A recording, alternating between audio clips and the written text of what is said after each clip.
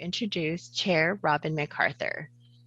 Thank you, Ms. Johnson, and special thanks to John Dunsmore this morning for helping me through that abysmal system. But anyway, hello, good morning, everybody. It's nice to be here. I'm Robin MacArthur. I'm gaveling in the May 2021 meeting of the Land Conservation and Development Commission. Welcome, commissioners, staff, and hello to all the members of the public tuning in today. I think with that, I'd actually like to have my fellow commissioners introduce themselves. So I don't think Anjali is here yet. I think I mentioned earlier that she had to get her son to school. So let's start with Commissioner Pearmine. Good morning, everyone. I didn't test my audio. You can hear me? Yes. Good to see everyone, and welcome to the public as well. Commissioner Pearmine, I'm in Southeast Portland is where I reside, and I work in food systems and food banking now globally. Really happy to see everyone. Thank you, Commissioner Lilac. Good morning, everyone, from mostly sunny Central Oregon. I represent Eastern Oregon. I live and work in Bend, work for Deschutes County. Great to be here. Thank you. Thank you. Commissioner Jacobson. Good morning, everybody. This is Katie Jacobson. I reside in Newport on the beautiful Oregon coast, and I'm also a county commissioner here in Lincoln County. And I will say that it is allergy season here on the coast, so you'll probably see me sniffling and doing all of that stuff. I'll try to keep on mute when that's happening, but it's a pretty drippy time of year for those of us with seasonal allergies here. Thank you, Commissioner. Commissioner Warren. Good morning, everyone. This is Stuart Warren. I live in Phoenix, Oregon, and we're excited down here today to see some snow in the mountains and a nice rain overnight to knock down all those seasonal allergies and hopefully wet things down because it's been extraordinarily dry down here. So nice to see everyone, and I'm excited for the next couple of days of meetings. Thank you, Commissioner. And I want to note for the record that Commissioner Sandoval has an excused absence. We hope to see him at the July meeting, and I don't believe that Vice Chair Halova is here yet. So we will continue on. Chair, she is here. Oh, just got here. Vice Chair Halova, welcome. Thank you. I don't know what we're doing. Oh, I'm well, we started very late because I had issues, but we're just introducing ourselves. Hello. My name is Anjali Halova, and I live in Portland, Oregon, and I'm a real estate developer, a day job, and I'm vice chair. I'm happy to see you all guys today. Thank you. And then I want to turn it, we have the agenda. Let's see here. Oh, land acknowledgement is the next thing. Oh, we have to call roll. Excuse me. I'm a little bit off. So Ms. Johnson, would you call the roll? Yes. Commissioner Warren. Here. Commissioner Pearmine. Here. Commissioner Lilac. Here. Commissioner Jacobson. Here. Vice Chair Halova. Here. And Chair MacArthur. Here. Thank you. And just a note that Kasaria and Angela will assist with the formal timekeeping, and I want to really thank them for their behind the scenes role. We really couldn't do this meeting without them keeping us on track along with Ms. Johnson, so thank you. So would you put the land acknowledgement on the screen? Thank you. And I'd like to ask one of my fellow commissioners to read the land acknowledgement, please.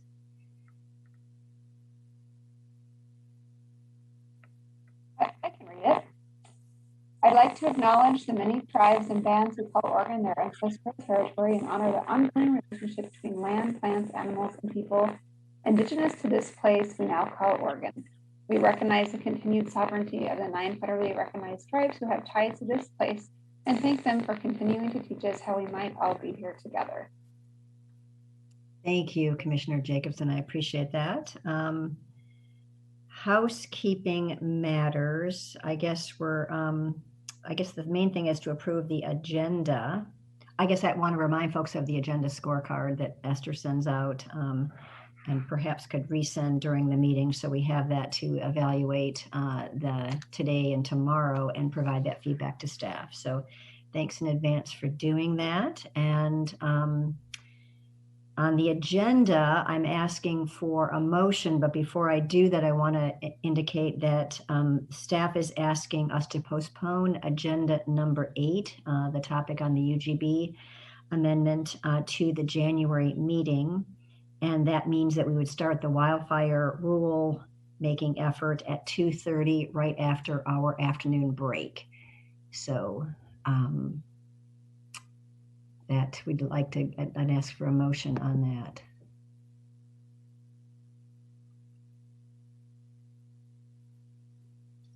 I move to approve the agenda with the changes the chair just spoke of. I can second that motion. Thank you, Commissioners Warren and Jacobson. Esther, would you call the roll, please? Yes. Vice Chair Halova. Aye. Commissioner Piermine. Aye. Commissioner Lilac. Aye. Commissioner Jacobson. Aye. Commissioner Warren. Aye. And Chair MacArthur. Aye. Thank you. The agenda has been approved with the change of moving agenda item number 8 to January. And then we can go right into the director's report. Welcome, Director Rue. Thank you, Chair MacArthur. Welcome to all of you. We have on the agenda about 30 minutes for this item. I'm going to try to move through some topics quickly so that we leave some time for discussion and questions. So I'm going to break this roughly into 2 pieces, a little bit, or the first part rather, program related, and then some comments about staff. Yesterday was the revenue forecast. Some of you have probably already read in the Oregonian or elsewhere about that forecast. I spent some time actually listening to the presentation yesterday afternoon and this morning. The takeaway is fairly simple. Revenues are up far beyond anything that anybody expected. And there's, as we've talked about a couple of times before, some good news and some what I think of as bad news associated with that, or at least not so good news. The good news is revenues are up $1 billion more than were forecast. The not so good news is that it may well indeed trigger the so-called kicker. And so we could end up giving back to taxpayers $1.4 billion. I think of that as bad news because the needs are still very great for many Oregonians who are not sharing it equally in this very rapid recovery. So a couple of comments about the recovery. We were down 10% plus last fall and late last summer because of the COVID pandemic. That translated to a shortfall of about $2.5 billion. And as you know, this agency and others took some fairly dramatic budget cuts because of that forecast in probably the May or June forecast of a year ago. We've recovered all of that money and more. We are, as of March, we had recovered all of that whole. And as of yesterday, we found out that we have not only $1 billion of excess, but that we're likely to see those kinds of surpluses for the next 3 biennia. And in regular people talk, that translates to the next 5 or 6 years of this really dramatic increase in economic activity in the state of Oregon, and then as a consequence, revenues to the state itself. I looked at the chart that our state economists put up on the screen. We have not seen an economic recovery of this scale since the early 1980s. And before that, it was the post-war recovery of the 50s and 60s. But we're looking at economic growth immediately at in excess of 20%. A lot of that has been fueled by federal dollars poured into the economy through so-called ARPA, the American Recovery, whatever the P is, Act. And of course, that is money that has gone directly to households and therefore has fueled spending. We have also varied our sources of revenue quite a lot.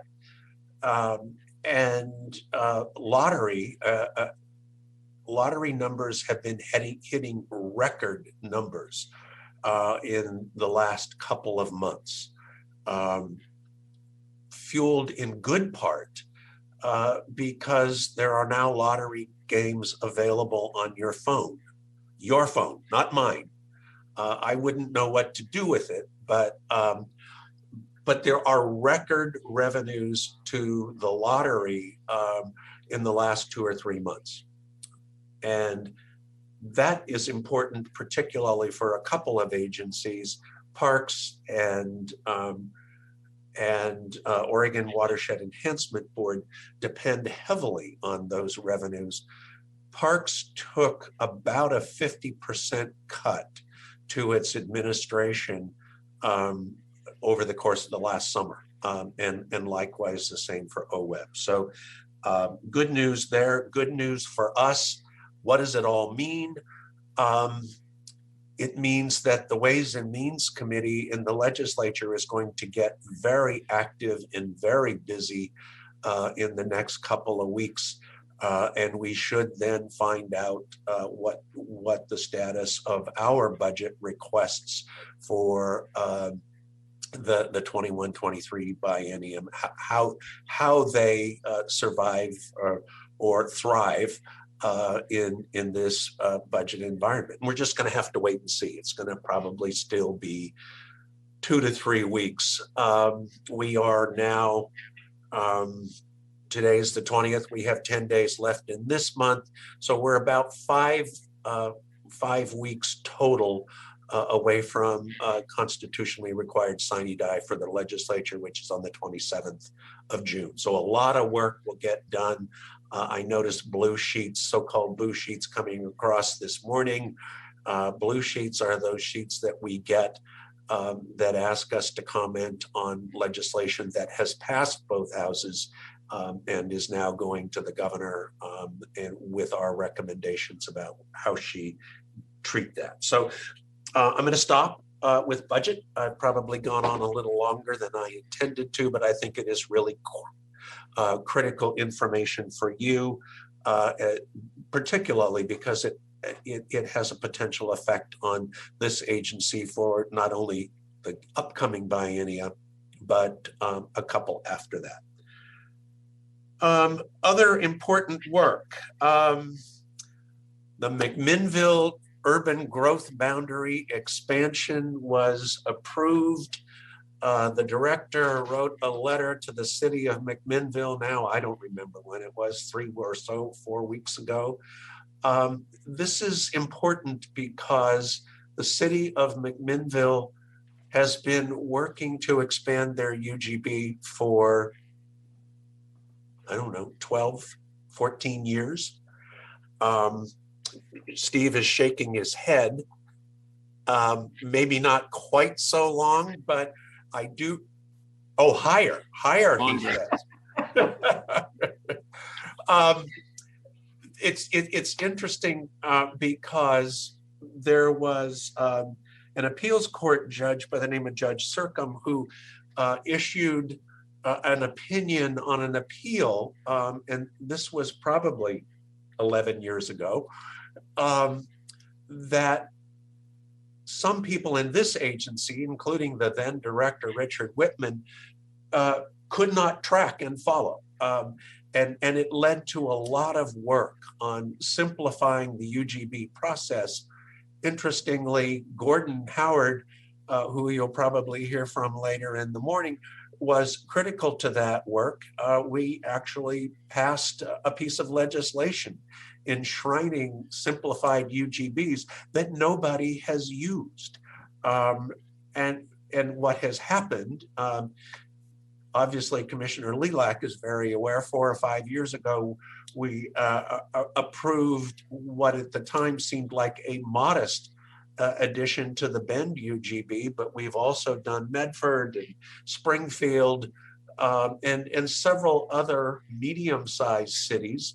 And we finally got resolution for a 50-year urban and rural reserves package for Metro. So the system works. It takes some work, it takes some time, but we've proven that a community can move through it. So it's big news. Another issue, program related, $90,000 went out the door to help wildfire ravaged communities actually do some of their basic planning work. Communities have had a real hit to their staffs. Commissioner Warren, as you know, when the fires hit, was still a city councilor in Phoenix, Oregon. He was out doing direct aid, and staffs in fire ravaged communities around the state have really struggled. And so 49-ish of that 90,000 goes directly to the city of Talent in the Rogue Valley because of its needs to deal with recovery actions that are coming particularly to the planning office, not just in Talent, but Phoenix and Eugene and Detroit and communities all over the state as they recover. The last thing I would say about program stuff is I want to refer you specifically to attachment A in the director's report.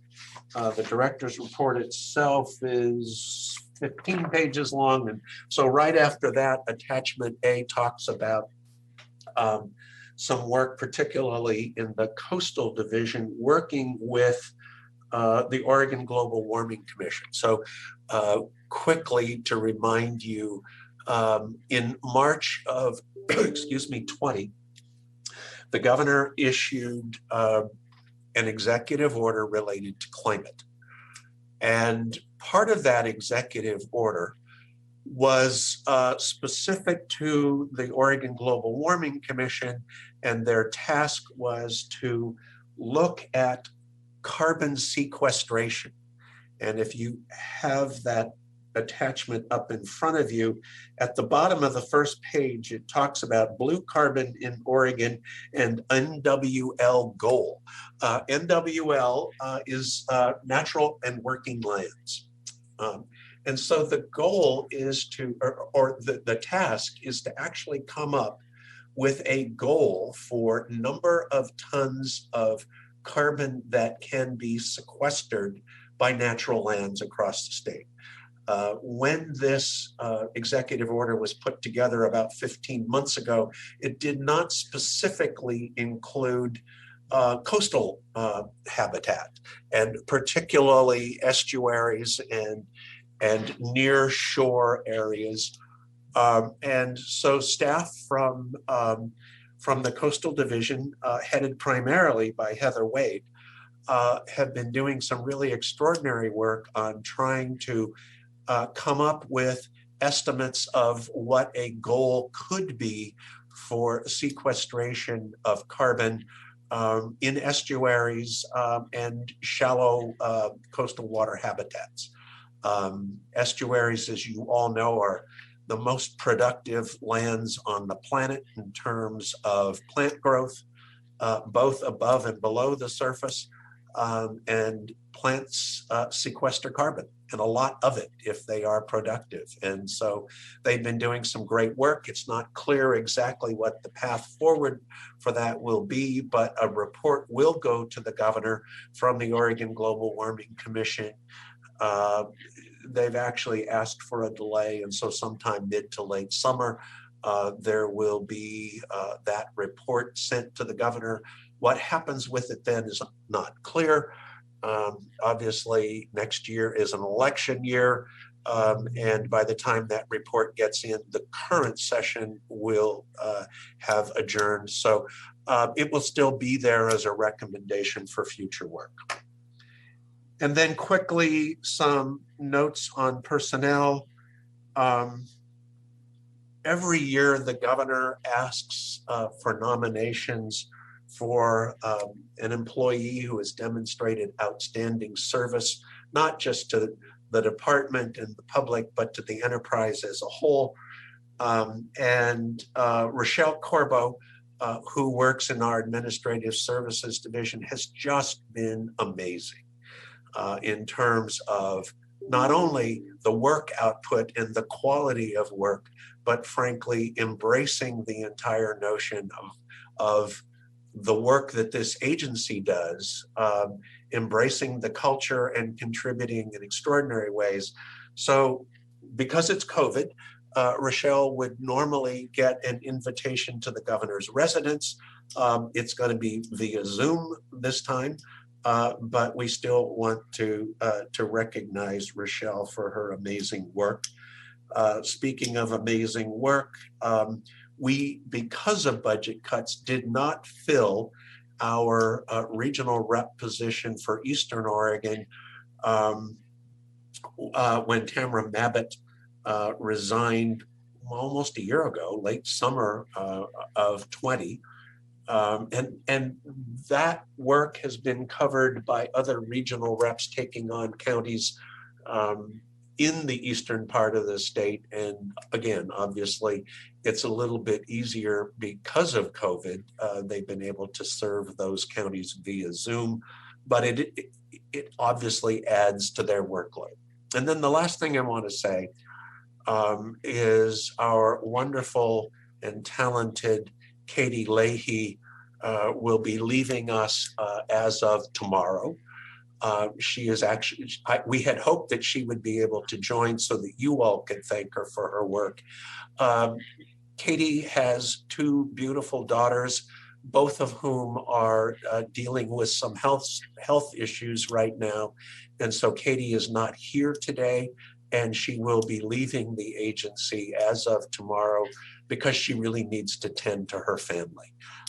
We've talked about this before, but the burden on mothers with young children as a result of COVID is really quite extraordinary.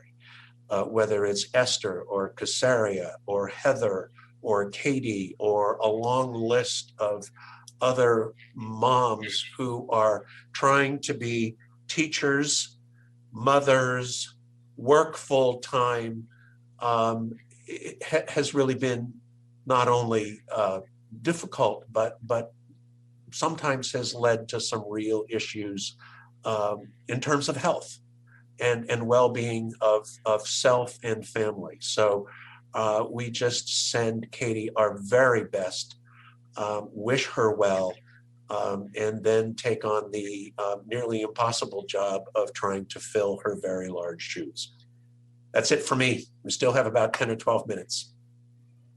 Thank you, Jim. I really appreciate that, especially the recognition of staff. And I'm sorry that Katie Leahy couldn't be here today for us to verbally praise her. But I know that Esther a few days ago sent out an e-card. And so if there is any chance that commissioners would like to comment on that through Esther to put, we'll give that to Katie. That would be super. And I want to also recognize Rochelle as well as all the field reps that covered for Tamara's departure.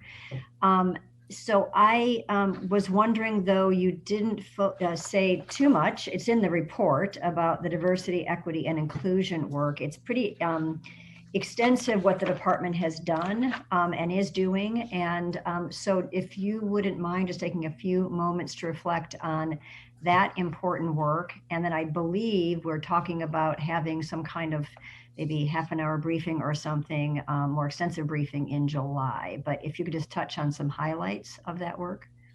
Sure, thank you. So we have a very active and productive diversity, equity, inclusion committee comprised of employees, staff at DLCD. They have put together a work plan for the next year. They've come up with a budget. The budget's maybe a little aggressive, but we'll have to wait to see how our overall budget turns out. But they've done really an outstanding job of bringing the issues of historical inequities to us. We had in our all staff last Thursday, a guest lecturer, a woman from Lewis and Clark Law School, brought to us by Nick Teeler, one of our Coastal Fellows, who was a student of hers while he was at Lewis and Clark Law School. And she was really amazing and wonderful as a presenter, presenting, frankly, some very painful and difficult facts and data about Oregon's racist history. And we don't need to go into it here. I think we all know it. If we don't, we should. But it was just an example of much of the work that the DEI committee is doing. We will we will almost certainly be joining our sister agencies in full membership in an organization called Partners in Diversity, which will continue to help us by giving us resources, whether it's seminars or actual aid in how we go about continuing to attract a more diverse population throughout the enterprise in terms of employees, but obviously specifically here. We've made gains, but we still have a good way to go. And so that work will continue. I'm sure there's more, but those are the things that immediately come to mind. And as you say, Chair, you'll be hearing directly from the committee at our next meeting. Thank you very much. Really appreciate that. Other commissioners have questions for Director Ryu. Commissioner Lilac. Thank you, Chair MacArthur. Just a couple of comments. One, for Director Ryu, I really want to commend the staff covering Eastern Oregon. There's a lot happening here, particularly with the, let's call them the far Eastern Oregon counties, with the a lot of the economic opportunities analysis work, et cetera. And they've just done a terrific job. And we're always demanding in Deschutes County, asking questions with so much happening here. So I just want to say thank you very much for that. And I also really appreciated the coverage on many of the coastal issues, because there's a coverage on the Goal 18 issues. There's the document that you referenced, and then there was Patty Snow's response letter, which appeared to me to be very comprehensive and a thorough response. So that remains one of those areas that I'm not as familiar with. And so I always appreciate the coverage on the coastal issues. So no questions, just a few comments. Thank you. Thank you, Commissioner Lilac. Any other questions, comments for this topic? Looks like Commissioner Jacobson and then Commissioner Pearmine. Commissioner Jacobson. Yeah, thank you. I just wanted to say a big thank you for your support to Lincoln County Planning Department and wildfire recovery efforts. We recently received some grant funding from DLCD to kind of help bolster our planning department so that they can keep up with permits and applications coming in to rebuild the 300 homes that were lost. So just a big thank you for that. It really does make a difference, not just in our staff, but also in trying to get people back home as quickly as possible. So just a thank you. Yeah, if I may, thank you, Katie. A comment about that money. It was relatively modest, $100,000 that we could apply across the communities that were devastated by the fires. Kind of a drop in the bucket, but there may be more. Representative Brian Clem, while there is no land use committee in the House this session, it is incorporated with some other things, but Rep. Clem has been a longtime friend of the department. He is one of those people who understands land use about as well as anybody. And he is continuing to sponsor efforts to try to get more money for direct aid to communities that are struggling with recovery.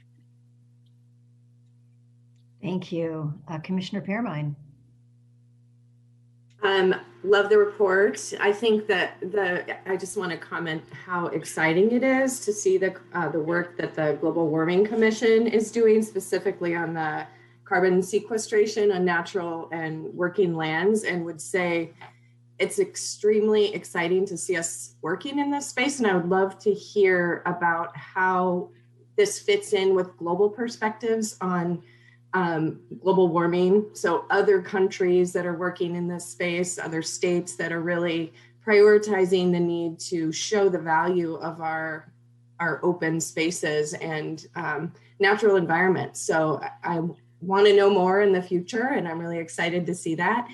And then I'll second Chair MacArthur's point about having the update on the diversity, equity, inclusion work. I love hearing how much the agency is embracing this.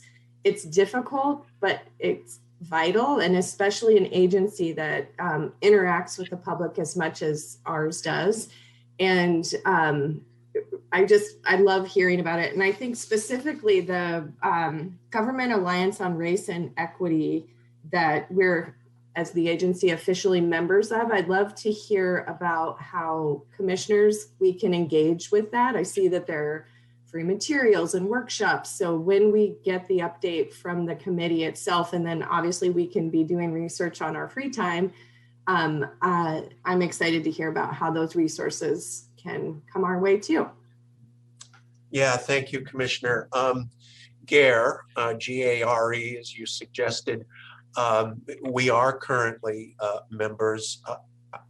We will, as I said, be supplementing that by joining with the rest of the enterprise in Partners for Diversity for the same kinds of resources that GARE brings to us. And so with the two of those, plus our own work, I think that you will continue to see great progress, not just in how we diversify our workforce, but as you know very well, the work that Kirsten and staff have done to change the way we do our rules advisory committees, the way we solicit and engage with communities that have not had a voice in our conversations before, how we're fundamentally changing that. So lots of work, but I think frankly, most important is our work with local governments and with communities as we broaden the conversation. Thank you. All good work. Commissioner Warren. Yeah, I also just want to echo Commissioner Jacobson saying that, big thanks from Southern Oregon to DLCD for the grant funds. I know it doesn't seem like a lot of money, but to these small communities, it goes a long way. I mean, I've been working with the City of Phoenix Planning Department pretty closely, as well as the Talent Planning Commission. And it allows them to hire pretty much another planner to do work that they have not been able to do. And what that looks like on the ground down here is being able to continue the normal business of the planning department, as well as respond to these increases in building applications and just the day-to-day operations. So big thanks for that, and also just a huge thanks to you and your staff, and especially Deputy Director Green. It's just amazing to watch how well you all work together and how ahead of the game you are. I ask these questions once in a while and then see the response, not only in verbal or email response, but then in the director's report or actual kind of boots on the ground efforts. So just a huge thanks to everything you all are doing. Thank you, Commissioner. Thank you. And then Commissioner Halova, Vice Chair Halova. Thank you. I had a question, but it'll be answered in July. Is more out of curiosity. It's DLCD is joining that group, and I was more curious what the other departments were doing or not doing, and then how that does or doesn't interact with the Racial Justice Council at the kind of governor's level. So it was more just curious about, is it like each department kind of doing their own thing, or how does it all tie together statewide? Thank you, Vice Chair. The answer is yes. This is the state of Oregon. We do things differently here. And so what I mean by that is that has been a very strong history of agencies working pretty much on their own, in their own silos. I spent a bunch of years working in state government in Pennsylvania. These kinds of commissions that you are members of do not exist there. And what it does, obviously, is a couple of things. It brings the work closer to people, but it also has a tendency to fragment the work of the enterprise. And so Governor Brown, I think, has made really extraordinary advances in trying to bring all agencies together on some really critical items. One of them that you read about in the paper or hear about is our difficulty as an enterprise in implementing large-scale IT. Those people who were dealing with unemployment felt it personally. But big IT in Oregon has been tough. And so we are continuing to pull together and work as an enterprise in implementing new information technology initiatives. But what is core to the governor is equity. The governor tells this story herself, so I'm not giving away any confidences. When she was in law school, she was in the middle of a relationship with a woman, another law student at Lewis and Clark. But that was a long time ago. And the governor was afraid to let anybody know about that relationship because of potential consequences either in school or immediately afterwards when she was looking for a job. She has lived experience as somebody who has not been able to bring her full self to her work in law school or in her first jobs after graduation. She knows what it's like to be afraid. And so it's core to her that people, whether it's by gender identity, whether it's by race, whether it's by physical ability, don't have to be afraid and hide, don't have to worry that they cannot be who they are and bring that person to the workplace and thrive like anybody else. And so this is critical to her. She's made it central to her administration. and we're just grateful to her for it. Thanks.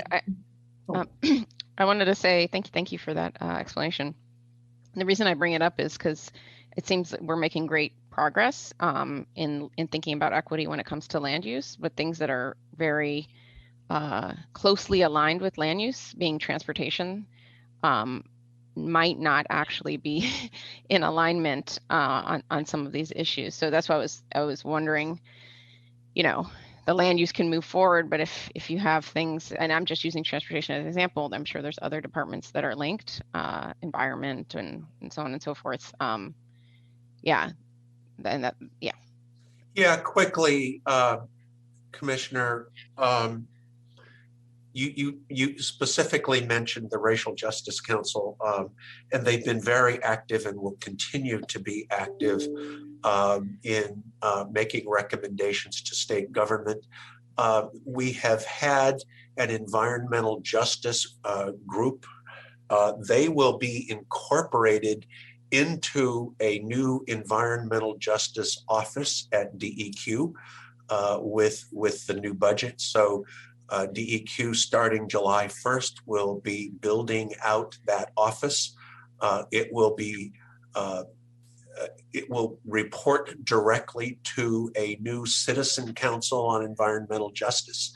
And they will be doing a lot of mapping to make sure that they've identified areas that are particularly vulnerable to environmental crimes and emissions. And so we're now institutionalizing this stuff in ways that will clearly survive beyond this administration. Thank you, Jim. I think we have a lot to talk about in July, so and going forward. So thanks for. And I'm over time. Sorry. Thanks for the good questions from commissioners. I'd like to segue into agenda item number 3 and welcome Rachel Smith to. She's head to IT for the department and is very involved in the governor's effort. Getting back to what Jim said earlier, the governor's attention and focus on aligning IT throughout the state government as opposed to having silos and things like that. And just as an aside, if you didn't know, Rachel Smith was recently elected mayor of Oregon City. So I want to give her kudos for that. Welcome, Rachel. Thank you, Chair. So I will share my screen to get started. Okay, you should be able to see my screen. Okay. So good morning, Chair MacArthur, Vice Chair Holova, and Commissioners. I'm Rachel Lyle Smith. I'm the Information Resources Coordinator at DLCD. And I'm here today to provide an overview of the state enterprise IT framework and the enterprise information service activities within the current biennium that will provide the guidance and structure for several very large IT projects at DLCD in the next biennium. So one of these projects is the Microsoft 365 Foundations project. It will impact you all and the agency next month. And then other projects may provide an opportunity for some of you to participate if you have an interest or a desire. Governor Brown, as Jim just mentioned, in coordination with the Enterprise Information Services, she published her vision in 2018 for providing a reliable, resilient, and secure IT system for the state of Oregon. This vision provides the framework for large IT projects that were kicked off in the current biennium and will continue into the next biennium, along with the development of several guidance documents that will shape the work that agencies will do to carry out the governor's IT strategy. So EIS condensed the governor's vision document to 5 primary strategies. The first strategy has resulted in the update and modernization of large legacy systems such as the Oregon procurement system, the centralization of HR systems to Workday, and forthcoming payroll and timekeeping system updates. The second strategy is similar to the first, but is focused on legacy systems within individual state agencies. So it has also resulted in a cloud forward strategy that state agencies are to consider when purchasing new IT equipment, developing new applications and databases, and more.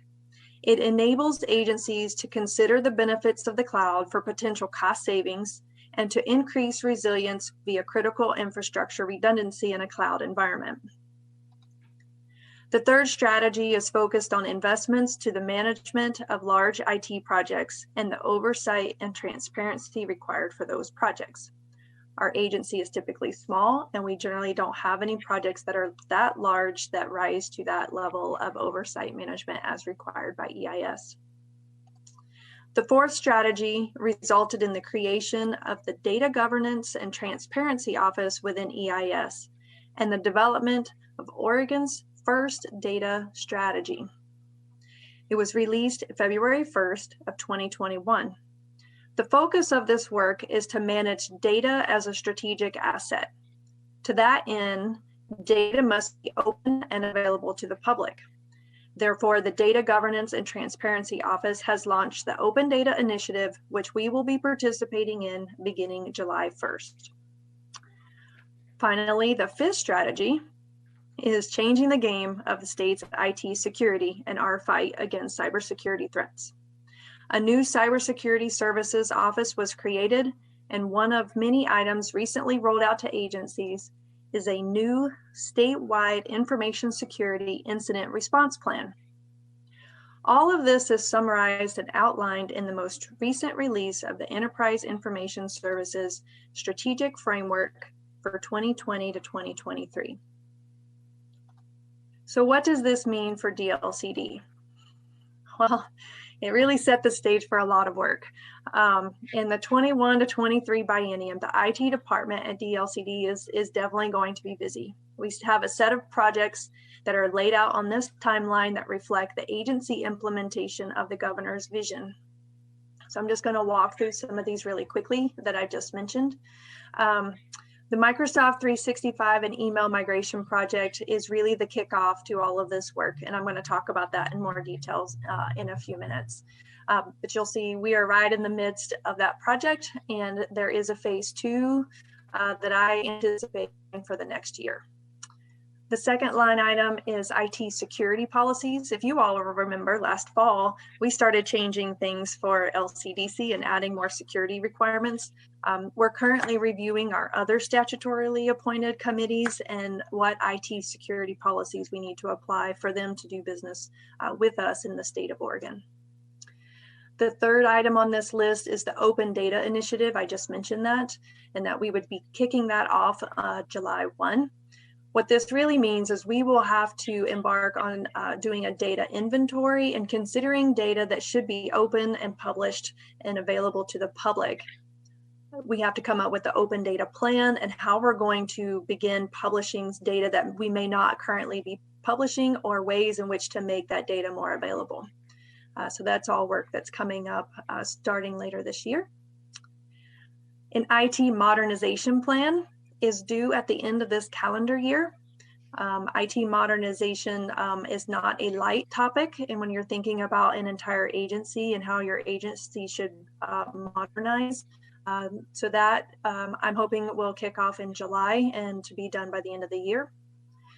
Next is an IT strategic plan that is supposed to be due by the end of June of 2022 in an effort to stagger some of these projects and not have them all completely overlap at the same time. I'm hoping to start that project a little bit later this fall.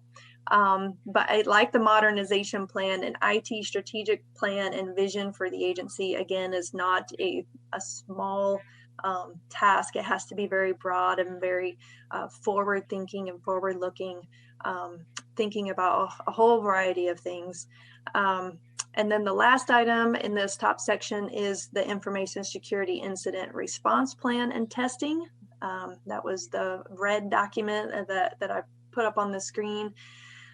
That project, we are supposed to update our plan and do some testing by the end of the next biennium. And then again, in an effort to stagger some of these projects, I'm hoping to start that halfway through the next biennium, just because there's only so much that we can start and do all at the same time. And then on top of that, I thought I would mention a couple of DLCD projects that aren't necessarily driven from DAS. We have an application and development little team that works on supporting our agency programmatic work. I believe we will have a project and continued work to support the housing production strategies and that review process that has yet to come to DLCD. You all are very familiar and aware of House Bill 2003 and that reporting processes. So I think that work will kick off in 2022. We still have to scope that project, so that's why that it says the scope is TBD. And then finally, you all are also aware of the Climate Friendly and Equitable Communities reporting. I believe that we will likely have a role in supporting that initiative, but that's a little bit of my speculation. We've talked about a little bit internally as far as some reporting and some dashboards and how do we work on climate equity and land use. And so I think there'll be a project, there's an opportunity for a project there to coincide with the rulemaking to be complete later in the next biennium. So with all that said, there's a few opportunities for commissioners to participate if desired, particularly on the modernization plan and the strategic plan development. Or perhaps you may be interested in just an update on these when they're complete.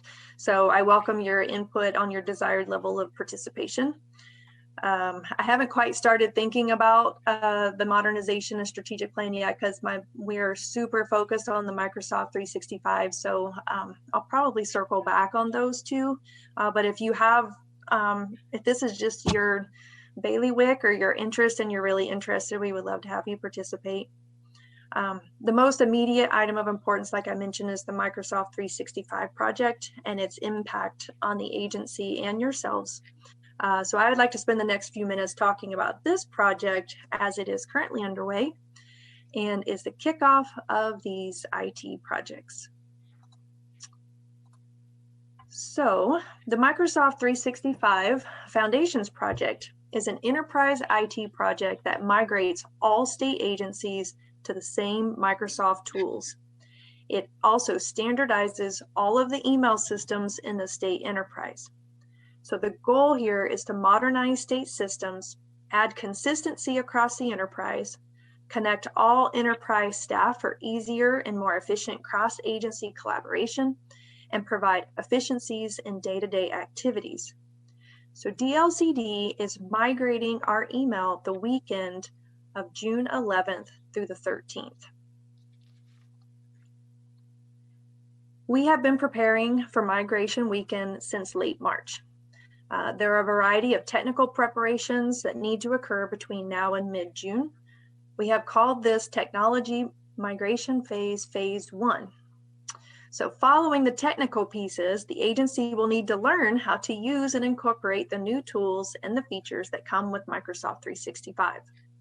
Because this project and this product will change how we conduct our business and our day-to-day operations, it will take some time for us to figure out the details and the full effect on existing systems.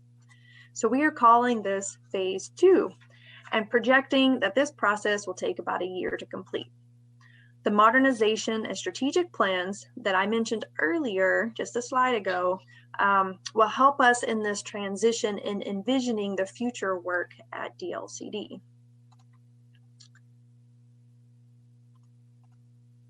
LCDC will be affected by this project. So the biggest impact to you will be your email address. All DLCD email addresses are changing. The new format is provided in the gray text. It will be firstname.lastname@dlcd.oregon.gov. So we will be providing instructions to you in early June. And when I say we, I mean IT. So you may see emails from me, David, or John. We will provide instructions to you in early June to make sure that you have access to your email after the migration weekend. We will also schedule one-on-one appointments with you to assist with the equipment and software changes that are needed. So these meetings will occur in the latter half of June following migration weekend. So please note that your email will not be available June 11th through the 13th. You will be able to use the instructions provided to access your email following migration weekend. By the end of June, we'd like to have your cell phone and computer updated. Your state-issued cell phone will need a new app, and the Microsoft software on your computer will need to be updated. So IT will assist you with the setup during your individual one-on-one appointments. So we are expecting to have access to the software. We were expecting to have access to the software about 2 weeks ago. And we are still figuring out our own internal rollout to have it fully tested and figured out. So my information on the computer update is a little limited. This is what we think. This is our plan in place right now. We have to migrate the entire agency before June 11th, and this delay in getting access to the software is really putting a crunch, as you can imagine. So we'll have a couple weeks to get the whole agency migrated. So we've kind of put LCDC as phase 2 because you don't use these systems quite as regularly as in your day-to-day activities. And so that's why we're really focused on making sure you can access your email right after migration. And then in those last couple of weeks of June or shortly thereafter, somewhere in that time frame of what works for you, we'd like to update your equipment. We're going to focus first on Chair MacArthur and Vice Chair Halova, because you need to attend normally our LCDC prep meetings. So we want to make sure that you are ready for those meetings. So you will probably be prioritized and first up on the list to make sure that you have access and everything that you need moving forward.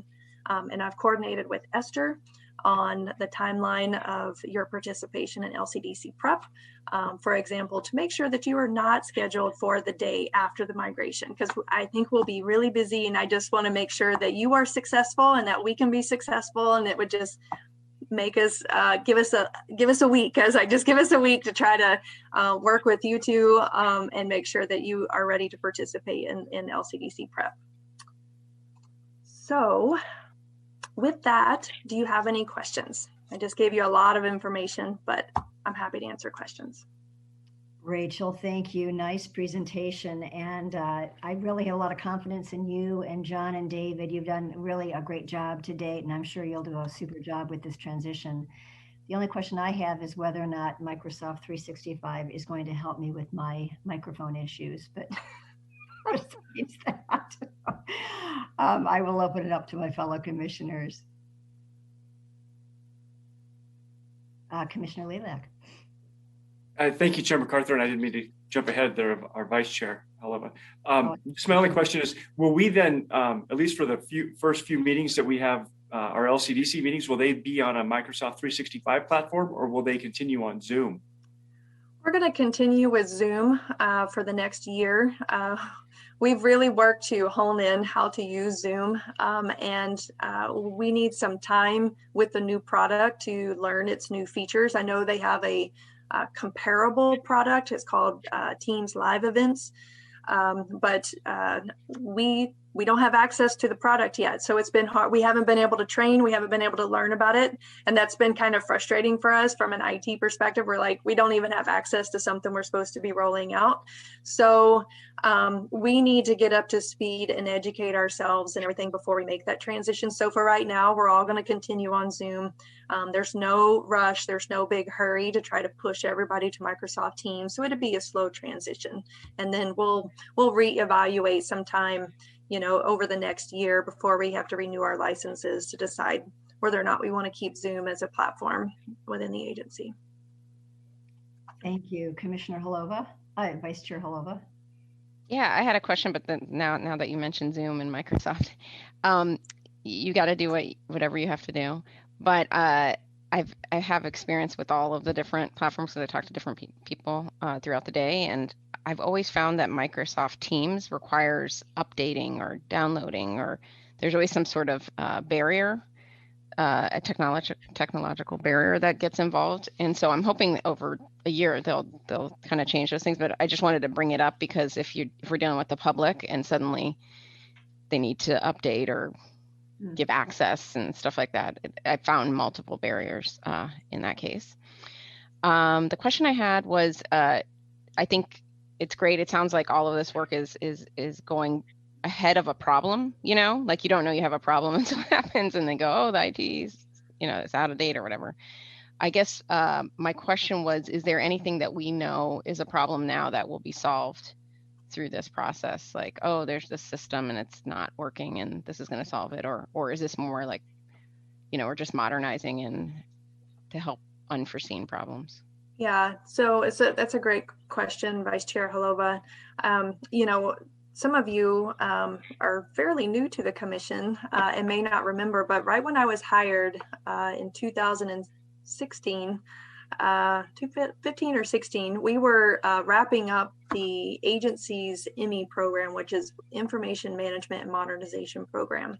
And so right before I came on board, the agency had actually spent a lot of time, 5 years for it to be exact, modernizing the agency's systems. So when I came on board, we've actually been in a pretty good place from a technology standpoint. A lot of work had been done to improve our systems.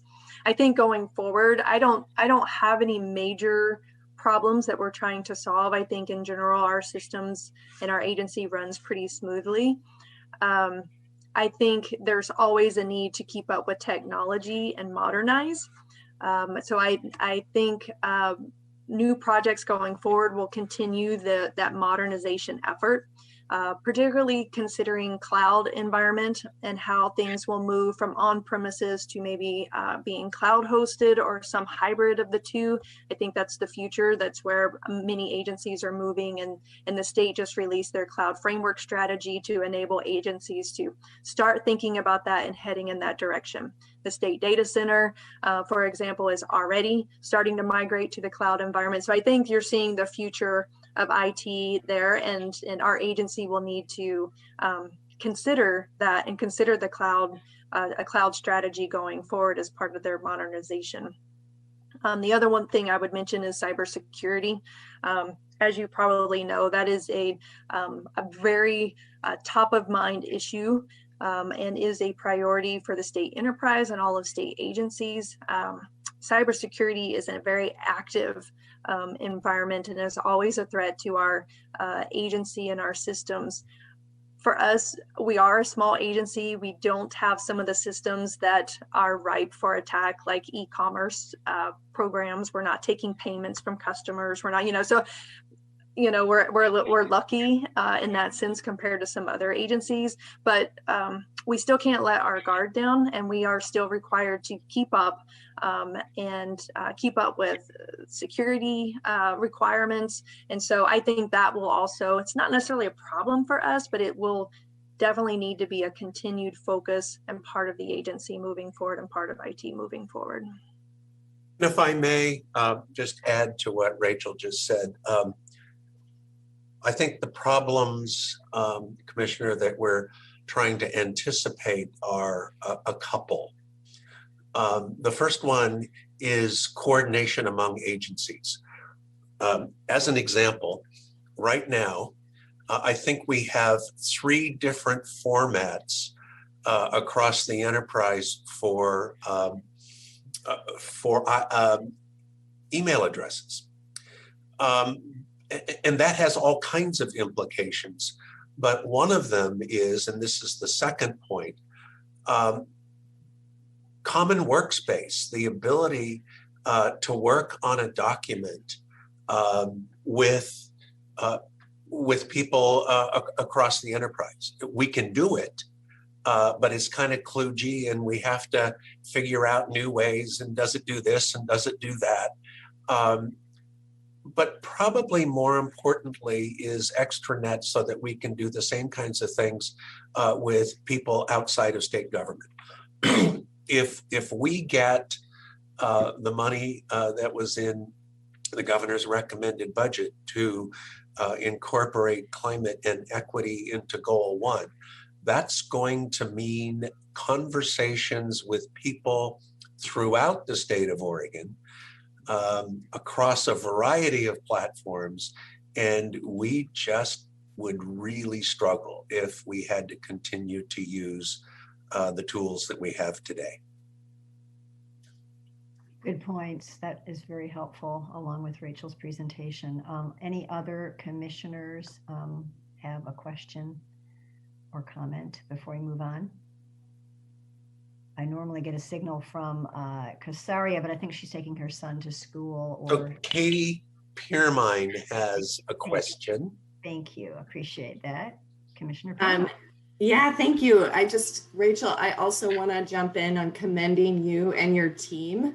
The agency is so lucky to have you all. You're extremely skilled at your work. And as a former state employee myself, can say what a huge service you were providing for this agency and the public. So huge gratitude to you and your work. And then just a few comments. I personally think it's extremely important that the commission stay up to date based on the work you're doing, both, and then the agency, I think more broadly, from seeing the difference between across technology and data as two separate conversations. The technologies, we need to be, there's a big issue with technology of people just don't know what they don't know. And so keeping people and then it's transforming so quickly. And the technologies can transform, as we're seeing every single day, the way we go to visit places, the way we interact with nature. I mean, it's so exciting really to think about what's possible. So I'd say just, keep us informed about technologies. And the only way to do that is to educate us. So thank you for doing that. And then on the data front, you can't make good decisions unless you have good data. And in fact, you make really bad decisions when you have bad data, and we see the historical impacts of oppression and all sorts of things. And so as we as an agency look at our data, and we need to understand the methodologies as well. Obviously for us, mapping is critical. And so the staying sort of aware of the different layers maps are working with. Anyway, so I'll just say that I feel like that is something that is critical for this agency as well, to be very clear about how we're making decisions and understand. Obviously, we don't need to get in the nitty gritty. There's so much technical related to data, but it's essential. And as a food banker and somebody who works in community food systems, data and technology are really important. So thank you. Thank you, Commissioner Piermine. I would say, yeah, I think it's one of those things. It's like our water. We turn on the faucet and the water just comes out, and we kind of assume that it's always just going to be there. And, as Chair MacArthur experienced, technology is, as much as we want it to be consistent, it just isn't always consistent. It could work one day, and then the next day something has happened. And, there's a glitch, and that's when you realize and you really appreciate having your IT folks to help bail you out. It's one of those unpredictable jobs to have, but yeah, I think our staff really do appreciate our IT department. They do tell us, and we do appreciate their support, and we work really hard to support them and try to keep our day-to-day operations going. So, but I do appreciate your comments, and I wholeheartedly agree with you. Great, thank you. Yeah, ditto to everything that Katie said and others about your very, very competent staff and you at the head of that. So thank you. Seeing no other hands, I think we'll close this item. I don't think it's a public. Oh, I do have to do public comment on this. Is that correct or not? Maybe not. Just a brief. It's the next agenda item is public comment, Chair MacArthur. Super. Well, I meant on this particular item. Anyway, yeah, got it. So let's move. Thank you. Let's move to agenda item number 4. And we received written testimony from Elizabeth Ruther from Pew Charitable Trust regarding the Rocky Habitat Management Strategy update. I do not believe that she is in the audience today. Is that correct? I think her letter said, or maybe Esther said she could not be here today, but I encourage commissioners to read the materials or the written comments that Ms. Ruther provided. And I don't think there are any other folks that are signed up for public comment. Is that correct, Esther? That's correct.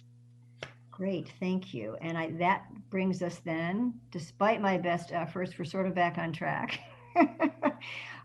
We have, I know we want to keep our breaks consistent, and normally I would have started that at 10.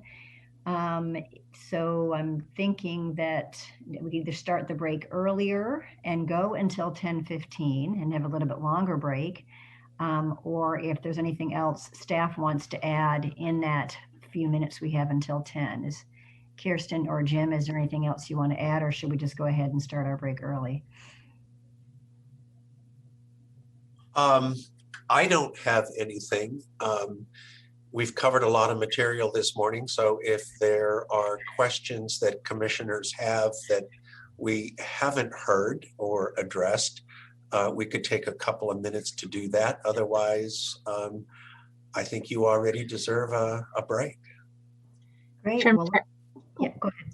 Chair, I wonder if following up on Jim's good overview of the blue carbon talking points at the Oregon Global Warming Commission, Commissioner Jacobson, I think, had a chance to be at that Oregon Global Warming Commission meeting. I didn't know if you wanted to share anything from your perspective. You're probably more familiar with blue carbon than certainly I am, but thanks for representing the commission at that meeting in May. Yeah, you're welcome. I was there. It was several different commission and commissioners representing to that group. So it was sort of interesting to hear what other people and groups are doing in relation to that. So I will say, I think we were the only kind of ocean coastal specific thing that was in there. So, you know, not a whole lot more to report, just was grateful for the opportunity to represent LCDC Commission on that. And thanks for all the staff support who do all the work on the actual project. I just got to be the one talking about all the great work. Awesome. Thank you. Thank you. Great. With that, then we will take a break, and to honor the full period of time, let's go ahead and reconvene at 10:15.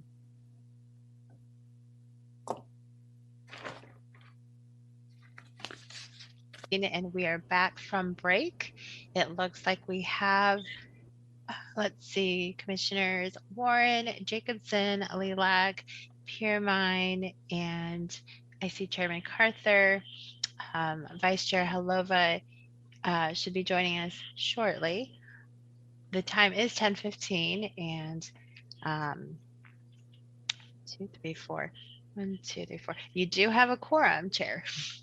Thank you. That's excellent. Welcome back, everybody. It's about 10:15. We're going into agenda item number 5, and I'm really excited about this agenda item. This is our continuing focus and interest in increasing middle housing in communities across Oregon. And in particular today, we're going to get a presentation from staff, but we're also welcoming some folks from Roseburg to tell us how this work is getting actualized in Roseburg. And that's a really exciting moment for us to actually adopt rules last year and then have some work being done already in communities is very exciting. So with that, I will ask Ethan Stuckmeyer to kick it off, and I think Robert will do the presentation, but take it away, Ethan.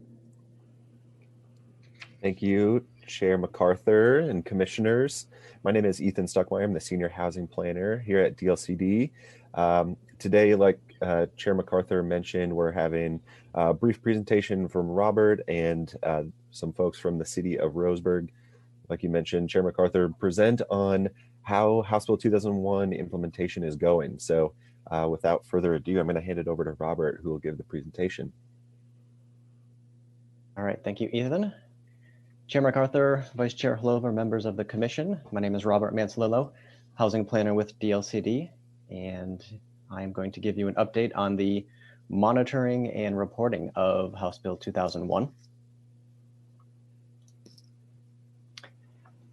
And our desired outcome here today is to update the commission on how implementation has been going since our last meeting.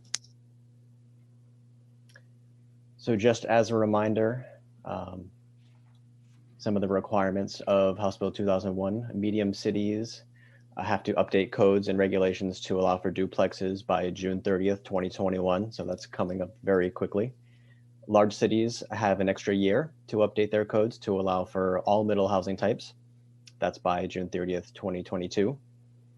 And then we also have the infrastructure-based time extension requests. Medium cities, that deadline has passed. That was December 31st of 2020.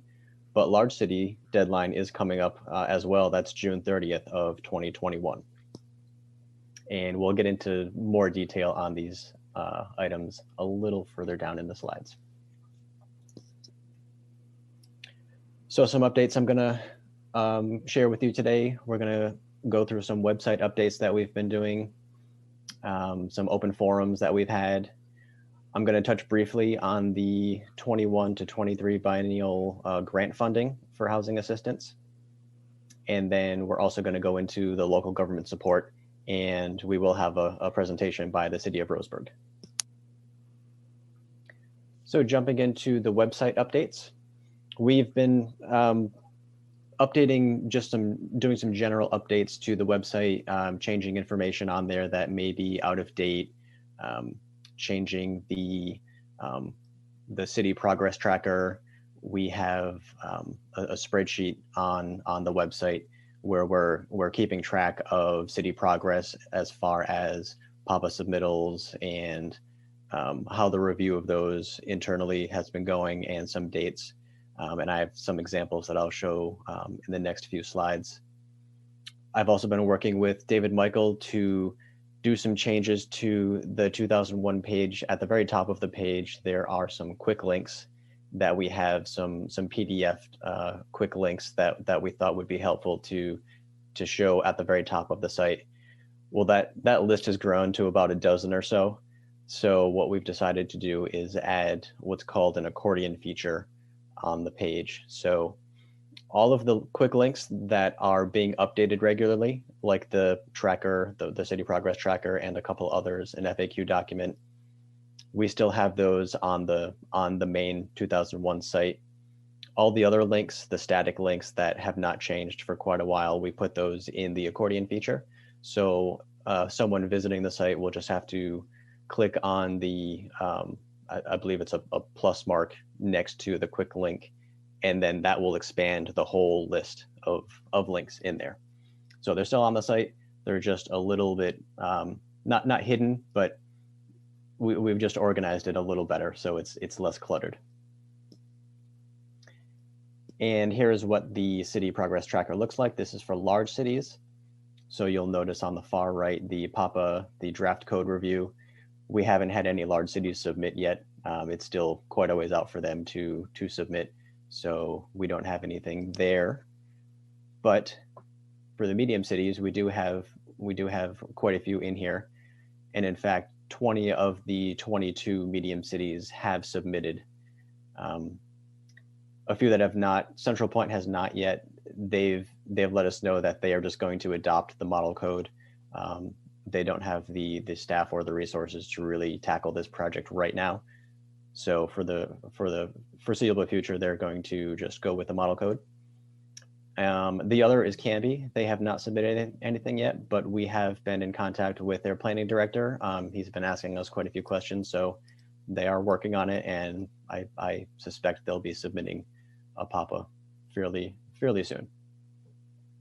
And these trackers get updated every week or so with new information. Moving on to the open forums. We've recently started the monthly open forums. At the very beginning of the open forum project, we broke it out into consultant open forum, and then we had two, one for medium cities, one for large cities. With these ongoing open forums, they're open to anyone who wants to attend, consultants or representatives from medium or large cities. So everyone's invited to these.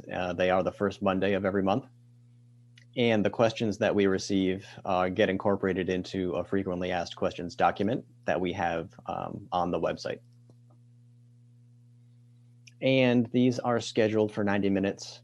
And we usually open the meeting with any follow-up questions from previous meetings if we didn't have an answer in that previous meeting, we would do some research and come up with an answer and provide that at the beginning of the 90 minutes. And then the remaining time is dedicated to questions and answers from participants. We have been filling the 90 minutes. We are still getting quite a few questions that we hadn't received before, which is a good thing, I think. Medium cities are getting close to that deadline of June 30th. So the more they work on this, and the more city council is presented with these, and planning commissions are presented with these code changes, they are getting answers, and then they bring those to us. So they are still full agendas with the 90 minutes. So that is great. And the meetings are recorded. So anyone who wants to request that recording to listen back, they're welcome to do that. And the written responses are sent out to the participants if they would like to have those. Actually, we just send them out to everyone, whether they like them or whether they want them or not. And like I said, those written responses do contribute to a frequently asked questions document. For the IBTERs, we did have one medium city apply. That was Newburgh. And so staff did the review, and we approved that in March. For large cities do still have until June 30th to apply. And we've heard from 4 large cities that they are considering applying. They're doing some preliminary work to put together an application. And those are Portland, McMinnville, Oregon City, and Forest Grove. So we'll be looking for those applications here before that deadline. And now I'll touch briefly on the 21-23 grant funding.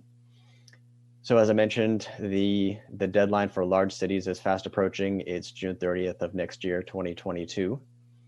And what we wanted to do is we wanted to begin the application process early to provide as much time as possible to complete the work.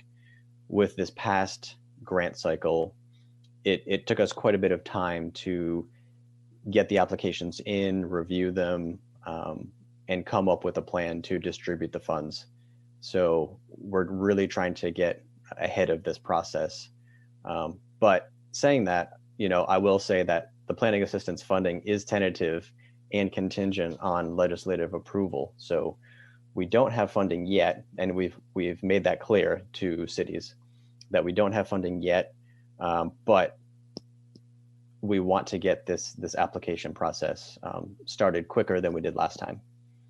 And this past week, we had an open forum type meeting with cities to discuss the grant funding. And it was very similar to an open forum meeting. We had a short presentation by staff, and then it was the same process. It was a open question and answer type format. So it was very well attended. I think we got quite a bit of information out to cities. So, and projects available for funding. Again, for large cities, it's going to be development code updates to allow for middle housing. It's also going to be for housing needs analysis, housing production strategies, and housing implementation plans. And there is currently a House bill, it's House Bill 3155 in the legislature to consider expanding funding for these projects to cities with a population of less than 10,000. So those bottom 3 projects are currently only available to cities above 10,000 in population. This House bill will expand that to cities under 10,000. So that would be very helpful for some smaller cities throughout the state. And hopefully that gets passed. And then these projects will be available to them as well as the funding. So here is an expected time frame that we're currently working with. We are in the middle of the RFI, the request for interest process. We want to hear from cities to anticipate the funding status. We want to hear from cities that are interested in these projects, so we have some type of idea how many cities, number one, and what type of funding we would hope to get to distribute. So that's through the end of May. In June, we're going to send out the formal application process. So if a city has sent in an RFI application, then they will be sent a formal application. But this is still before we know whether the funding has come through for us. So in July, when we know that we have funding, that's when we'll review the applications and award the decisions. And then in August, we'll be doing contracting and IGA MOU developments. And hopefully we will get the funding delivered to DLCD in August. And then by September 1st, we would like to have projects kick off for 2001. The 2003 timeline may be a little longer for DLCD provided consultants if the RFP process is opened. So there might be a little longer deadline for that, but for the rest of the projects, we'd like to have projects kick off by September 1st. And now moving on to local government support. DLCD has funded 33 grant applications, and those 33 projects are to 29 jurisdictions. And I mentioned earlier, 20 of the 22 medium cities have submitted for PAPA notice for their required code changes. And three cities, Cottage Grove, Prineville, and St. Helen, have already completed the adoption process. And I believe all but St. Helens is effective. I believe theirs is going to be effective fairly soon in the next few weeks. And I know, speaking for myself, Ethan and Sean, we've all been pretty busy with attending planning commission meetings and city council meetings with medium cities. So the process is well underway and really coming to a close pretty soon. So we're in the final stages of this code change for medium cities. And the process has been, I think, pretty exciting. We have a presentation by Stuart Cowie from Roseburg, and he'll give you some more information on how the process is going. But yeah, for myself, attending planning commission meetings, hearing public comment, attending city council meetings, and hearing the process of these has been interesting. I'd say it's been a welcome change in most cities. There have been a couple that have been a little more difficult, but the changes are being made nonetheless. So it's been a great process, I believe. So with that, I think I'll turn it over to Mr. Stuart Cowie. He is on the planning staff with the city of Roseburg. And Roseburg is in a unique situation because they're currently a medium city, but they are very close to becoming a large city. They're just under that 25,000 population threshold. So along with adopting changes for duplex, they're looking into steps they need to take to adopt, and this will be later on after the deadline, to adopt the higher order middle housing, triplex, quadplex, townhouse, cottage cluster. So they're already looking into that, and I will turn it over to Stuart to give his perspective. Thanks, Robert. Good morning, commissioners. It's nice to be with you this morning. Nice to see some friendly faces. Grateful for the opportunity to speak on behalf of the city of Roseburg. I'm the community development director here and have been with the city for about 4 years now. This has been a great experience for us. I kind of want to touch on basically three kind of items. The first is our housing needs analysis that we completed in 2019, in which we received a grant from DLCD to have that completed. I want to talk a little bit about this middle housing project and what's occurred there. And then finally, the third item that I'll touch on is what Robert mentioned, in that Roseburg is in a unique situation. When we talk about being close to 25,000, I don't know how we could get much closer. We're like 75 people from 25,000. So who knows? We could be at 25,000 right now. So we're teetering right on the edge of this medium large city status. So to kind of start with, we went through a housing needs analysis process in 2019. About the same time all of this was occurring with House Bill 2001. In fact, enough so that a lot of people that were kind of tracking our housing needs analysis were saying to us, well, what are you going to do with all this that's happening in the legislature? How are you going to implement all of these things? And we kind of had to tell them, we're ready to adopt our housing needs analysis now. And this is just going through the legislature. So we don't know what will happen. But what was interesting was that our housing needs analysis spoke to all the items that are addressed in HB 2001. It talked about how our need for middle housing, and not that our code didn't address some of those items, but some of the items were not addressed well. And there was certainly room for improvement to be able to provide more housing options for folks. And certainly that's what the city has always wanted. That's what our staff has always looked for, is how can we make all types of housing options available for developers. We never want to be criticized for a developer coming and saying, well, we would have done some townhomes, we would have built triplexes here, but your code just didn't allow for it.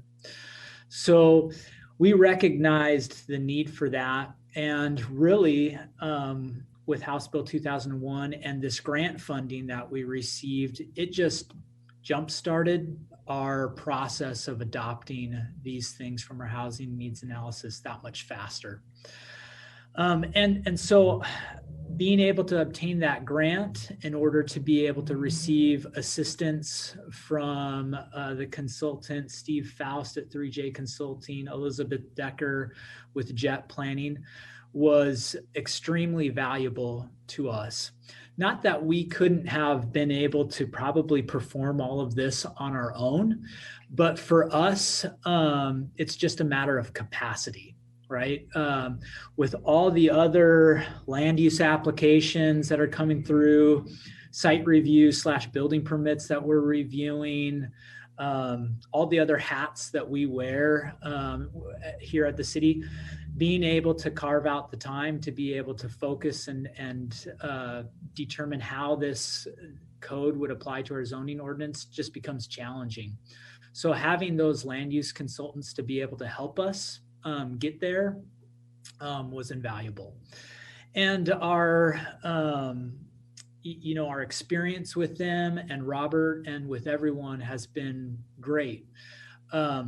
One thing I'll be very honest is that when we started the process, we kind of were under the impression that there would be maybe some greater flexibility with the way in which we could implement the code. And we discovered that as we went through the process, it's not whether it's good or bad, it's just that much of what we adopted was essentially the model code. The areas where we thought, oh, maybe we could try to obtain a little more flexibility, we realized, well, maybe we aren't going to have that flexibility because we just have to adopt it this way. This is the way that the rule and law is written. So, it'll be interesting to see how that plays out as we see this development occur down the road. I don't know if that means that there will need to be adjustments or amendments in the future. It certainly could, but really the proof will be in the development that occurs. And recognizing too that there's always, I think, trepidation from some who think as soon as this is adopted, we are going to have this flood of, in this case, duplexes, right, that are just going to take over the city, which, I don't think is going to be the case. Certainly there will be opportunities for some, but I think about it with accessory dwelling units and ADUs. We made some amendments to streamline that within our zoning ordinance a couple years ago. And although we've seen an influx in ADUs, it hasn't been like people are just pounding the door down to try to be able to put those in. So I think that for us, we are providing options, and I think there will be many that will just take a look and see, does this make economic sense for me to develop this? Whether that's a commercial savvy developer, or whether that's mom and pop who have a little bit of extra property behind their home and are saying, hey, we may carve off a piece to put something back there to be able to assist us in the future. So I guess finally, and I guess I would mention one other thing in regards to just our whole process. And that has to do with just input from the community. I think the most valuable input that we received was from stakeholders and our planning advisory committee. We had a survey that went out. We had a couple of public open houses. The survey, we got a lot of feedback, but it was very high level. You know, do you like duplexes? Do you not like duplexes? The minutia are getting into the weeds of code criteria. I think for just the general public, it's like, we're not real interested or concerned about that. But that's really where we wanted the feedback. So having stakeholders that we work with often, a couple of engineering firms here in town, and some other contractors that do a large majority of the development around here, getting their input about the specifics of how the code would apply was really important. And we trusted a lot of what they provided, recognizing that there's different perspectives. A lot of those individuals were, hey, blow it open and make it as inclusive as you can, right? And we recognize that we had to temper that too with the best for the community and neighborhoods as well. So probably the last thing that I'll talk about was just what Robert mentioned, and that's our population. Like I mentioned, the PSU population for that preliminary estimate for July of 2020, our population's at 24,915 individuals. So we are just about there, if not there already. We recognize that basically for us with this grant funding, we wanted to have two pieces and two parts. One, which is the duplex as a middle city. And that has gone great. It went through our planning commission last month. And we're going to take it to our city council here on June 14th for adoption. Didn't have, a lot of public at our planning commission. So I don't foresee issues with adoption in regards to it. But then the other half of this project was recognizing that next year we're going to be a large city. And so we are getting kind of two products. We are getting also everything in regards to triplexes, quadplexes, cottage clusters, townhomes, and we're getting a whole package and framework there. Our plan is to hang on to this, knowing that it's pretty much adoption ready, but we're going to wait as we see other cities work on this too, to see, hey, how do they move forward with this? And are there some changes that we might make to what we have been provided with in order to be able to better adopt something as other large cities go through the same process that we have? We've just, as a result of our size, kind of been the first. So that's going to be good for us. We'll kind of wait and see what happens and be prepared to go about this time next year with that option. So I think that I've kind of covered those things. I'm happy to answer any questions that you may have, but ultimately tell you and DLCD thank you for these funding opportunities that help cities like Roseburg to be able to move forward with things that are vital for our community. Thank you very much. This is really so helpful to hear your perspective. And is your colleague here as well, Richard Hoffman? You know, Ricky is not with us this morning, but he was instrumental in kind of running this process with the consultants.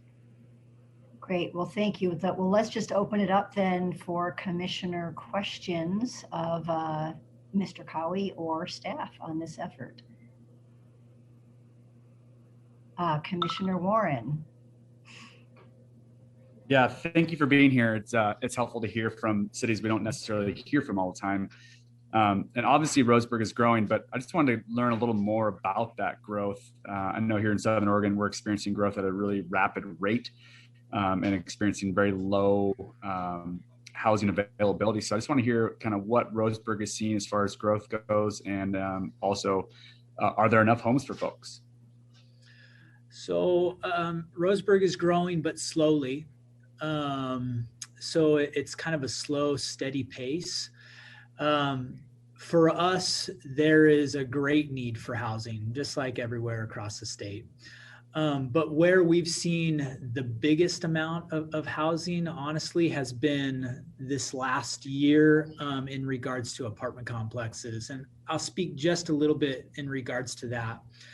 So it'd been years since Roseburg had had a significant apartment complex developed within the city limits, meaning like more than 4 or 5 units, right? We developed an urban renewal district kind of on the east side of town. And if you're familiar with Roseburg, if you're headed up to Diamond Lake or Crater Lake, heading out that direction, that's where we developed this urban renewal district. One of the things that we included in it was a housing incentive with a system development charge buy down option. And, you know, we adopted that probably about 3 years ago. And as of right now, there are over 400 units of apartments that are under construction or in some phase of the permitting process. I would have never imagined that in a million years, right? The idea that we've had, you know, an apartment that just got a certificate of occupancy, that's 89 units, another one that's just about to get a certificate of occupancy, that's 70 units, and that's affordable housing with a veteran's preference. We just issued a permit for another 150 unit apartment complex that's strictly affordable housing, and just did another conditional use permit for a 100 unit apartment complex. Pretty amazing.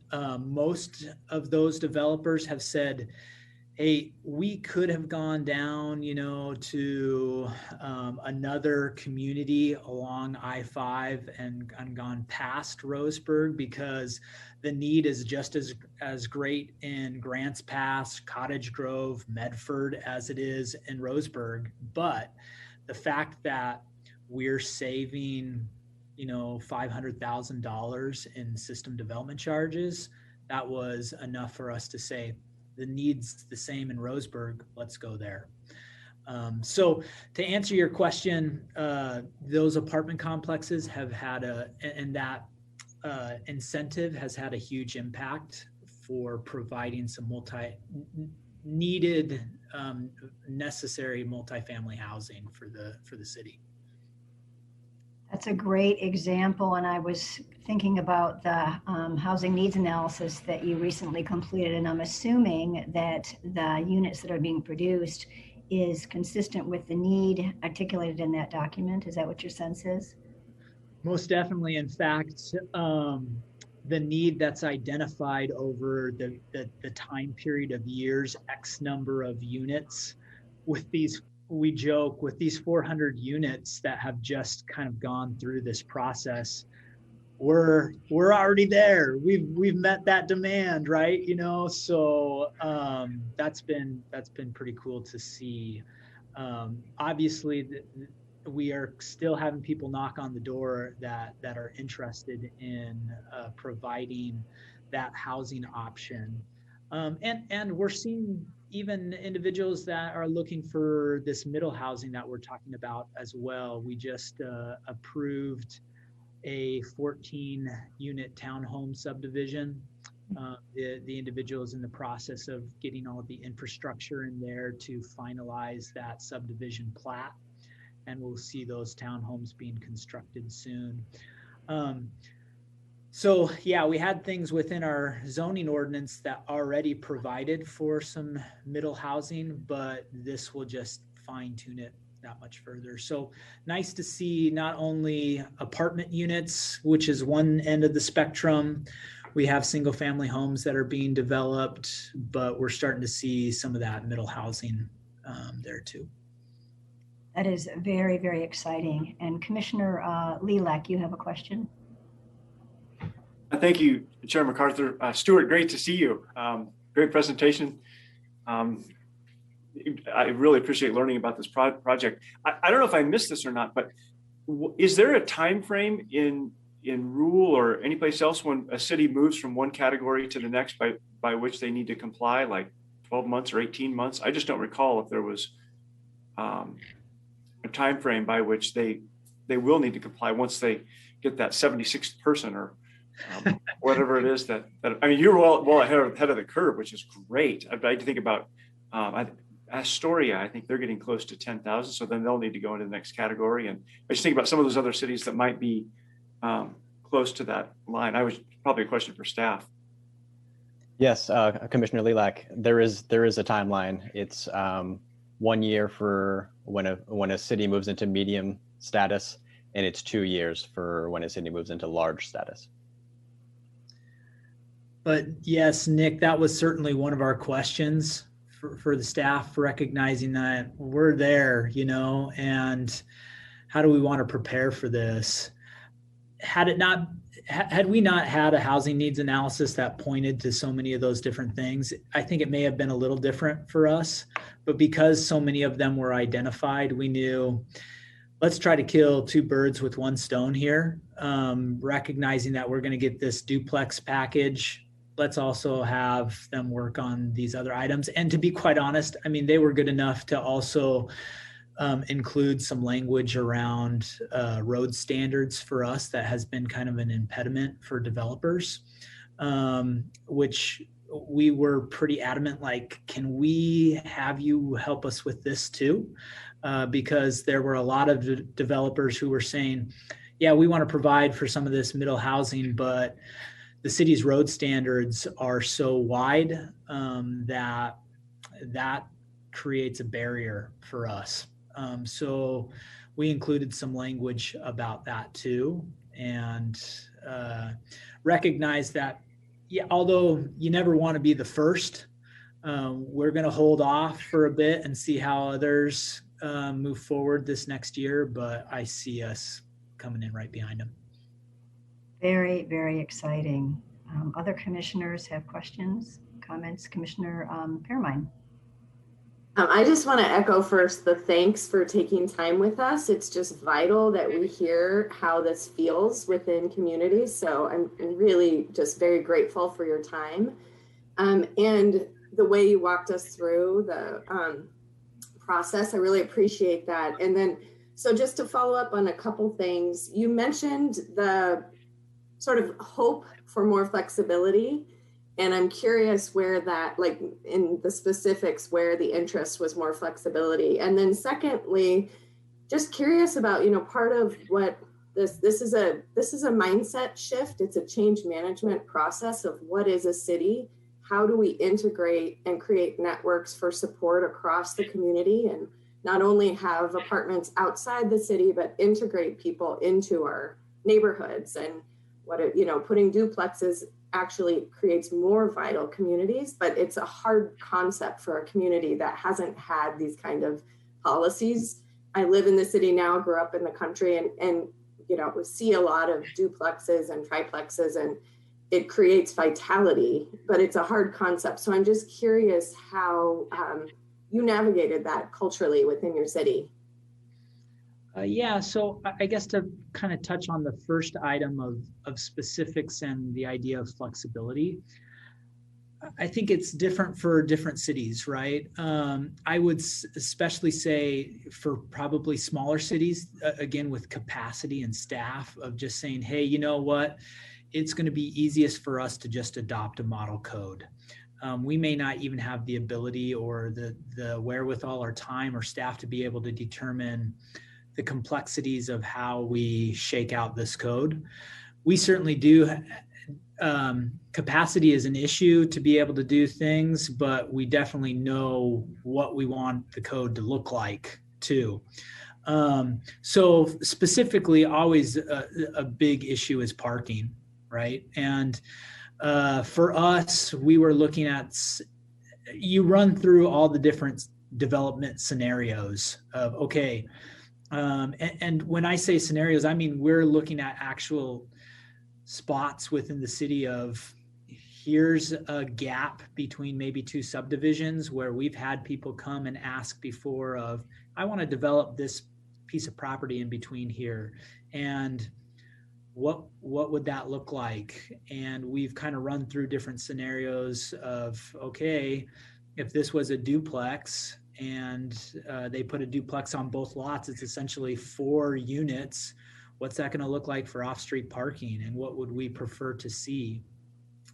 Roseburg is rural enough that, I mean, although we have transit and certainly individuals that walk, most everyone drives. And to say, hey, I'm going to completely rely on transit and walking, although someone could do that, it's probably unrealistic, right? So there were times in some scenarios where we thought maybe we need 2 off-street parking spaces, similar to what we would provide for a single-family dwelling. But the rule said no, 1. You can only go 1. And so we recognized, well, that's it. So that's what we're going to go with. One may just do the trick, right? And maybe it won't, but we'll have to see how that happens and whether we need to revisit it. So that's just one example of, an idea of flexibility. I think it's important, as rule is continued to be made from a state level, that is always kind of in the forefront, recognizing that there are going to be communities that are just going to say, hey, we're going to adopt the model code. But there will be others who say, you know what, all this is good. The idea of duplexes is great. And I think for most communities, they recognize that. But we need to be able, we know our community best, right? And we know what the needs are. So we need to have enough room to be able to carve out the criteria around that duplex. We're definitely going to allow them. We're going to provide for them, but here's the standards that will fit our community best. I think that's probably what we learned the most. And then just to get at your last point of just, I think, which was community buy-off. Am I right with that? I think that for the most part, people just, for example, like when we did our survey, we got a lot of feedback that just was, duplexes are good. We want, sure, a duplex makes sense, right? And fine, okay.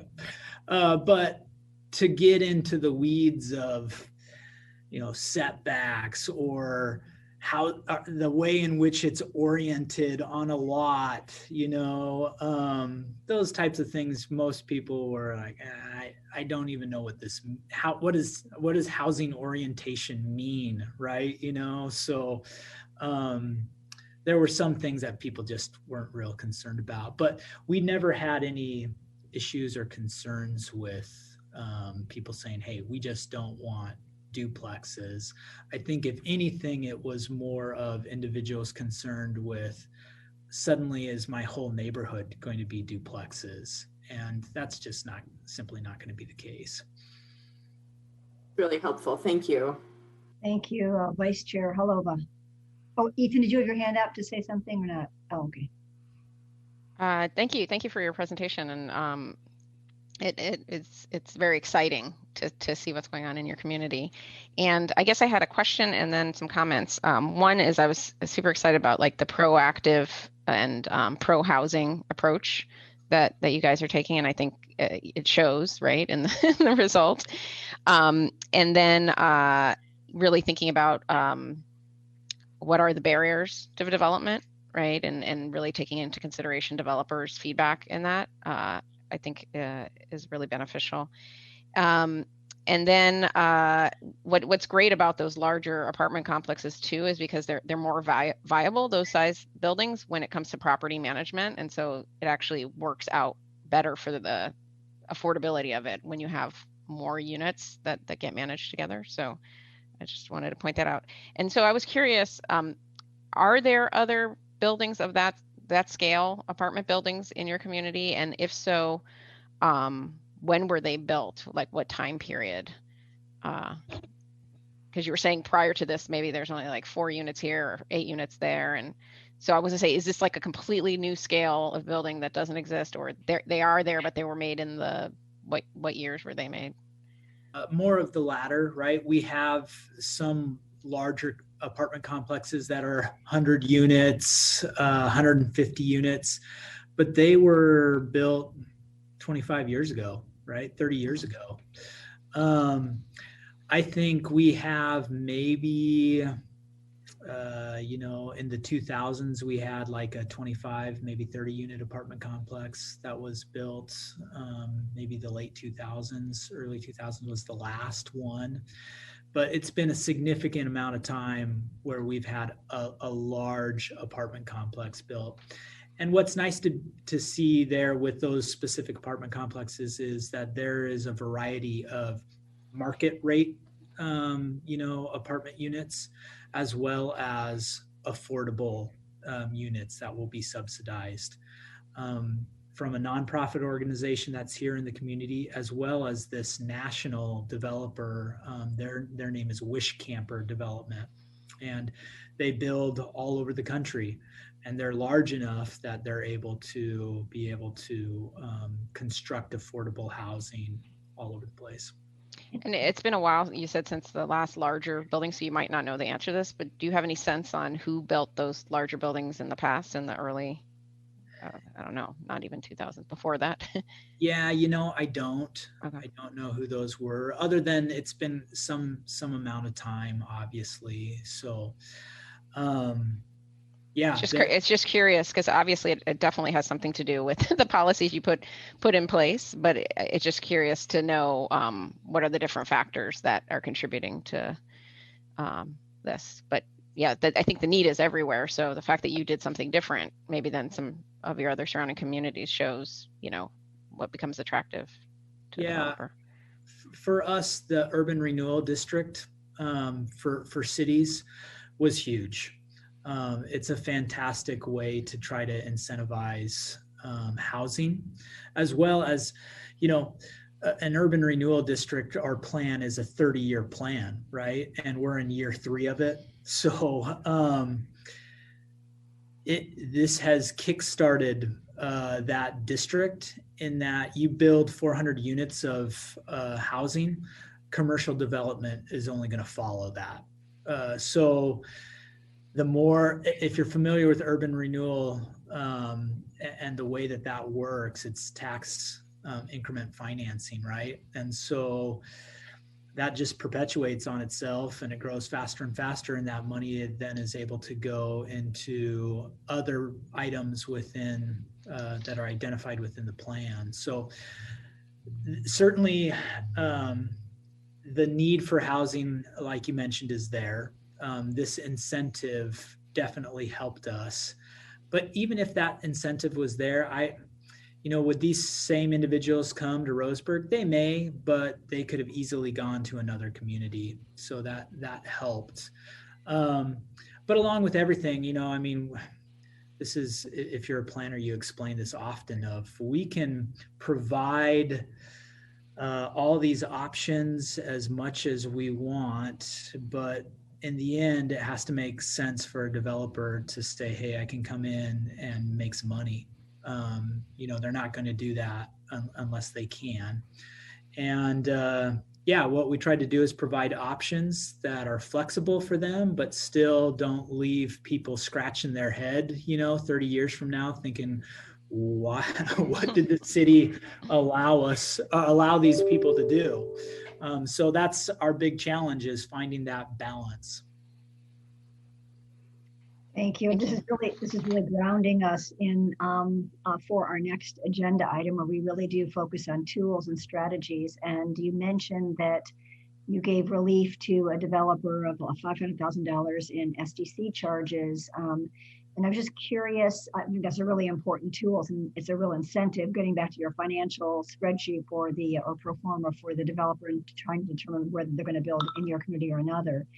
And so I'm wondering if, and this, I'm not even sure if this is legal, but can your SDCs SDC relief be focused on particular areas of town that you in fact want to have certain kinds of housing, especially if they're near services and transit and that sort of thing, sort of a differential SDC? Or how does that work, that you were able to forgive those SDCs for that particular developer? Great question. So I wish I could say that it's just everywhere in the city, but it's not. It's identified within the urban renewal district, which is a specific area. That was one of our challenges, actually, to be quite honest, was, and I guess I should say this too, the SDC, it isn't necessarily a waiver of those fees, because we don't have the legal ability to do that. What it does is it defers those payments to a later date. So the developer doesn't have to pay those, but the urban renewal district does. In our situation, our challenge was some of these apartments are happening not necessarily in the center of town. They're more on the edge of town. And that was a real struggle for us, of our need for apartments, but is this where we want the apartment complex to go? It's literally on the very edge of town. But that's where this boundary went, and that's where the property was available for the developer. And so we said, we're gonna provide the system development charge option for these individuals, because we need that housing that much. And things are falling into place for us, in that I think, like I mentioned, commercial development will follow, but we're also working with ODOT. This is along the Highway 138 corridor, on a new plan to provide some, it's basically a highway corridor study plan. And one of those items is to talk about a multi-use path to get these individuals in and out of town. One of the requirements, these required a conditional use permit, was that, and we worked with our transit district and the school district to ensure that there was a bus stop. And when I say a bus stop, I mean more than just a sign in the ground and a seat, right? But an actual pullout within the area, so that people could get on the bus and come into town. And we worked with the transit district, so they incorporated, rather than using their old stop in that area, that is now going to be their new stop there. So those were some ways that we mitigated our concerns of being out on the very edge of town, because that was certainly an issue for us. Thank you. I'm actually really excited when we start having real present meetings, not virtual meetings, that maybe we can take a trip down to Roseburg and see all the good work you're doing, because it's very exciting. Yeah, we'd love to have you. Director Rue, I think you had a comment or question? A question. Yeah, Stuart, first of all, thank you very much. So I'm just trying to reconcile, you have a lot of new units being built. And you said that the community was growing slowly. So where are the people coming from? Are they moving from perhaps a lower standard of housing within town, or are they coming from outside and actually growing the population? I think a little bit of both. Moving from other areas in town, as well as Roseburg is the hub for Douglas County. We've got a lot of smaller bedroom communities. In fact, Green, which is just south of Roseburg, is an unincorporated area, but if it was incorporated, it'd probably be one of our larger cities. And it's just right down the road. In fact, most people that live there have a mailing address that's at least Roseburg. So there's a lot of people from different areas of the county that are just coming to Roseburg to fill those apartment complexes. Yeah. And interestingly enough, for example, the market rate housing or apartment complex of 80 units, as they were constructing it, we were giving them temporary certificates of occupancy for individual buildings, which had about 10 units. And those, as soon as they had the temp C of O, I mean, they were filled up, right? So there were U-Haul trucks unloading people's things as the inspectors out there finalizing stuff. So another quick question, if I may. You said that some of these units were on the edge of town, not exactly where you would have ideally wanted them. Is that because of land costs? And how much did land cost figure in the overall development of affordable housing? I think it could have been because of land costs. A lot of it too was just where the urban renewal district is located. Mm-hmm. If a developer says, hey, I can say, so essentially that incentive of the SDC buy down is up to $5,000 per unit. And if they're building, 150 unit complex, right, then that's $750,000. They're going to immediately say, I'm going to find a property inside that area.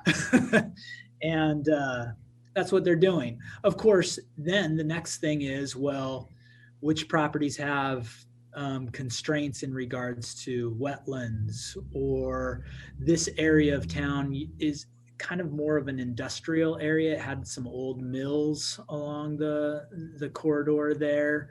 What kind of environmental hazards were in the way? And okay, those properties are out, right? So let's go to the easiest properties, and those were the ones that they were finding. And that's what led them to those locations. So Chair, yes, I wanted to ask the same question as Jim, but slightly differently. What were the constraints that made you put the urban renewal district on the edge of town versus in the center of town, let's say? Sure. So there's parameters, obviously, in which urban renewal works, and that helps to provide those boundaries. We already had an urban renewal district. You're constrained by the number of acres that you can have, right? And it has to make economic sense for the city in that, hey, we'll still be able to provide all the services with this area, knowing that there's this cap there. But the other important thing is that urban renewal is really there to address blight and issues like that. So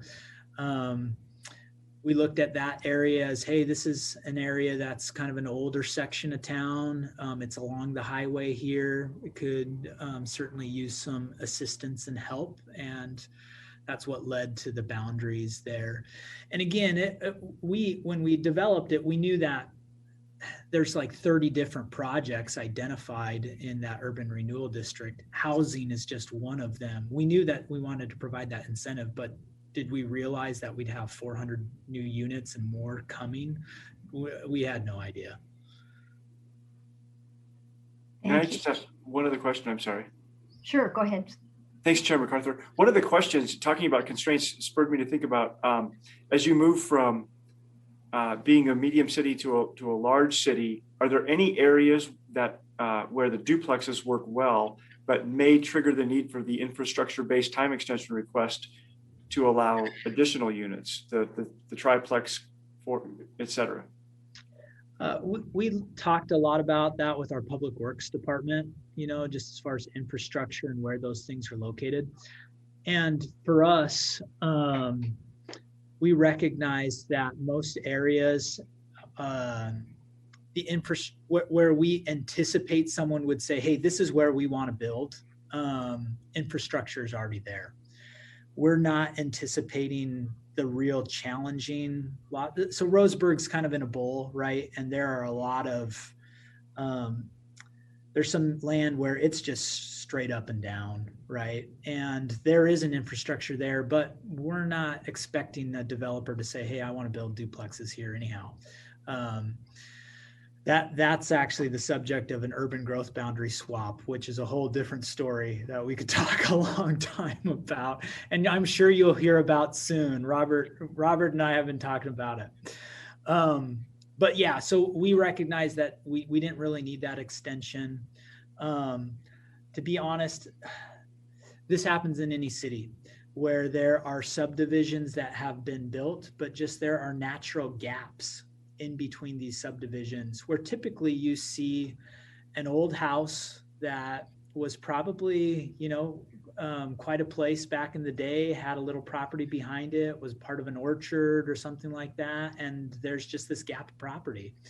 And developers come in and say, okay, there's maybe a reason this has never developed. Maybe mom and pop just lived in the house forever, never wanted to, but there's a better way to be able to utilize this land. And not that it can't be somebody's big, backyard or an orchard there, it can, but it could also serve as, some housing. So trying to navigate the rules around that, to be able to provide for a duplex, that's where at least I'm anticipating a lot of that happening, rather than just a large subdivision of duplexes. Thank you. If there aren't any other questions, I guess I'll Chair? ask. Oh, yes. I just had one comment that I thought of that might be beneficial for everybody on the commission. I was thinking about this more. One of the reasons you see that kind of phenomenon that happened with regard to one apartment complex, then suddenly more, is in development. When you have an area that hasn't had a new construction building in a really long time, apartment building, there's no comps for the lender to appraise the new rents that you need to make construction happen. And so it's always like, who's going to be the first, right? Because they're going to have such a hard time getting the bank to agree that, yes, you're going to be able to get those rents. But once the first person goes, it creates the comp that all the other developers go, hey, see, it's possible. They rented them all out, in 1 month or whatever it is, the speed of. So that's kind of a big deal in really constrained markets, is who's going to be that first, and then it kind of opens the door for the rest of them to happen. So I just thought I would point that out. That happened in Bend with a project that my last company we did. We were kind of like the first, and now I hear there's all these new, and they're using, our project as that comp. So thought that would be good to tell everybody. That's a great perspective to have. Thanks, Vice Chair. Esther, is there anyone signed up for public comment? Not have anyone signed up. Okay. If do commissioners have any other questions, comments? I guess I just want to really thank you, Stuart. This has been extremely helpful to have you come and talk to us about how this works. And I really want to thank you, as well as DLCD staff and the department, and really the commission. It's encouraging middle housing on the ground is more than just the rule. And I think from the very beginning, we've collectively embraced that goal. And it's really exciting to see that we passed that rule last year, adopted it, and staff continues to have open forums and does technical assistance and financial assistance. And we're hoping that we get additional money from the legislature to be able to provide some more financial assistance to local jurisdictions. So thanks to everybody here. Appreciate that. Thanks for having me. You're welcome. We're going to come to Roseburg, I think, soon. Like I said, you're welcome to come. We'd love to have you. Great. Thank you. Okay, thanks, Robert and Ethan. I think you both are teed up for the next agenda item. So I'll let you get your slides together. This is agenda item number 6. And we have, I'll just turn it over to Ethan initially. I think we're going to take some action on this. Is that correct?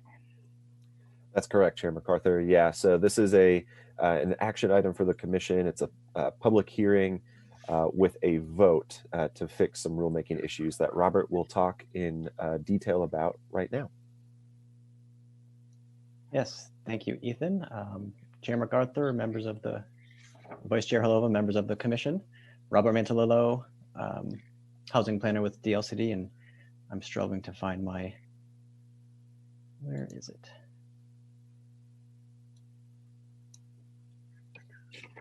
Sorry about this.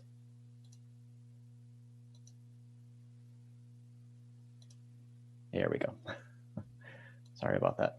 Yes, Medium City Model Code rulemaking. So our desired outcome today is for staff is seeking commission adoption of the Medium City Model Code and to amend OAR 660-046-0010. And public testimony will be taken after the staff report and presentation and commission questions. And the public can do that by submitting written testimony at the email address listed there or verbally over Zoom. And the purpose, haven't we done this already? Yes, but this is to fix an overwrite error to add back the Medium City Model Code to OAR Division 46 and Rule 0010. So going through a bit of a timeline here, the Commission adopted the Medium City Model Code and rules last July, and the Model Code is an attachment within Rule 0010. So when the Commission adopted the Large City Model Code in December, that attachment, the Large City attachment, overrode the Medium City attachment. And the reason that happened was the Secretary of State only allows one appendix, one attachment per OAR rule section. So the result was that the Medium City Model Code was eliminated from 0010 because the Large City Model Code took its place. So what we're proposing to do, and just to say that no changes in content to the model code or OARs is being proposed. This is just an attachment change. So we are asking the Commission to formally reopen a public hearing and to vote to amend the appendix to OAR 660-046-0010 to include both the Medium City Model Code and the Large City Model Code. And what we've done is we've created one attachment with both Medium City and Large City Model Codes in that. So only the one attachment will be within the OARs. So with that, questions? Thank you, Robert. And you probably mentioned this, or it's in your staff report, and you just said that there's just a technical fix. It's not a substantive one. So we did not, staff did not reconvene the Rules Advisory Committee for this work. This is just trying to embody it into the state law. Any clarification questions or whatever for Robert?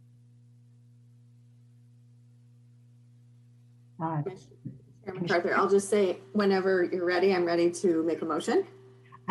Thank you. I need to go to public comment first. And is there anybody signed up, Esther, for public comment?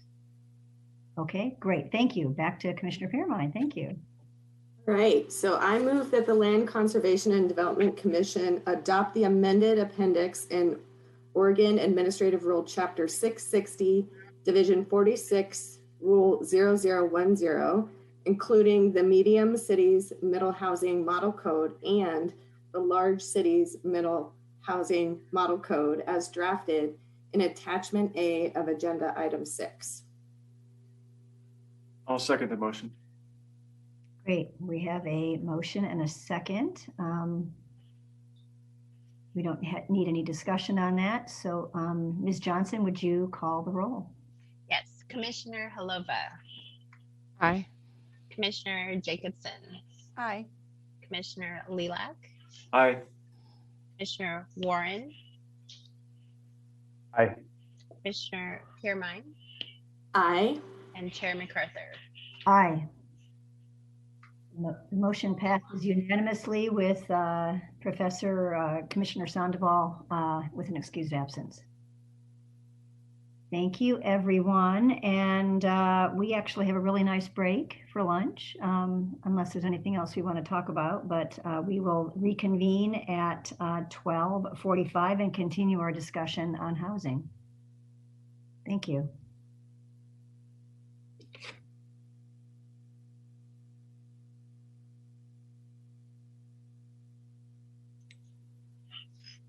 Welcome back. We still have about a minute. And I don't know about everyone else, but that was a great lunch break. I'm so glad.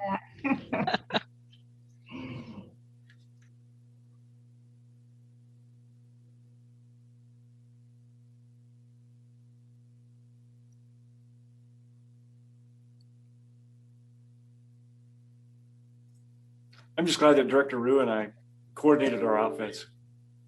Yeah, and our haircuts too. Well, one got a haircut and one didn't. Any day now. So, Commissioner Lilac, do you have any announcements for the group? I do not. No, there's a community survey that's open right now until next week, and then after that, we'll see where our board decides to go. Okay. And I don't, yeah. Okay, the time is 12:45. We're back from our lunch break. I am showing Commissioners Lilac, Jacobson, Warren, Vice Chair Halova, and Chair MacArthur, and Commissioner Piermine. Great. I think we can get started then. I see Commissioner Jacobson too, so that's great.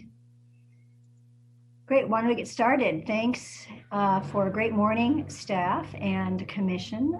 We're on to agenda item number 7. It's an update on our housing production strategies. And as we talked about earlier, the conversation we had with Roseburg is a perfect way to start that.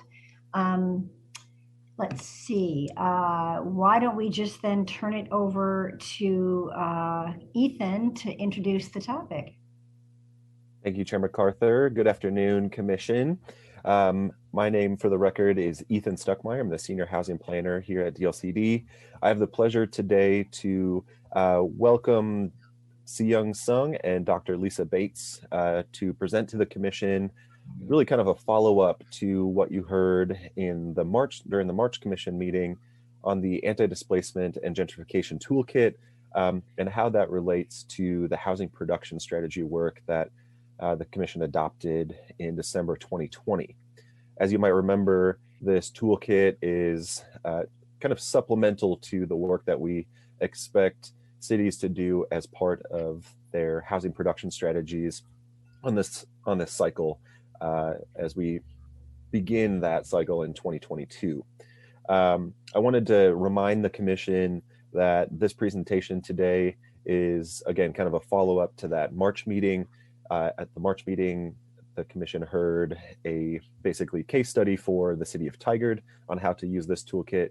Today, you'll hear an update on that, a second case study for the city of Hermiston. And you'll also hear about the neighborhood typologies that go with that analysis, that spatial analysis. On top of that, you'll also hear the, kind of the major deliverable or part of the major deliverable of this project, which is an amendment to the tools, actions list, and policies for the housing production strategy, that menu of options that cities can use to increase or facilitate the production of housing. There's a sort of amendment that this project would make to that would show which particular strategies work in which particular neighborhood typology to mitigate the negative impacts of displacement and gentrification as a result of those policies. So lots to look forward to in this presentation. We're very excited. So without further ado, I'm going to send it on to Si-Young Sung for the presentation.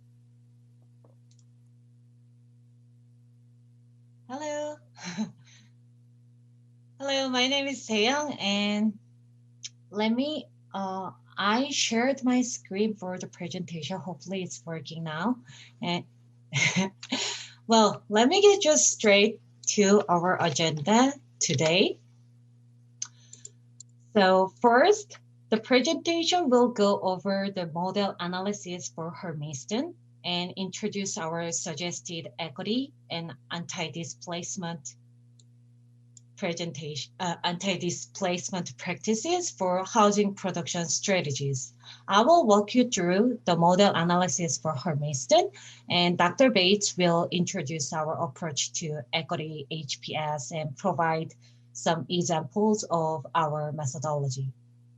Before we dive into the analysis results of Hermiston, I want to briefly remind the toolkit method and the updates on the methodology based on the feedback from the March LCDC meeting. So in the last meeting, the commissioners' questions and discussion were so helpful in suggesting areas for clarification and nuance.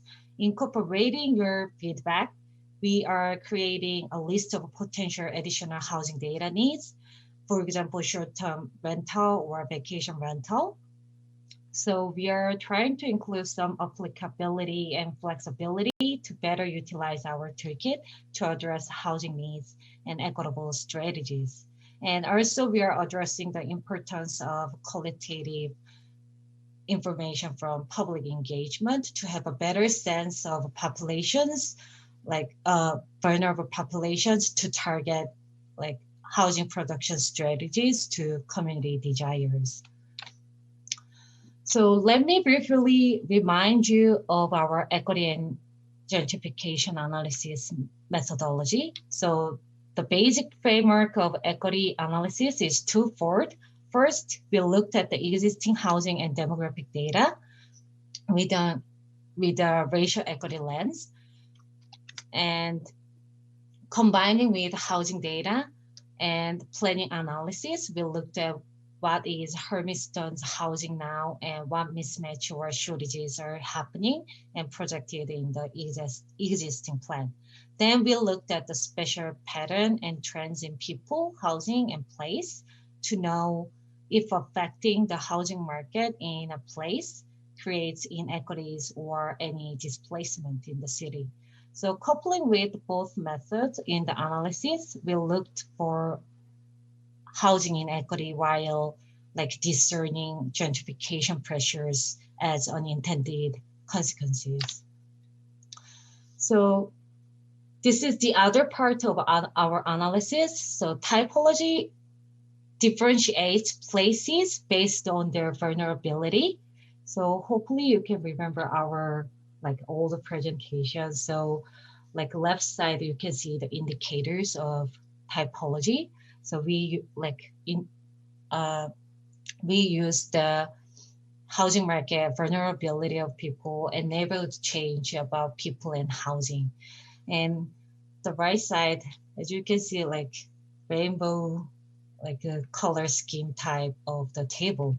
So that's our all types of neighborhoods in our typology. And actually, while incorporating the commissioner's feedback on the typology from the last meeting, we added gray color shade, which is a very last of the table, which is a type of neighborhood where has been stable with unnoticeable change. Well, this neighborhood doesn't mean that there's no need for extra care like compared to other neighborhoods. This type of neighborhood may call attention to more care in terms of what's actually going on the ground. Like planners need to engage with the communities, their communities in those neighborhoods, like to make sure actually the neighborhood is really stable while aligning with the community needs and desires. So, okay, so let me walk you through the model analysis for Hermiston now. And unlike the Target example, Hermiston is a rural context with different populations and housing trends. And I hope you remember that this analysis is not to talk about Hermiston, but rather like to look at this analysis to demonstrate how a planner would combine housing and population data and mapping and think through like planning analysis to creating housing production strategies that can address like housing needs across all populations and equitable outcomes. So I would like you to focus on whether this toolkit is clear or straightforward to capture the housing needs of different local contexts, and whether it helps to choose housing production strategies with equity in mind. And at the end of model analysis, I will also compare the results between Tigard and Hermiston to see how the different context is addressed in the toolkit and how we can utilize this toolkit for more applicability and flexibility. Okay, so first, since our particular focus is on BIPOC, low income and renting, we began to look at how many households are low income. And BIPOC people like disproportionately experience low income than white households. And when we focus on renters, there's different patterns in the share of the low income renters between BIPOC and white households. Well, overall, white renters show more evenly distributed by income level. However, BIPOC renters are disproportionately distributed by income with a high concentration in very low income groups. And we also found racial disparities in cost-burdened households, and we found BIPOC folks are more likely to suffer from housing cost burdens. A slightly larger share of BIPOC households experience housing cost burdens than white households. However, different patterns are found in renter households experiencing cost burdens. A more significant percentage of white renters suffer from housing cost burdens than people of color, and especially white renters are more likely to suffer from severe housing cost burdens than renter households of color. Then we examine the housing inventory and market trends to see the mismatch between the housing needs of BIPOC and the current housing inventory. So as the left chart shows, single-family dwellings are dominant in Hermiston's housing market. Almost over the decade, multi-family properties and manufactured home increased, but middle housing are decreased. Also, we found a Chair, mismatch between sorry, Si Young, Yeah. your volume went down a lot. Oh, sorry. No, it's okay. During the I wasn't sure. Okay, yeah. Let's see. Also, when you see the chart on the right, well, we found a mismatch between affordability and availability of rental housing by income level. So as you can see, there are not enough rental units that are available to extremely low income or very low income families in Hermiston. Next, we looked at the overall housing affordability through the housing prices and its trends. Overall, the rental market in Hermiston has been similar to the regional rental market price. And Hermiston's median rent has been affordable to renters having incomes and 60% AMI, but renters in Hermiston whose income is less than 50% AMI still face the continual challenge to afford rent. And the chart on the right shows the trend in median home value. And Hermiston's home prices are pretty affordable than the regional market. So we wanted to know how our housing plans and permits relate to the needs of key populations. So we looked at the patterns in housing development through permit activities in Hermiston to answer the question of how are we doing it, and is the new housing supply going to meet our identified needs? So we'll review the existing housing. Hey, needs Si analysis Young. and yes, yes. So your voice was really good at the beginning, and then it got a little weird, and then it got better, and then it's going back to that. So I don't know if anything's changing. Oh, really? Yeah, I don't know. Wait for a second. It's a little bit of So static. let me change Yeah. my headset then. Yeah.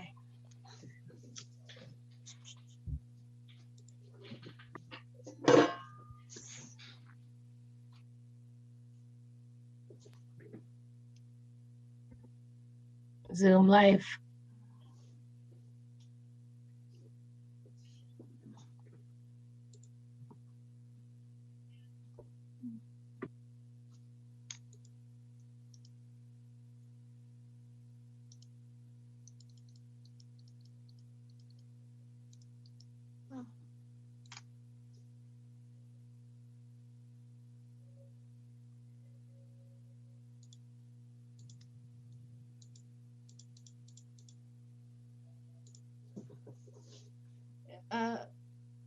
I don't think my other headset is not working as well, so let me just try this one. This is Sorry better. about that. Yeah. This is better? Okay. Just let me know when the sound comes weird, okay? Thank you very much. That sounds much better. Yeah. Okay. So we reviewed the existing housing needs analysis and production strategy report of Hermiston, which was created in 2011. We found the gap between housing units in planning and actual production. So almost 20% of total units projected over 2030 and have been permitted from 2011 and 2020. And single family homes and manufactured homes account for more than 80% of permitted units. And as you can see, the underproduced seems severe in middle housing and multifamily housing. The chart on the right shows the permit activities over the decade by housing type.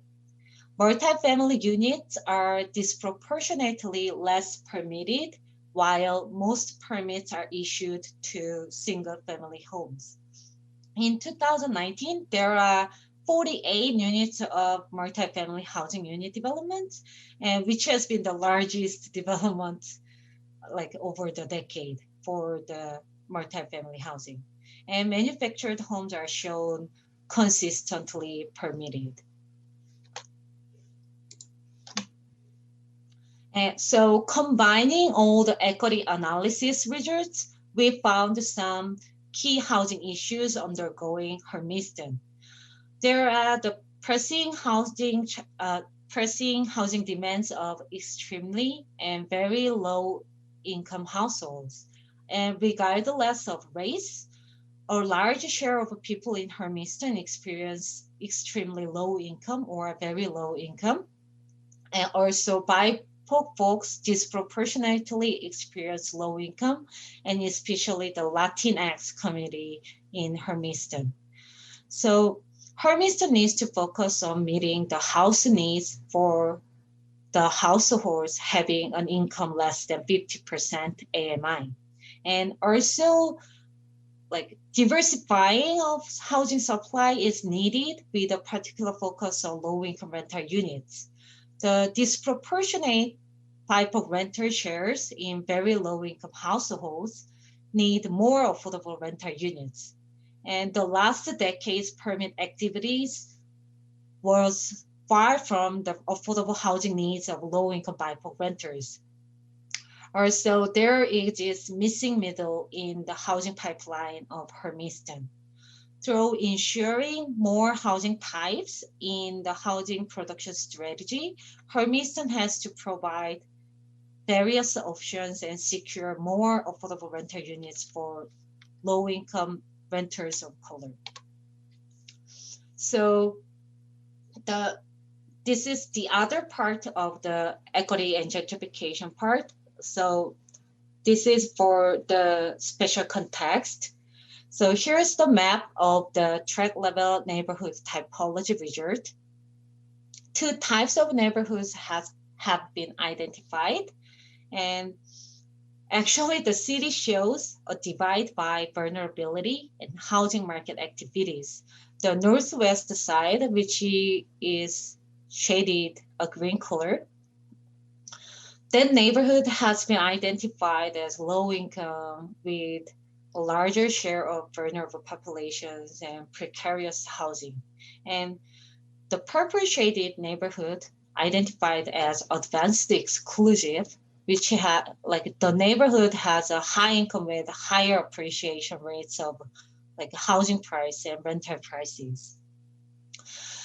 After that, we overlay where the new housing development occurred over time on top of the typology result map. So this map shows housing development patterns with the typology. So we utilize the data of housing unit chain building permit data provided by the city. And then we found huge differences in housing development across the city. So most of the housing units were developed in the advanced exclusive area, which is purple shaded area. And the housing development was disproportionately for single family dwellings in that neighborhood.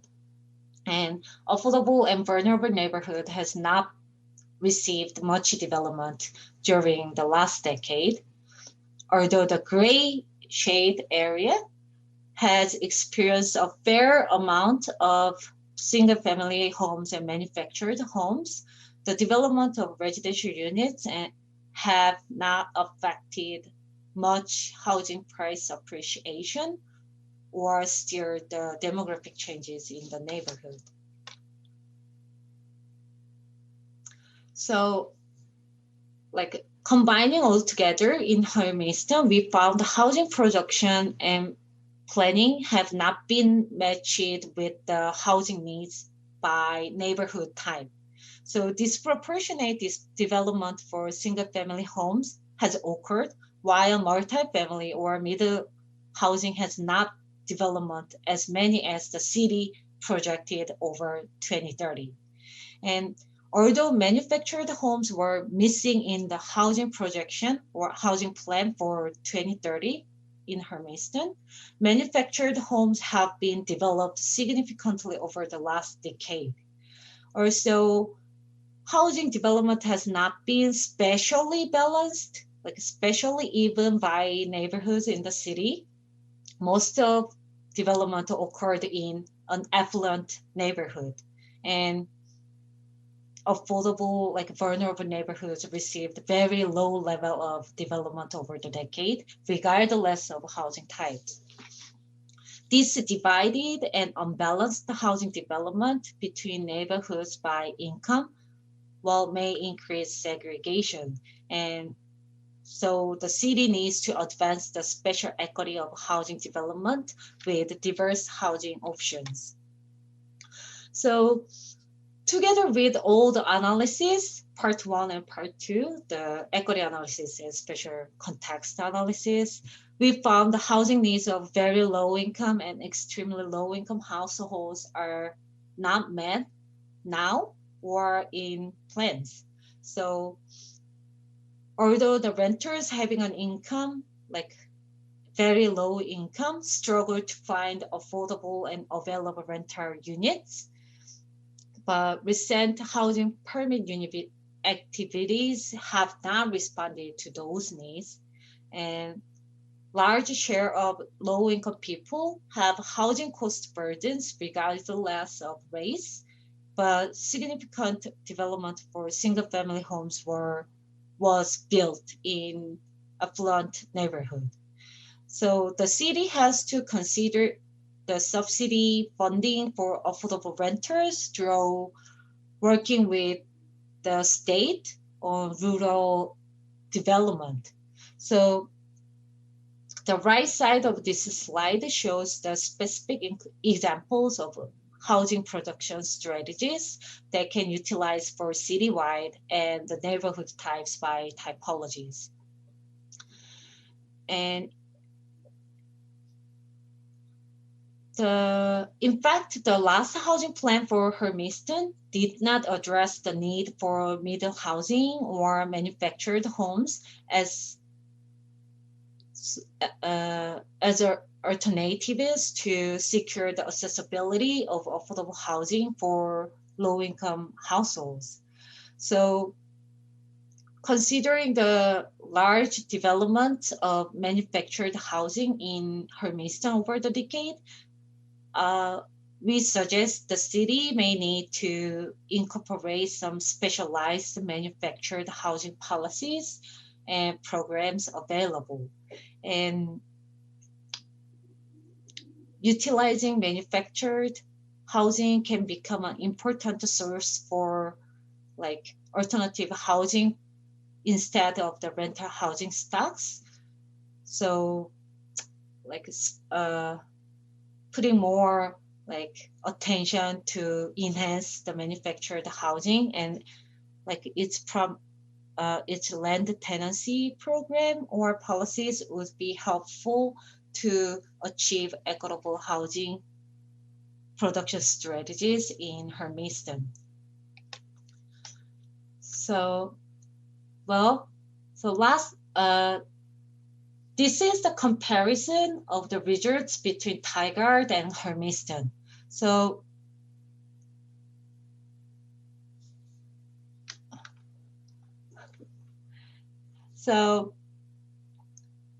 we wanted to see whether our methodology for toolkit points to what's important in the context, like rural and urban, or like the places under the gentrification pressures or not, and additional planning efforts to address equity housing. So as you can see, outcomes are different, shown in the map, because the places are different. So Tigard represents the urban context of increasing population with gentrification and displacement pressures. So after the analysis for the conclusion, we try to utilize the unique resources for equitable development. For example, we pointed to a transit center in affordable and vulnerable areas to address the needs of low-income people by maintaining affordability near this like transit amenity. And as Hermiston shows rural context of limited housing options and resources, we try to find a pattern of housing development in the city. So we suggested specialized manufactured housing policies and programs for more accessible and affordable home ownership as an alternative options. So trying to customize our toolkits and then applying the local context into the whole methodology is our key concept of the toolkit. So this is our conclusion for the equity, housing equity needs analysis and gentrification analysis. So through the, so we think this toolkit can serve as a critical starting point for cities and planners to better understand the demographic and housing trends with special context, with enough variances in assessing the gentrification and displacement pressures by like incorporating local's unique context. And we see this toolkit will work as a baseline to find appropriate HPS to address like displacement upon the local context.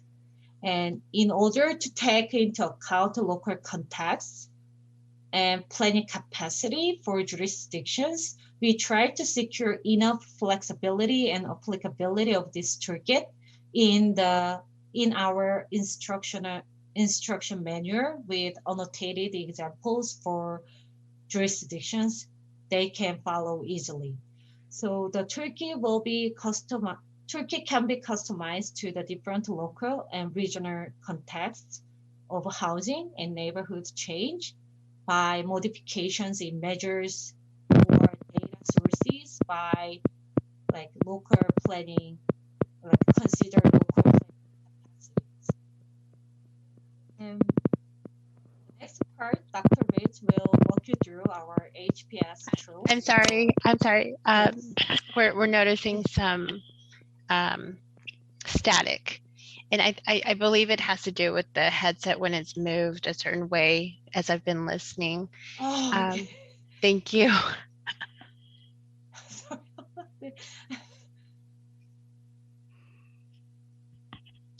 Don't move your face at all. That's, yeah, we're all struggling in this space. I know my own laptop is just getting ready to be finished with this work from home life is letting me know daily that it was not intending to be on for 8 hours a day all the time. But anyway, thanks Siyoung. So again, thinking about these methods as applicable across contexts and now trying to engage with how can the different strategies be kind of, we're in a mixy-matchy world of planning. How do we pick? How do we understand what we might best do to pick up the tools which have been already, pretty thoroughly described and categorized, I think by with staff and lots of advisory help, I assume from many of you all on the call supporting the work to make those categories. We've tried to add some additional work. So let me just frame up first what it is that we're talking about. Why is it that we are concerned about equity and displacement when we talk about housing production? So I just arrived here from my housing policy class. My number one rule in housing policy is we will never ever say this is just Econ 101, because housing does not work like Econ 101. Housing is very complicated, and we all know that housing supply is important, and in most places probably is needed more, and yet the exact ways that we do it, the kind of housing, the place that housing goes, and the immediate versus the longer term impacts of that housing are actually much more complicated than just more good. And so we've tried to take into consideration what do we know about the ways that housing supply can be helpful? And also, what do we know about the ways that new housing supply can have unintended consequences, or just simply miss the mark, failing to meet needs, knowing the way that we produce housing? The vast majority of housing production and most of the tools are not to directly create housing that's targeted toward low-income folks. That's just not the system that we live in. Most housing is built in the market at the high ends of the market. And our general way that housing sort of comes down to the rest of us is that process of filtering. It is a long-term and it is a market scale phenomenon. So it would be great if we had a time machine in Metro Portland and could go back and build housing 30 years ago that would now exist for moderate income folks, but that's not how it works. We have to think very long term, and we have to understand the pace of that change and that it happens at scale. We also know that there's already a shortage of really low cost housing, and people who have very low incomes have face housing mismatch essentially everywhere in the state. Even in places with low costs of living and lower cost of housing, there are people who can't afford that housing. And so we can solve for some things through housing, and other things we have to solve through other income supports and personal supports for folks.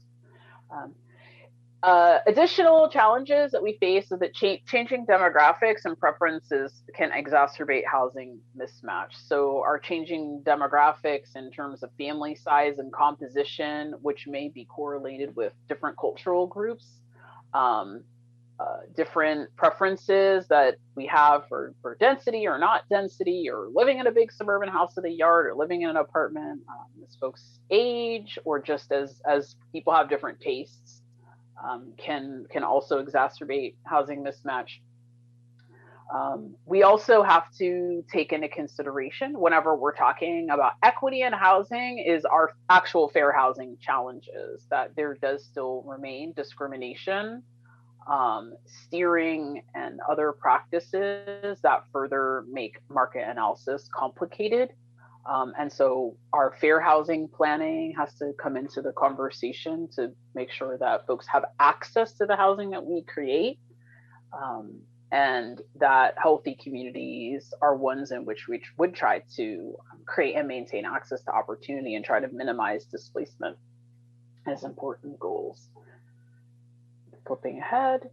So what we have made two broad categorizations in the housing production strategy table. So there's, again, that thinking about that big table with tools, the way that they work. There's already categorized by tenure type and income range where most work can be focused. So we've added two pieces. First is an equity question. Is this directly or indirectly addressing the needs of the target equity group, low income folks, renters, people of color, and other protected classes? So strategies that very directly create units for those groups, like a subsidized, regulated, affordable housing development, is a very direct strategy that will have immediate impacts. A strategy that enables those kinds of units or supports those kinds of units, for example, our fair housing planning work, it doesn't build units, but it specifically focuses on questions of access, would be get a little parentheses. Likewise, we have many tools that are for the overall housing supply. They are good and needed, but they are indirect in the way that they address the needs of folks, again, in the equity categories. We've noted that indirect with little brackets are strategies that support smaller units or middle housing.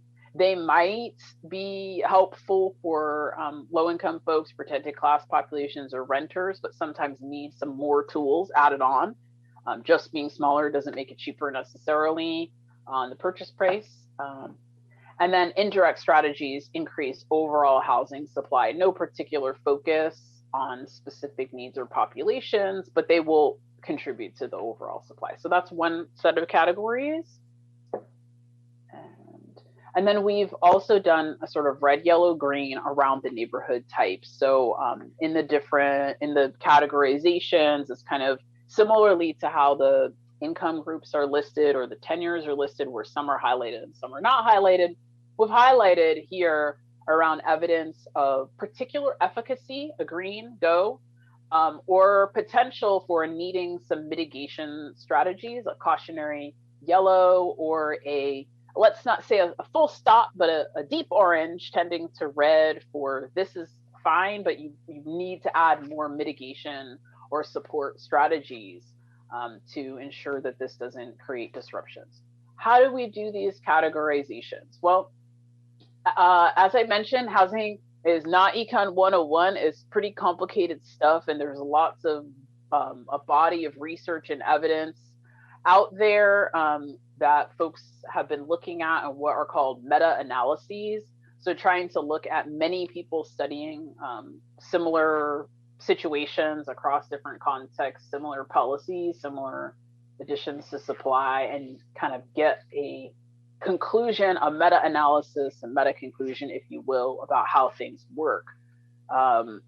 Housing, because it is complex analysis, is pretty notoriously that you can pull papers that will show positive, negative, or no impacts for just about any question that you ask. And so kind of assembling a body of work. And because this topic is very, very present in a lot of places, there's a number of really strong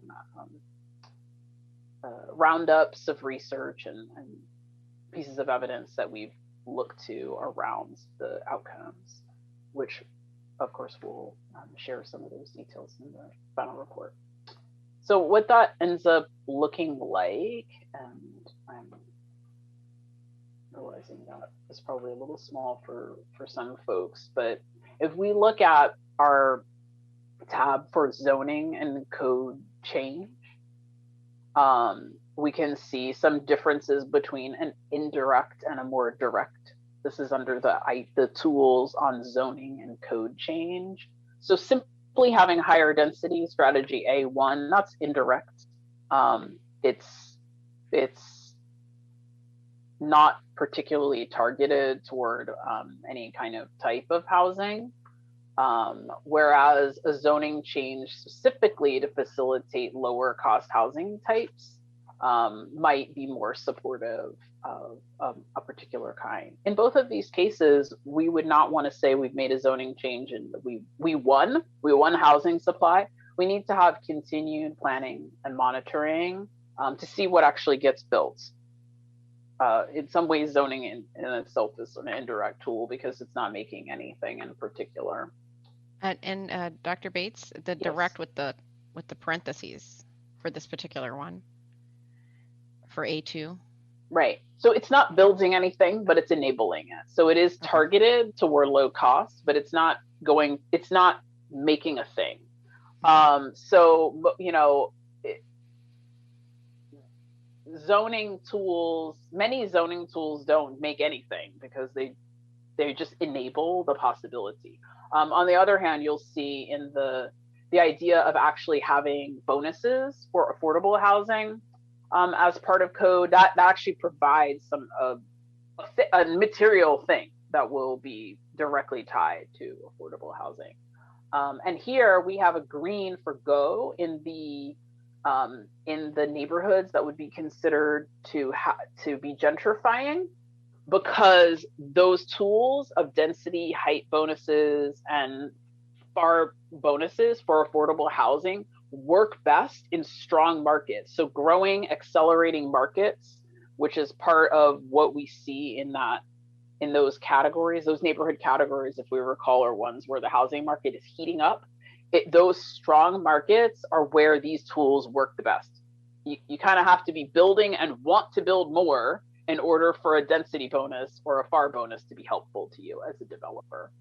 And so those get a green as good tools to use in that kind of a neighborhood. So that tool A3, you know, might be not effective or relevant in many contexts. Thinking about our comparison again of Tigard and Hermiston, if we don't have a hot market where a couple more floors is going to be helpful, it's probably not going to create any kind of outcome at all. Housing rehab codes, as we look in the literature, on the other hand, are because this tool, as described, is not tied specifically to affordability, may need additional supports to connect it directly to an equity outcome when we're talking about neighborhoods that are changing. Housing rehabilitation and upgrading can be promoting of gentrification and displacement. And it doesn't have in the literature a very strong impact on housing supply in general, but could be enhanced as a way to upgrade housing for folks who can stay in place. Dr. Bates, can I ask you a question while you're on this slide? Mm-hmm. So is there one of these tools that will have like green for early gentrification, but like red for something else? Like they can have both green and yellow and red within the same. Yeah. Okay. Yes. These examples do not, but yes. Absolutely. If there's no color, it's just like it's kind of no special attention needed for this. But again, something like a height bonus, if you're talking about that affordable vulnerable category where there's not a lot of market activity, it's not going to do much of anything. Dr. Bates, I just want to indicate to the other commissioners as well as the audience that this chart is wonderful and it's actually in the packet so people can refer to it as you're going through your slide. Yes, and it has more of the tools there in the packet as well. This is just a very small excerpt for the presentation. And so definitely hoping to hear that kind of feedback on whether the presentation of this makes sense. And we can look at similarly with the financial incentives. Some strategies again are indirect, just having more density, but having lower cost housing types brings us some more. Oops, somehow we've lost our correct bit there. But again, if you look in the packet, you can see that similarly, I apologize. The financial tools, some of them are very, very direct, and our financial tools are going to have a lot more direct impact where we actually directly subsidize and provide some of those gaps for creating affordable housing where that is the goal. Our work here and our goal was to really focus on that kind of anti-displacement, housing stability, et cetera, for low-income folks. And so trying to highlight the spaces where that happens the most effectively. So again, we are challenged as planners because there is a very limited direct role in supply.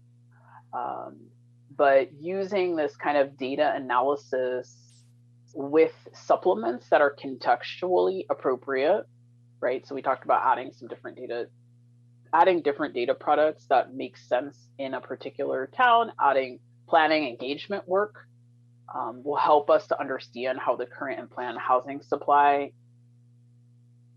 can you come back to the slide, please, meets or doesn't meet the needs. That units and places both matter. And so we have this, again, this equity piece and then the place oriented piece. I was able to see Dr. Rebecca Lewis from U of O's presentation. She presented last week on some work that she had done on the local housing planners, their capacity and their planning work. And so I hope that, it sounds like many of them are recognizing the need for more tools, are not necessarily clear on what they are and when and how to use them across the state. And I think I'm hoping this big growing and bigger spreadsheet that really describes the tools, but also tries to hone in on when they are most effective and when they're kind of not that effective, and adding some notes there will help support planners across the state to be able to more effectively choose their suite of tools. And we really need a suite of tools to get equity needs dealt with. And then, as always, it's essential that planners continue to sort of monitor and update for changing circumstances, recognizing that, again, most of what we do is sort of put the container for building housing out there and put some tools and hope that people take them up, but know that we need to continually monitor and adjust whether to market conditions or local development conditions or changes in our population as well, to ensure that we're continuing to be able to target and focus in. So I think we'd love to get feedback on the presentation of the materials or questions that you have, and be able to incorporate that into our final report. Thank you, Dr. Bates and Ms. Song. Just thorough, amazing work. Really, really terrific. I was wondering about back upstream with the analysis, the spatial analysis, the really good work that, it's really useful for me. I'm very visual. It's very useful for me to see the geography of Hermiston and the areas, and having the shaded areas of vulnerable homes versus or housing versus others. What is your sense of how easy, difficult, how expensive, whatever that would be to do at a local level in small and medium communities.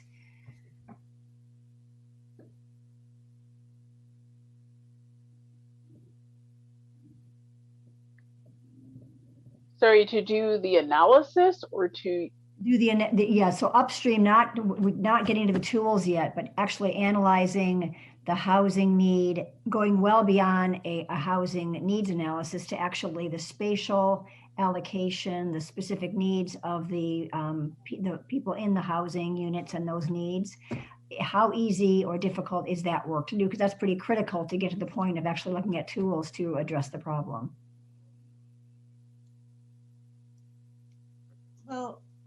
Well, let me say, as a person who actually ran the analysis for this one, so I don't think it's not that difficult or it's not like really hard level to follow.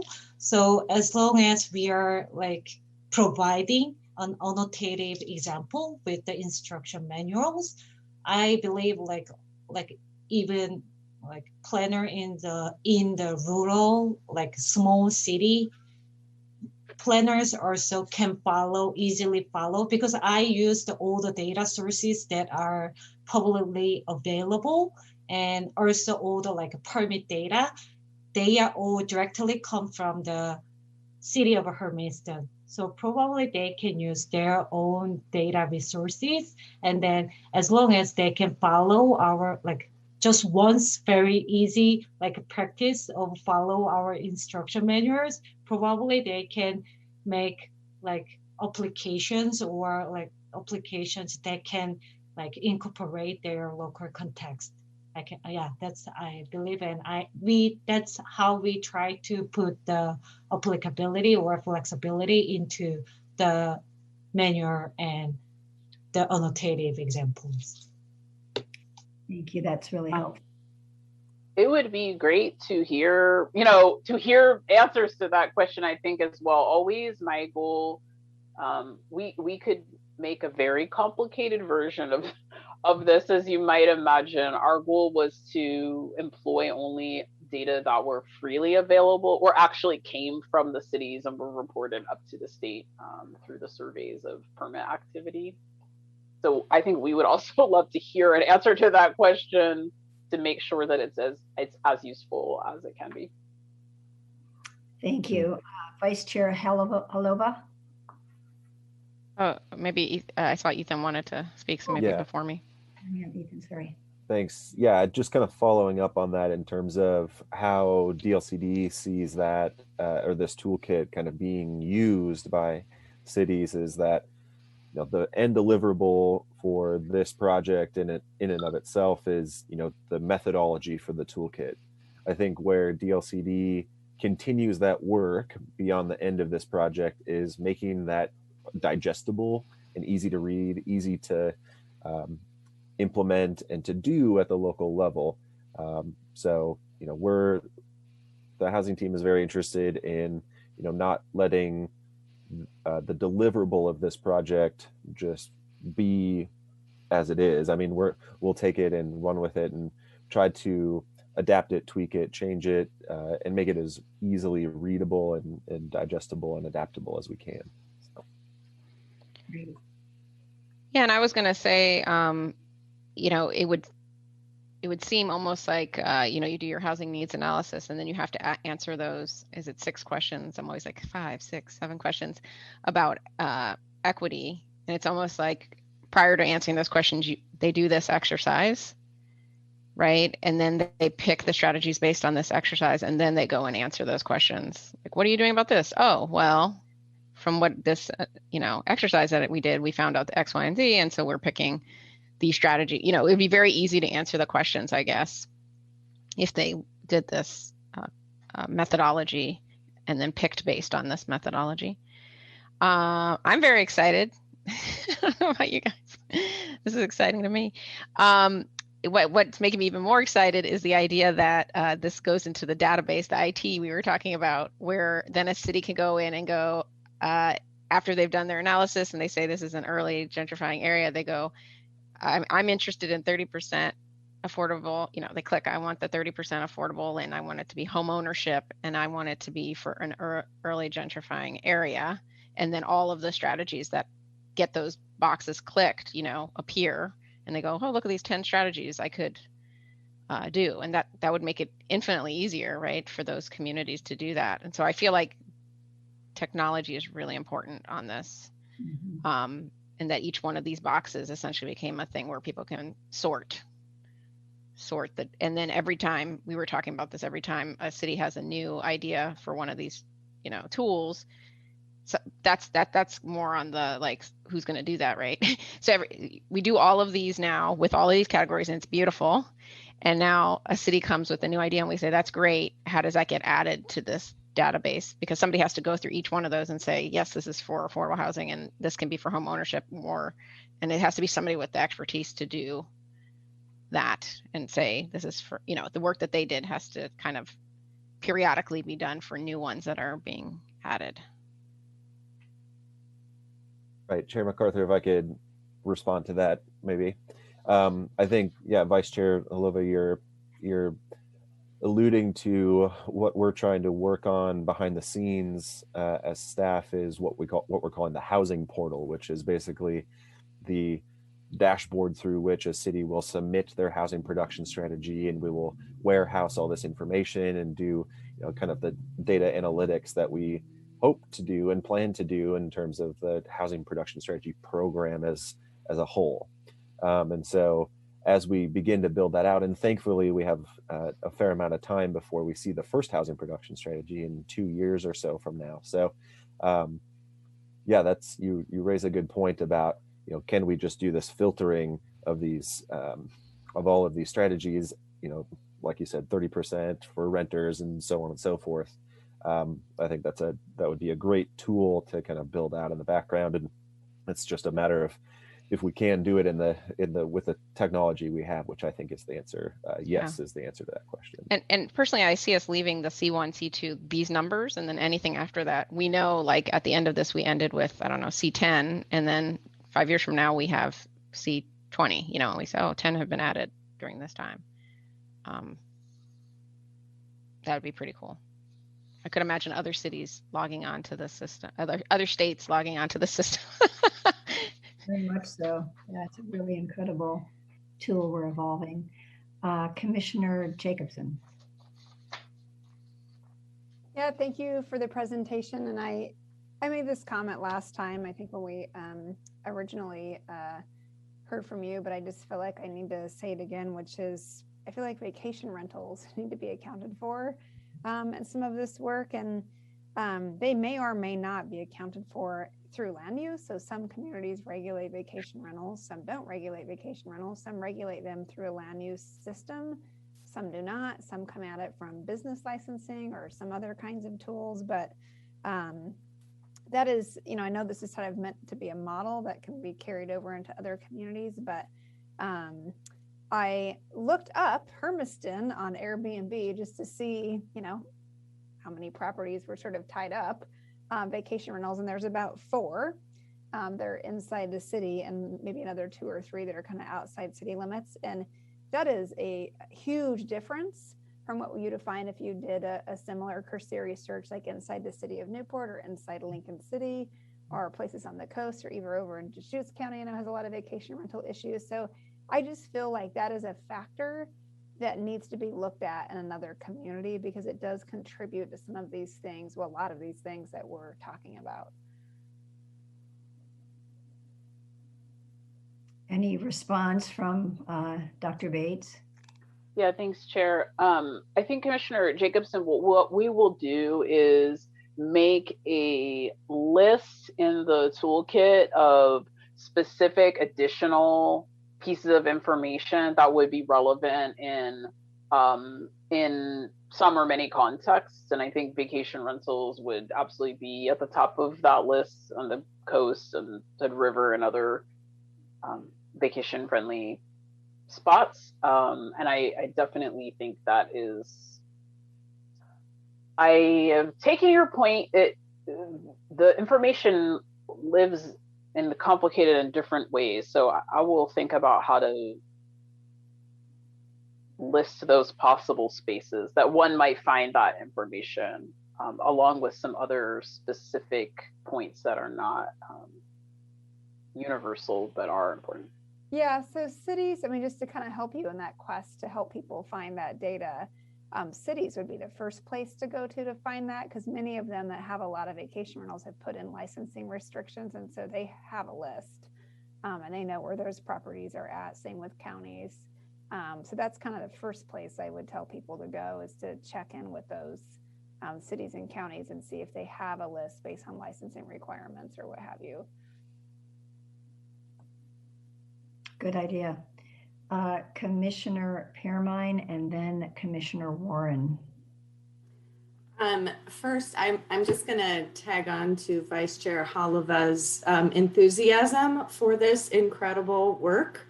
Really, really blown away and excited, and very grateful for both of your work here. So thank you.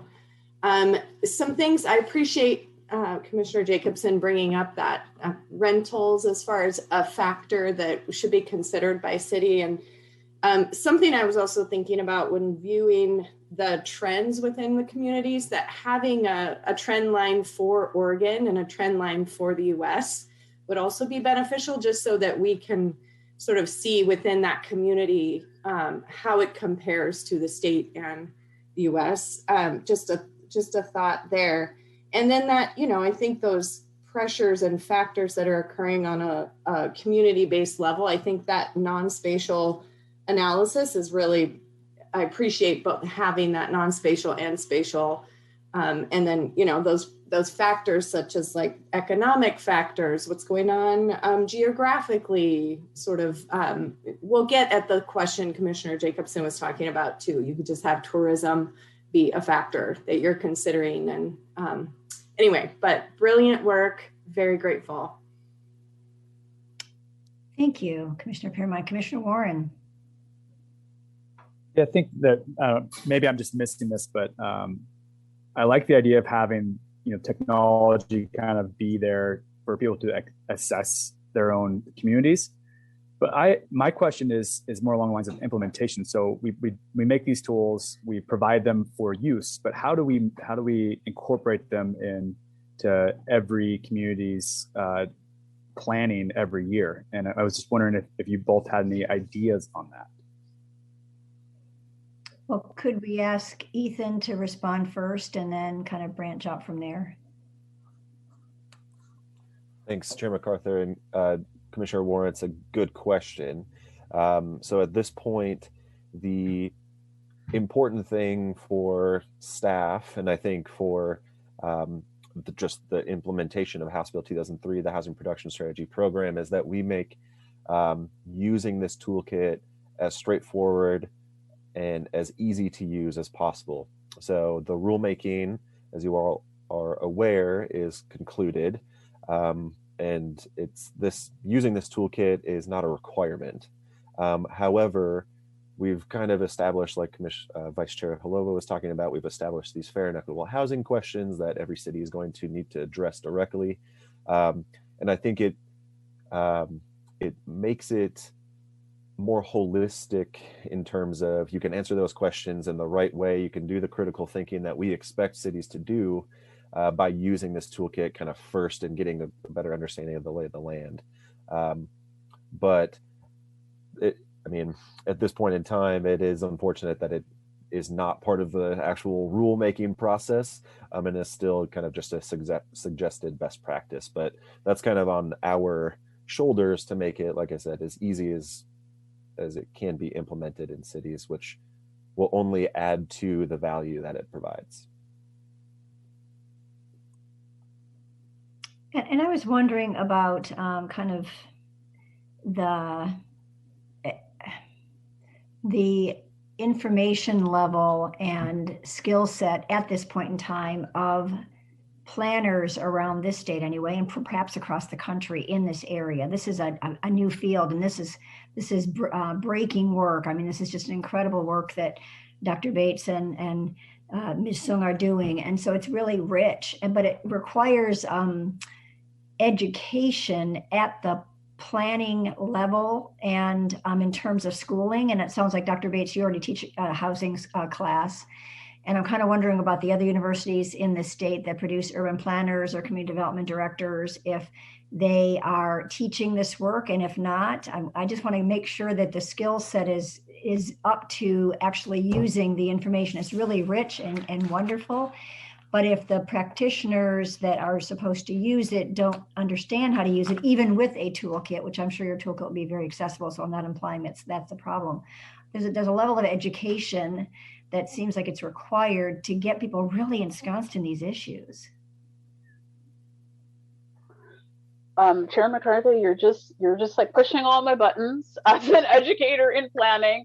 I think the positive thing is, again, referring to Dr. Lewis's study, that planners around the state in all kinds of contexts are saying that housing is really important and that they want to do better work in making sure that their folks in their communities are housed. And so I definitely take comfort in the level of interest and the engagement and the value that people place on the work.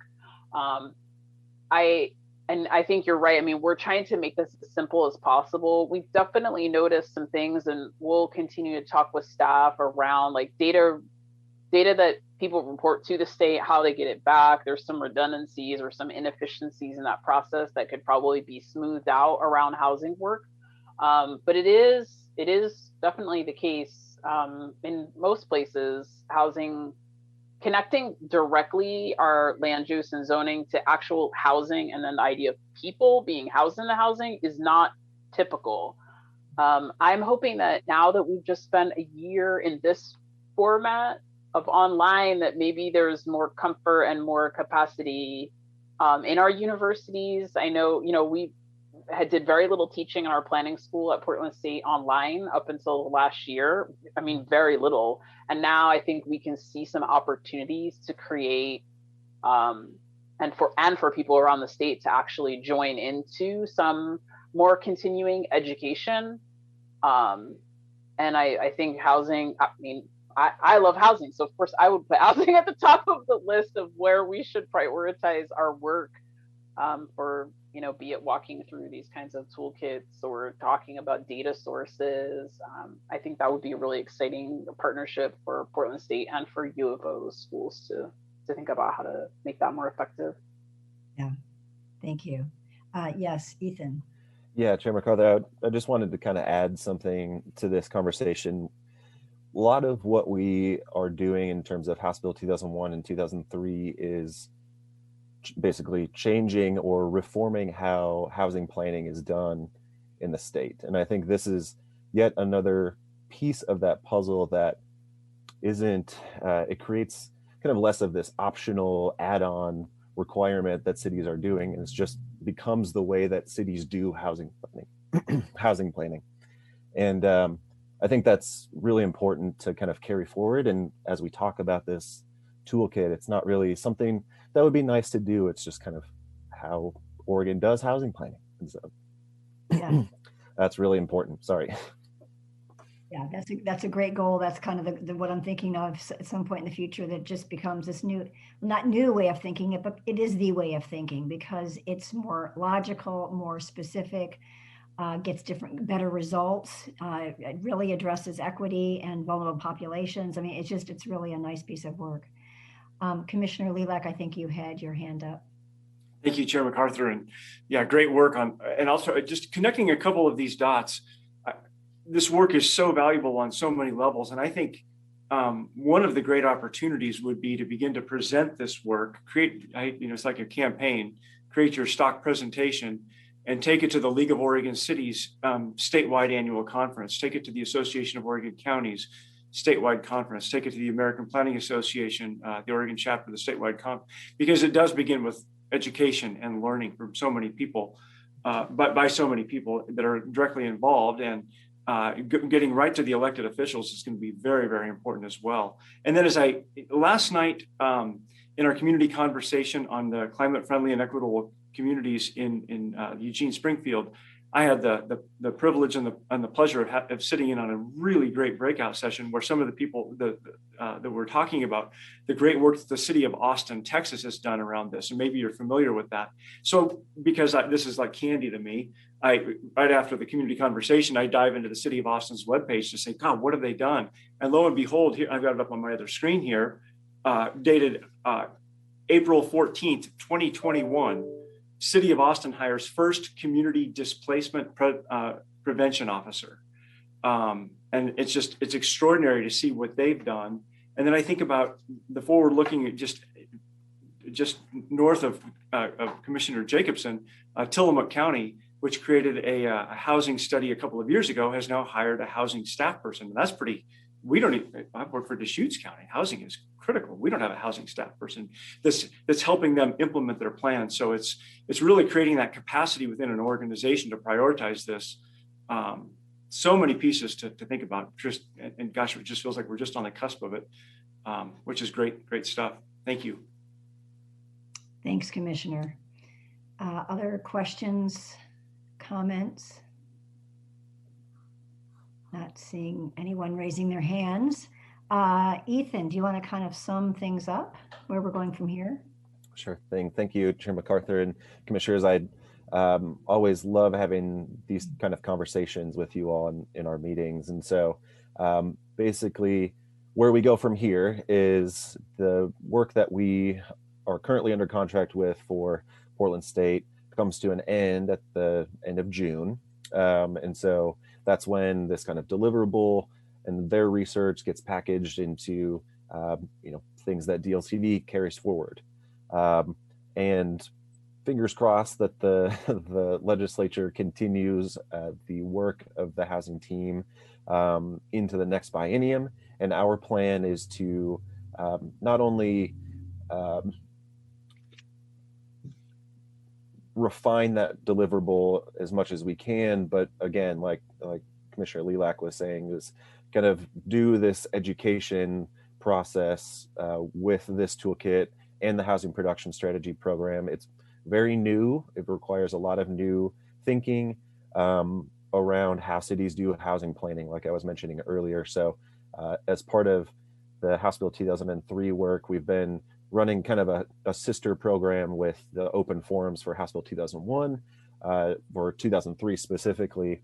And so we've had a couple of those meetings, and we plan to build on those, including this kind of toolkit will be, one or multiple of those kind of continuing education series until really 2022 and beyond. So that's kind of the immediate future, but if the cards align and the dominoes fall and things work out, we would really like to continue this work, build on this work with the folks at PSU. So if we can do that, we would love to do that. You have full concurrence of the commission on that one, should that be a possibility, staff-wise and financial-wise. So, well, a special thanks, Dr. Bates and Ms. Song. Just really terrific work. We're so honored to have you work with us on this, and it's a great partnership. So thanks for everything you're doing. Thank you so much, and thanks for all the feedback, everyone. Great. Thank you very much. Hi and bye, Lisa Bates. Hi, Jim. Like the pandemic do. And yours. That's great. Opposite trends.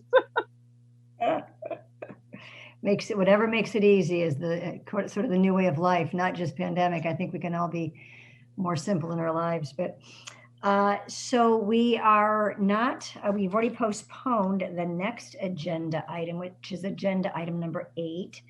And we're faced with either a half an hour for our break, which sounds like a nice thing to do, except that if we started at quarter after, if that wouldn't be too much of a big deal, we still get a 15-minute break if we think that the wildfire folks can start with the rulemaking effort at 2:15. I will look maybe to Esther or Kirsten to get some feedback on that. Is that, I know I'm switching. I know I'm trying to really stay in that time frame for people that have families at home. I see that John is already on, Robin, so maybe we can ask him directly if he'd start up at 2:15. Great. John?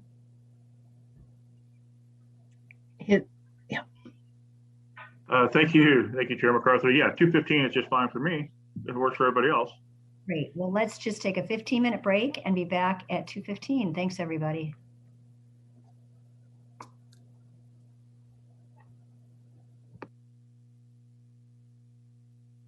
Mission.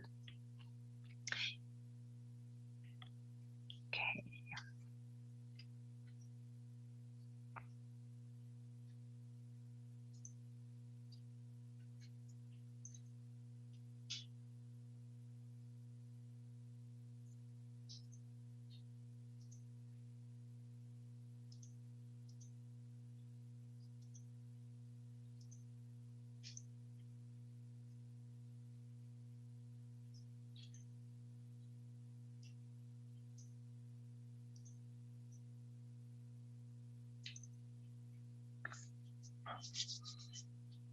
Okay, I am showing the time as 2:15.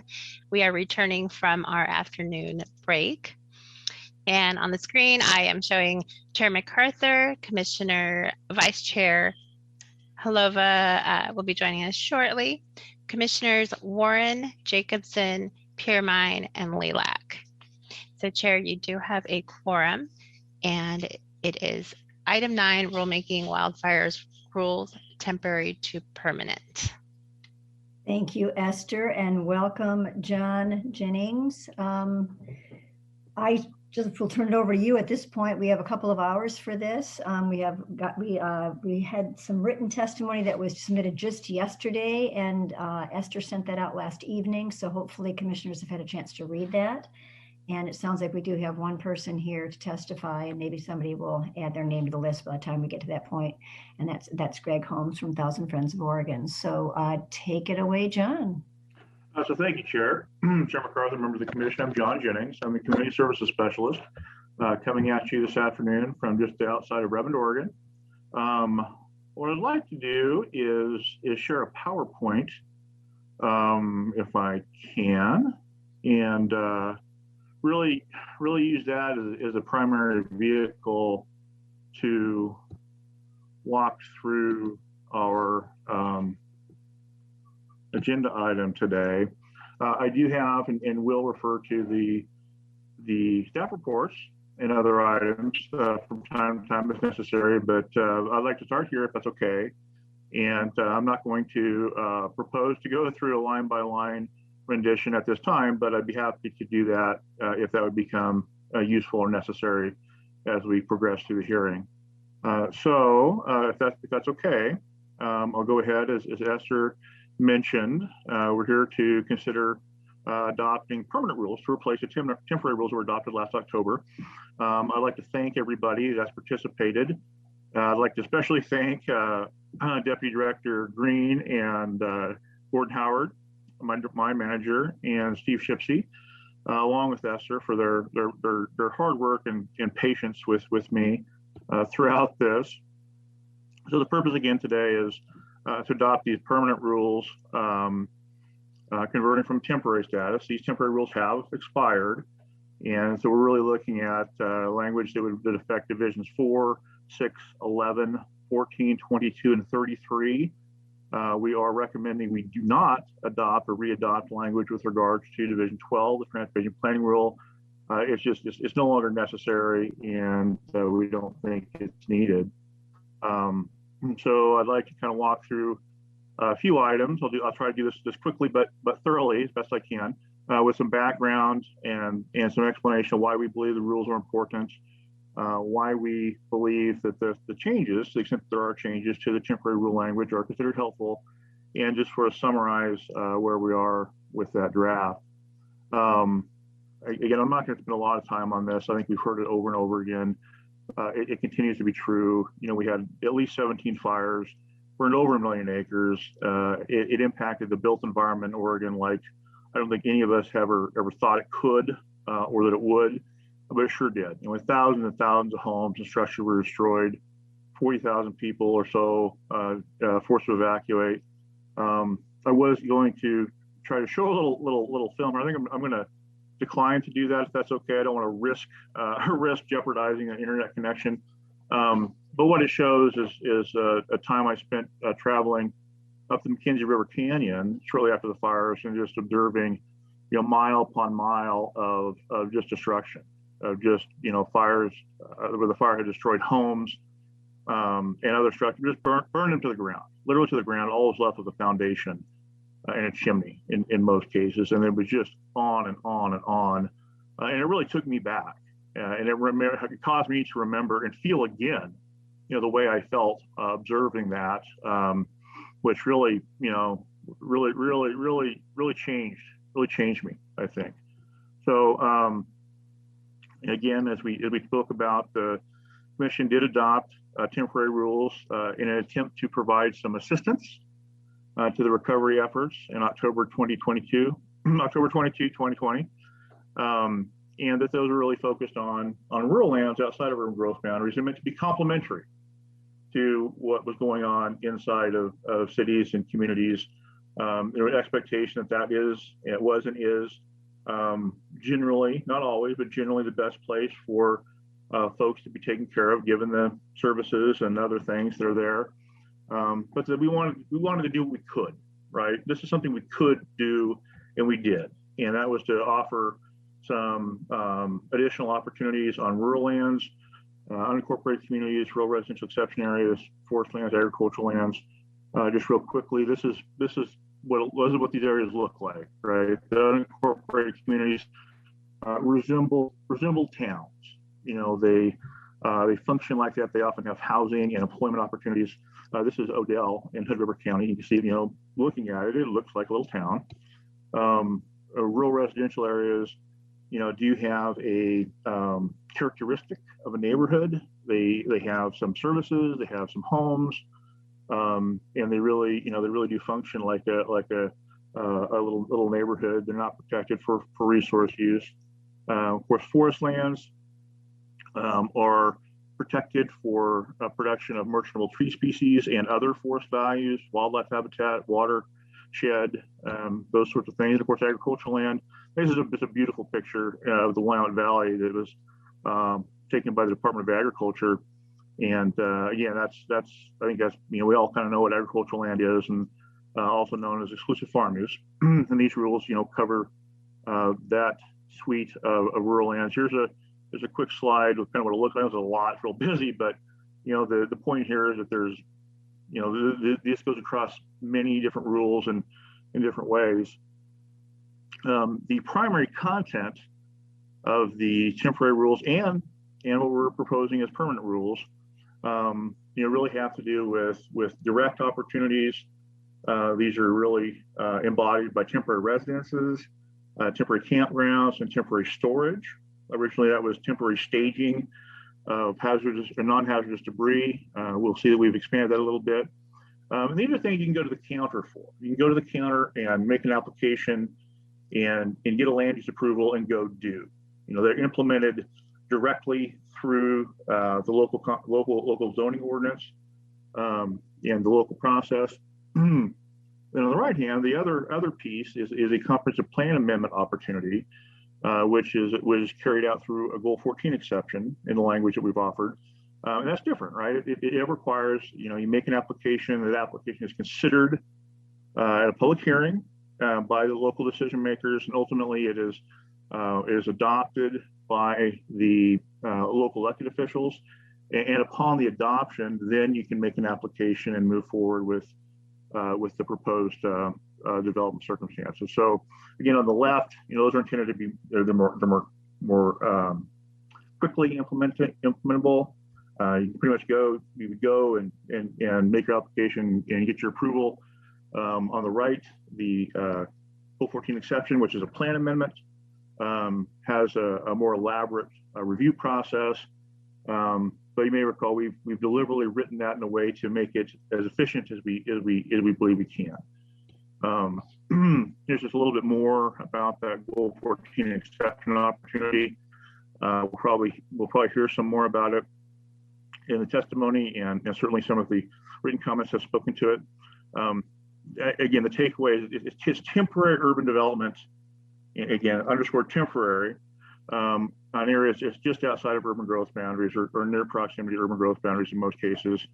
We wrote this rule to try to provide a response to what I never had contemplated, which was a situation where a community had lost a significant amount of its housing, and that its most of its urban lands were burdened because of that hazard through, in this case, probably ash and debris and those sorts of things.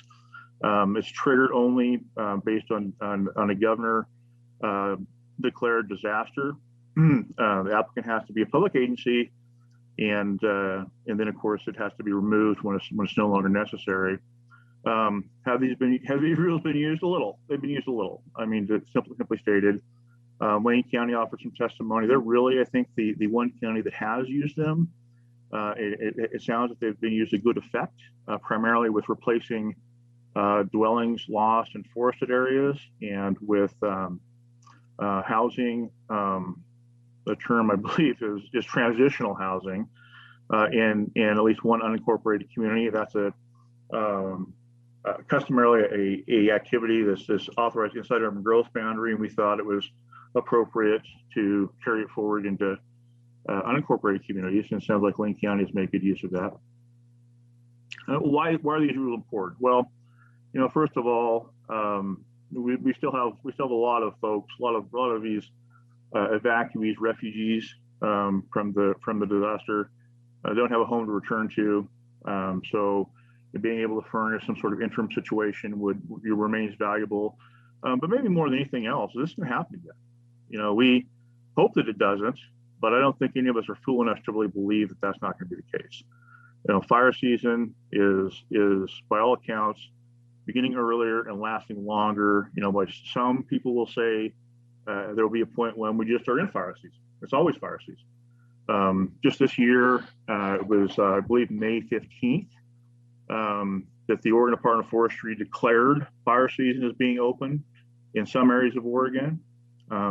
I think central, I know southern Oregon, Lake and Klamath counties, and I think Jackson County, and maybe Wasco County. And according to their release, this is the earliest they've done that in 40 years. So,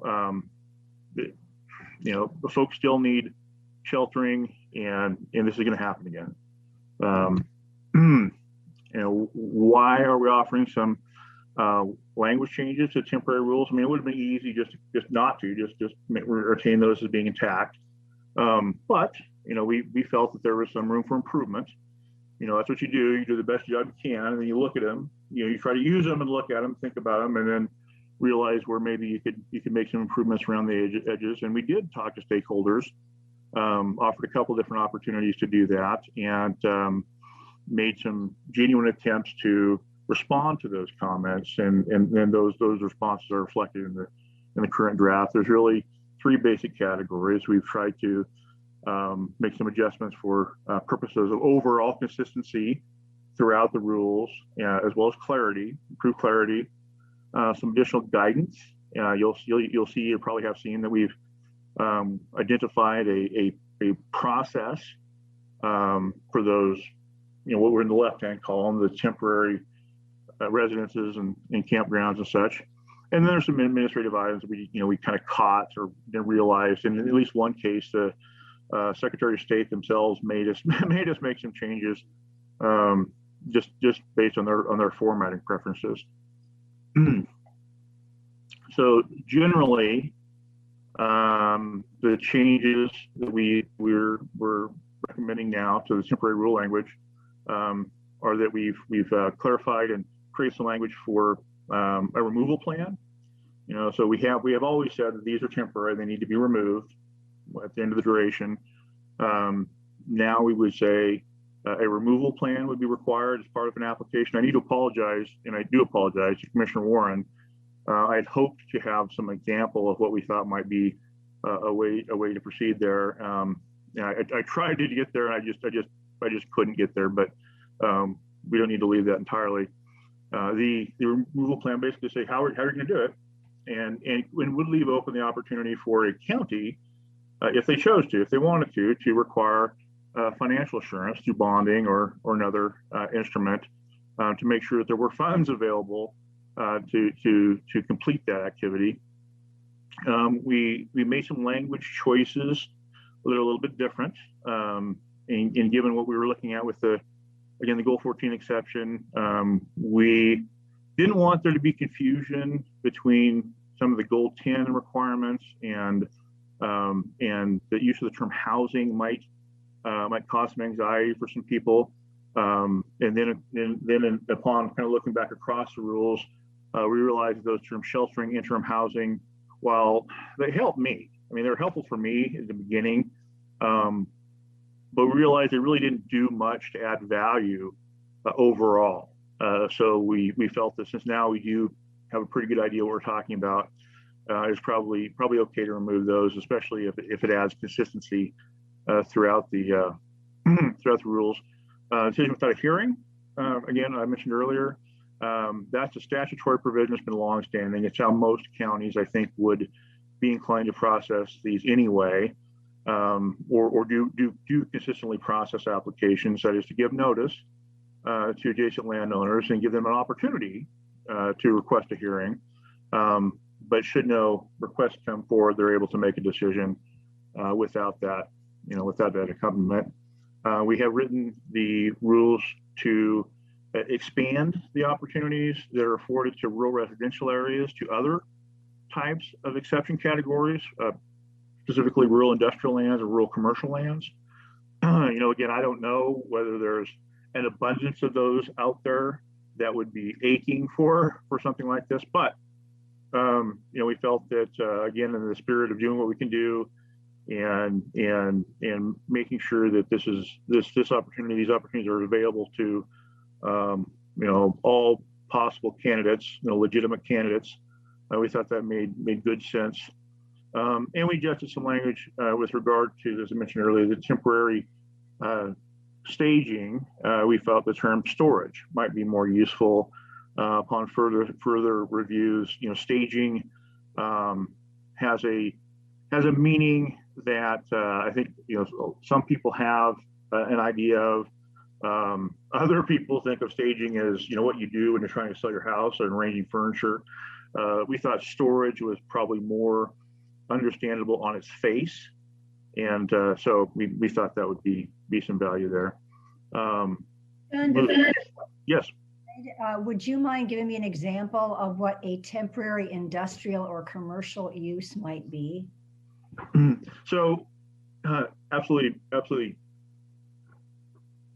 Excuse me, Chair MacArthur. So what we did is rather than create different types of uses for those areas, we basically said the same things you can do for fire recovery or sheltering activities in a rural residential area, which are the temporary residences or a temporary campground or temporary storage of non-hazardous debris, and we've extended that to mean also construction materials and equipment, as well as logs and other items.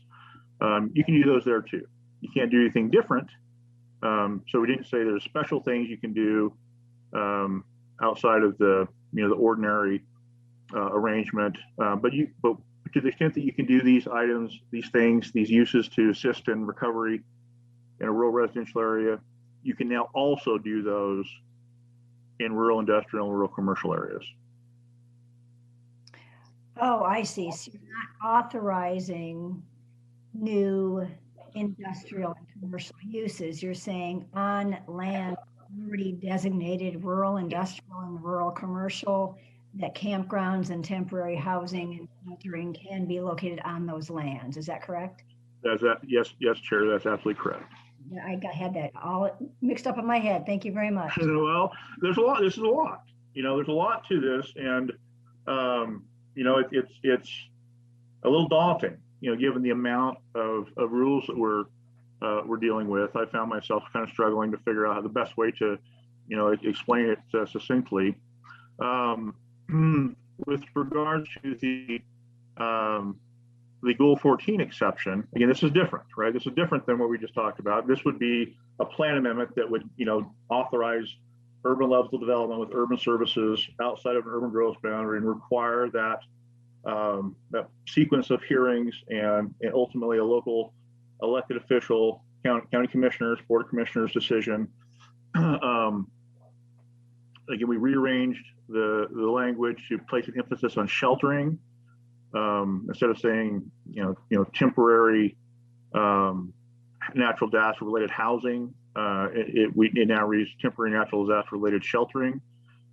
We didn't carve away any of the important elements of what that can and cannot be, but we did shift the language a little bit. We have a now written requirement that cities are to look inside the urban growth boundaries first.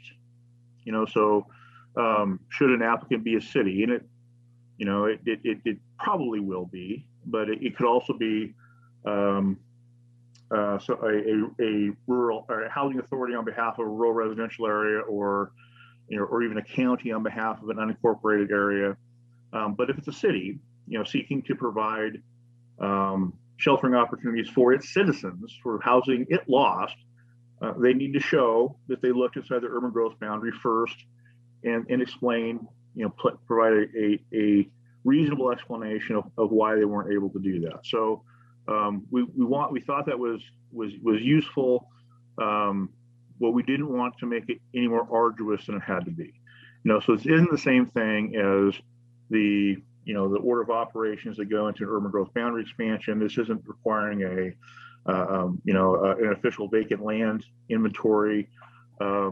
But we do want to see, I think we should see some reasonable explanation as to why they were unable to site these facilities inside the urban growth boundary.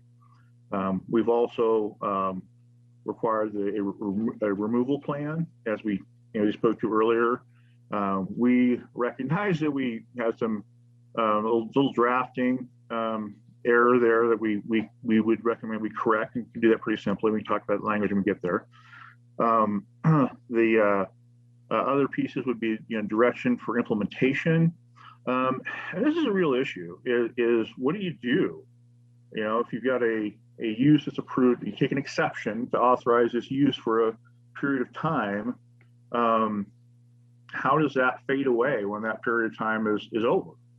And so we thought that providing some guidance with regards to how to zone or otherwise implement that exception would be useful, and hopefully avoid a situation where we have a relic or a hollow or a ghost exception kind of hanging out there for future planners to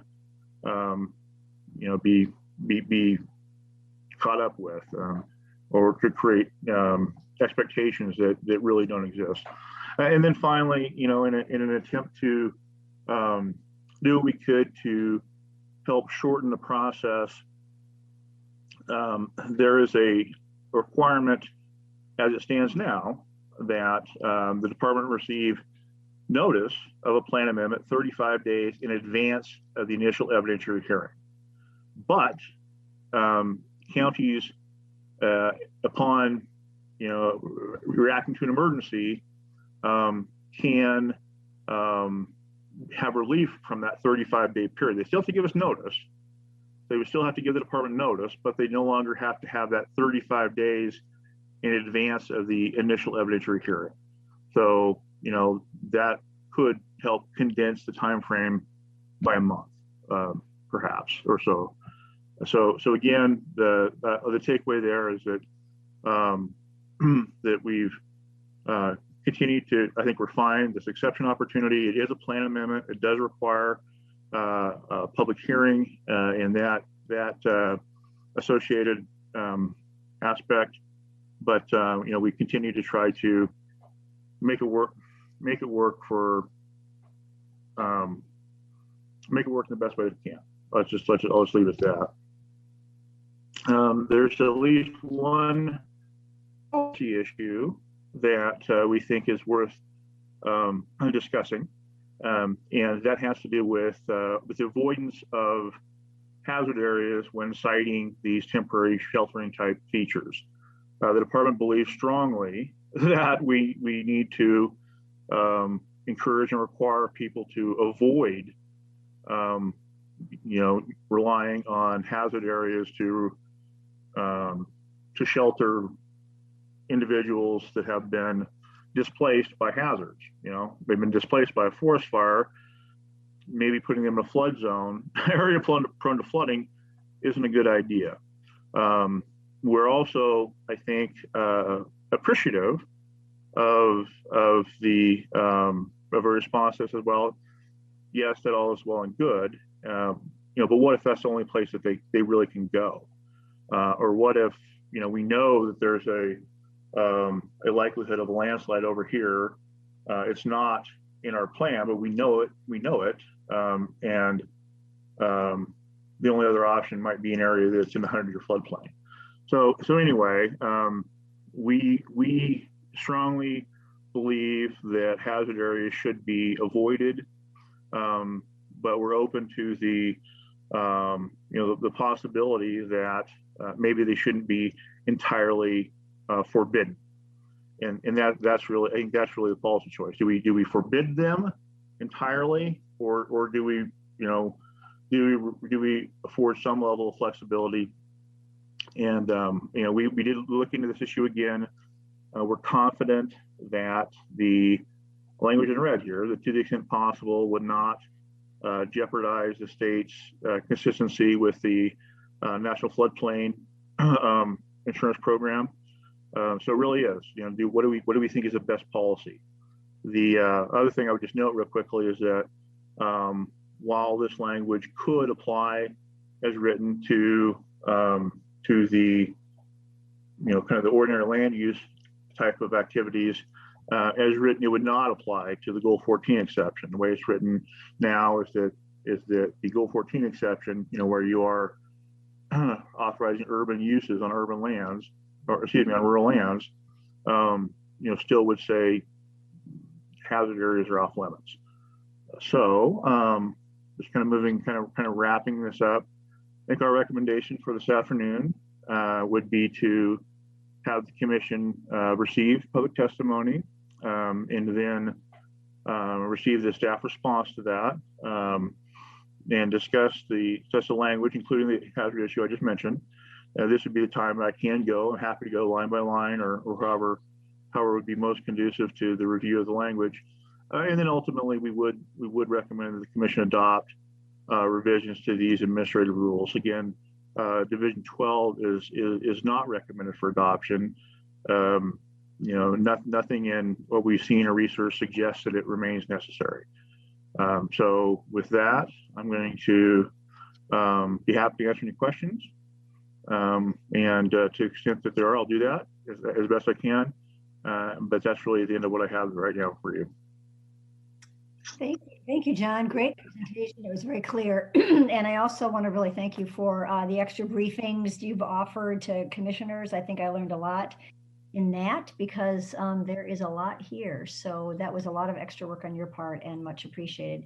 I've written down a number of categories of issues that it seems that we should focus on. I don't know if we have to start with my list, but I can open it up to questions and stuff in general, but I want to make sure we touch on some of the issues I gleaned from the testimony, the written testimony, as well as in doing a call through with commissioners. So I'll just go ahead and list them and we can figure out what order you want to do these in. The goal exception process, there's a lot of questions about that. There was the question about where to locate vulnerable displaced persons on an interim basis and whether or not to extent possible what does that mean legally?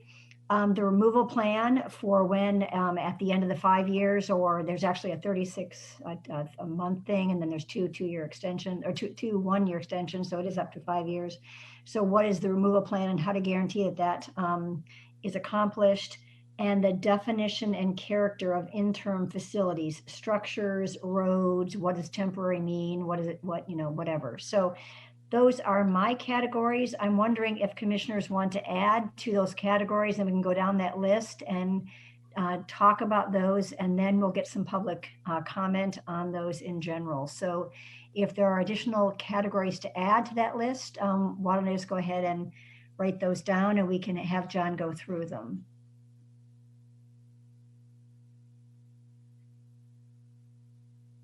Not seeing any hands up. It's not your last chance to add to the list, but we can maybe start there. Chair, I'm sorry. There are. Oh, sorry, Esther. Go ahead. I'm sorry. I see hands from Commissioner Jacobson, Lilac, and Piermine. Thank you, Commissioner Jacobson. I don't have a category to add, so I'll just hold my comments until we get to those categories. Thanks. Thank you. Okay, Piermine. Commissioner Piermine, sorry, I wrote down Piermine. Commissioner Piermine. It's like my athletic days. Thank you. You're up. I don't have a category to add, but I did have a question for John. So I'm not sure. Or do you want to just go to the categories and do questions? No, especially if it's a clarifying question, I think it's really important to get those questions answered now. Okay, great. So again, really appreciate your clarity, John. This is really great work. One of the things we talked about in our briefing was just hearing how cities and counties were interfacing with the rules and any learnings that you may have had from, and I know you were going to reach out to a couple folks, and I just wasn't sure if you heard from anyone. So thank you, Chair MacArthur and Commissioner Piermine. Vice Chair Halova, I apologize. I see you join us now. So what we've heard and have heard is that there have been some use and also some inquiries. It hasn't been a lot. It hasn't been a lot to the extent that they've been put in practice. It seems to be working reasonably well.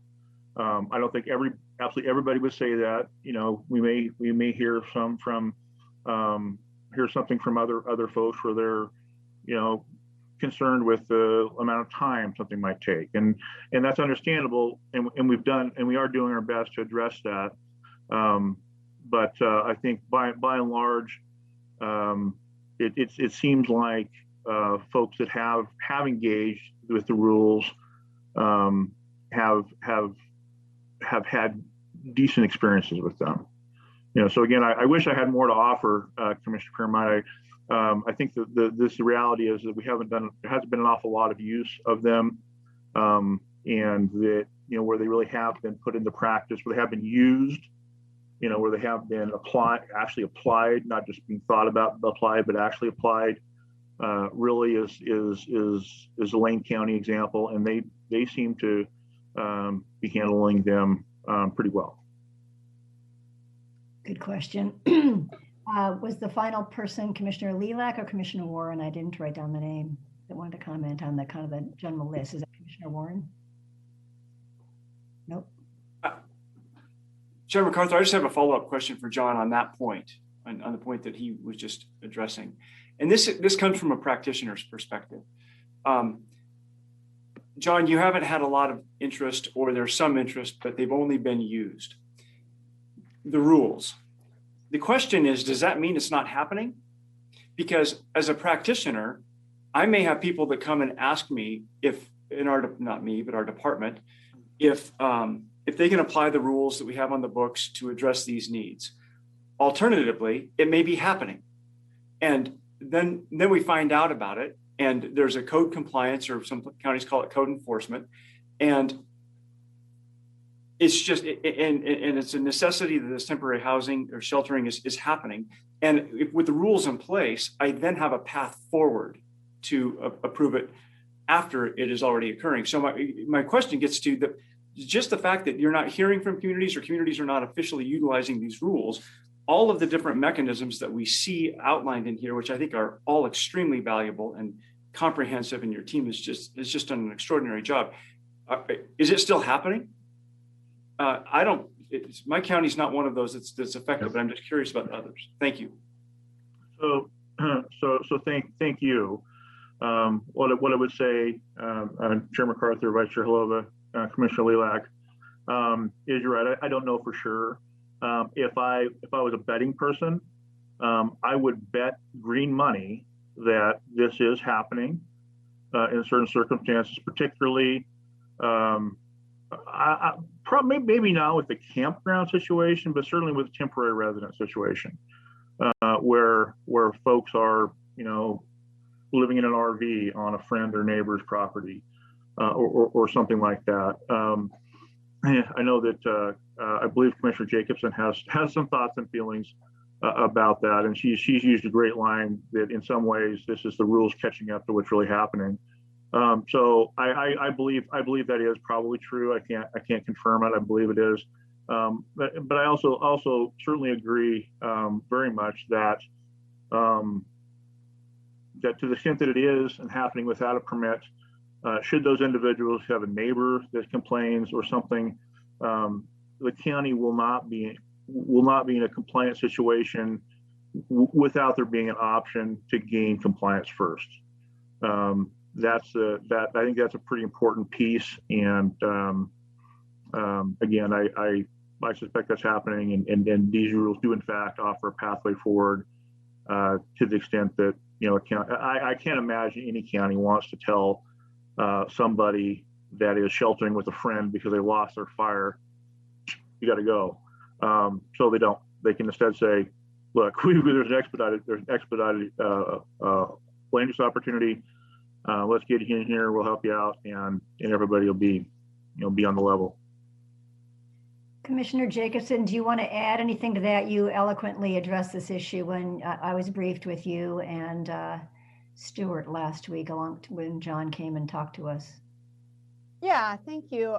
I mean, I guess what I would say, having lived through this, still living through this, and I think Commissioner Warren has as well, is that, I mean, it's just chaos and things just happen and people are just kind of trying to get housed. And this is an example of the policy catching up to what is actually happening. And hopefully, well, not hopefully we have a disaster again, but hopefully if we have a disaster again, that, we have rules that are in front for next time. But it absolutely is happening. I will say that several communities, including Lincoln County and others, created their own rules for this kind of thing as well. We did that almost immediately after the fire. So a lot of cities and counties also created similar kinds of things to basically change their code temporarily so that people could stay in RVs at people's houses or fields or whatever. And these are very similar to the ones we did within the county with a few exceptions. Do I think everyone doing this is going to follow the rules or be exactly compliant to this? No, probably not. People need a place to live and people are doing whatever they can, right? But I do think this provides some good guidance, especially if we have a next time. So I guess that's just my 2 cents on that piece.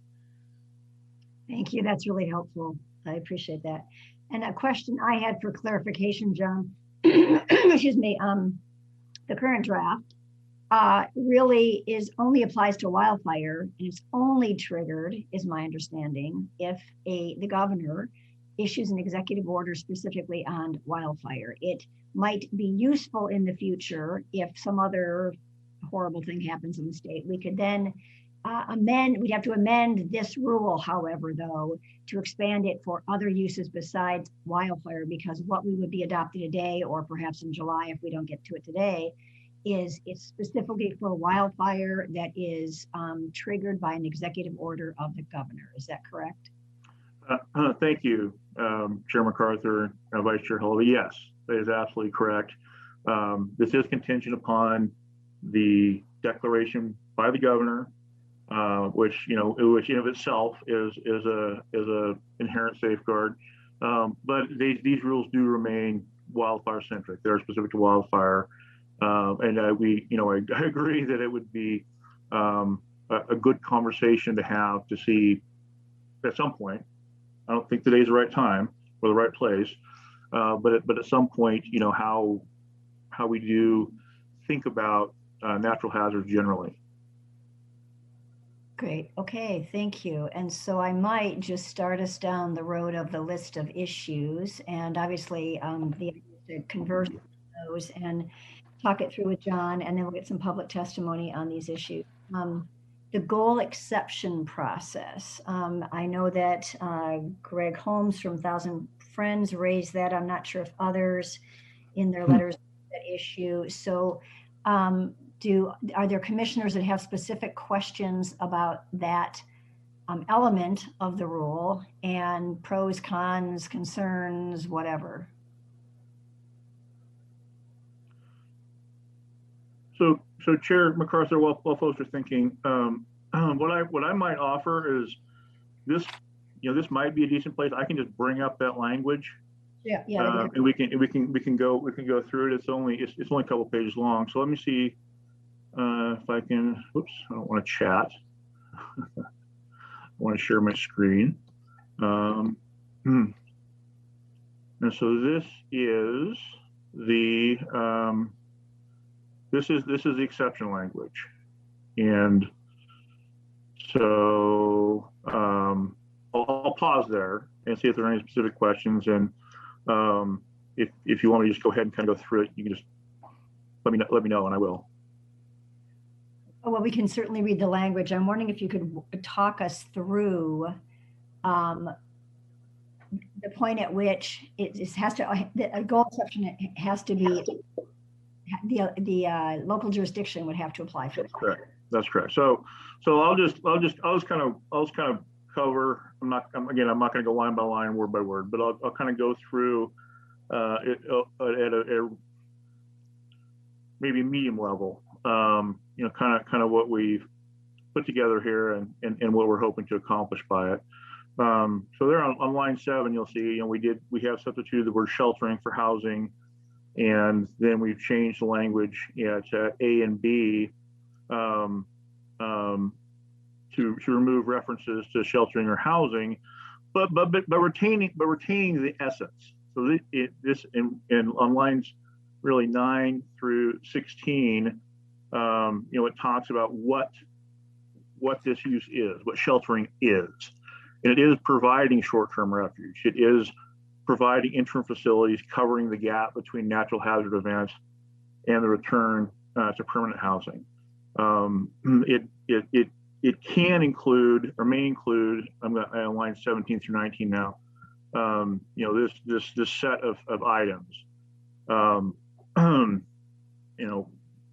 Parking facilities, walkways, and stuff to complement really the language in line 15 and 16, which say this is accomplished through modular structures and manufactured housing or other temporary accommodations. And so again, we don't lose any of the direction or sideboards or what can or can't happen there. We've just repackaged just a little bit.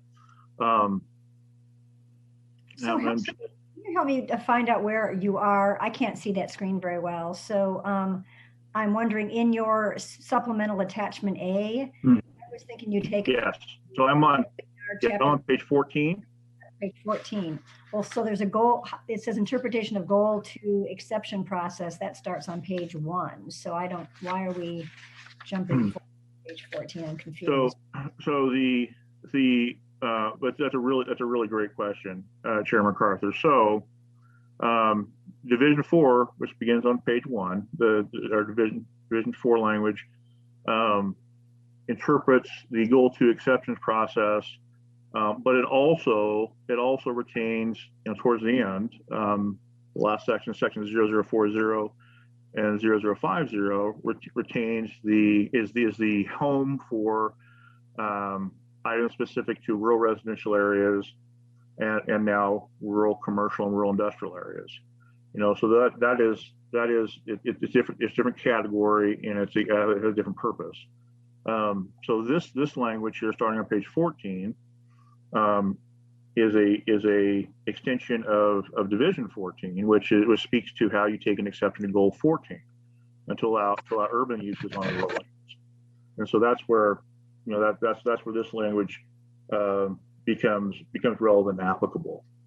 So I'm gonna stop there and see if that makes any sense. And that's part of the struggle with looking at this many rules. Yes, I totally get that. It's a little confusing, and not because you're confused, it's confusing.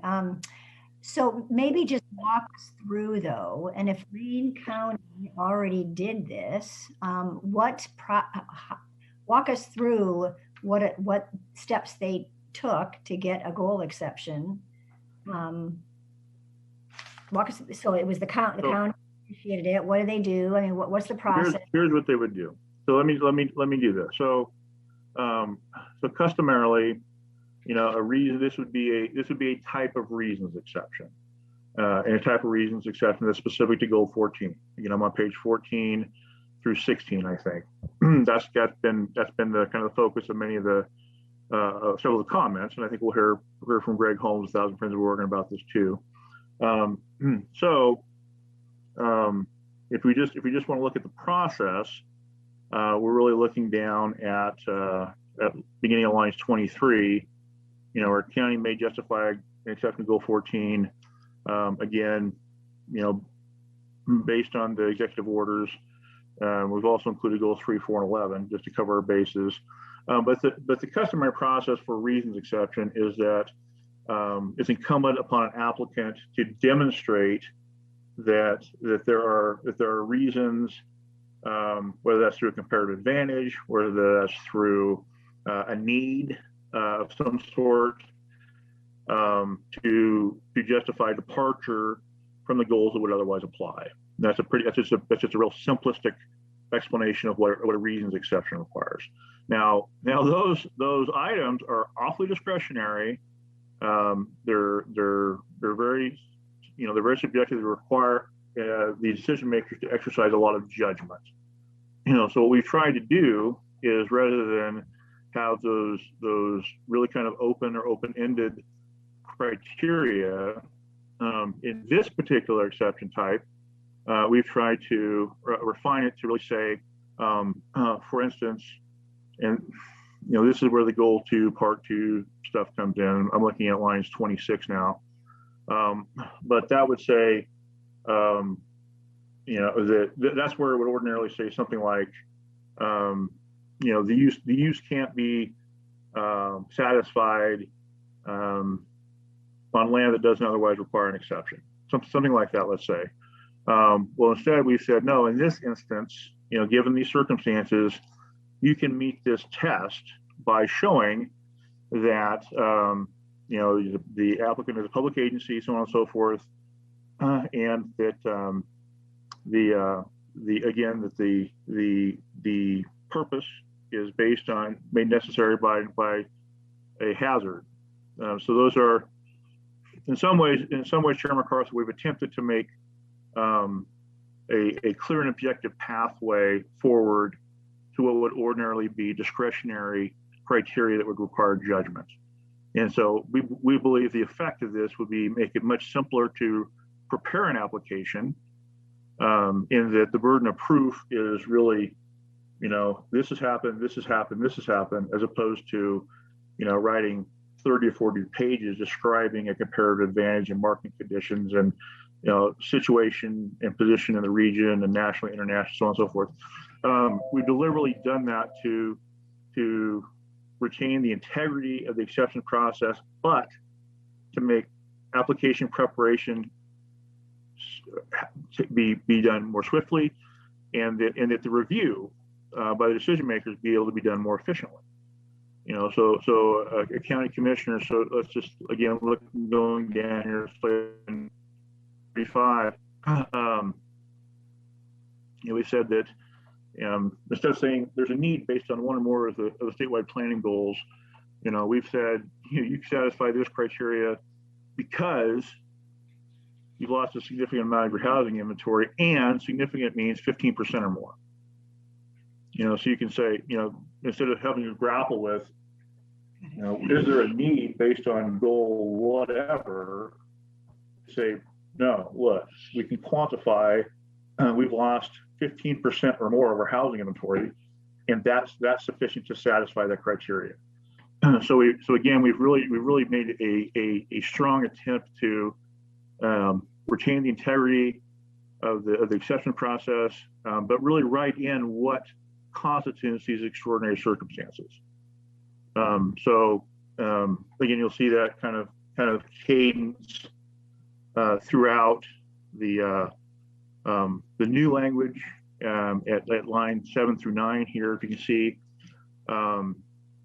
which this is where we would say an application made on behalf of a city. And again, this isn't a county worrying about an unincorporated community or a rural residential area that's just suffered a terrible fire damage. But for a city seeking to accommodate its own citizens, they need to look inside the urban growth boundary first, based on this language, and explain why that could not reasonably accommodate the temporary natural disaster related sheltering. It's a little bit of a departure from what I was explaining earlier. Now, this does require a little bit of judgment. We're hoping couching it in kind of the reasonableness test, so to speak, continues to follow suit with hoping to have an efficient but purposeful review.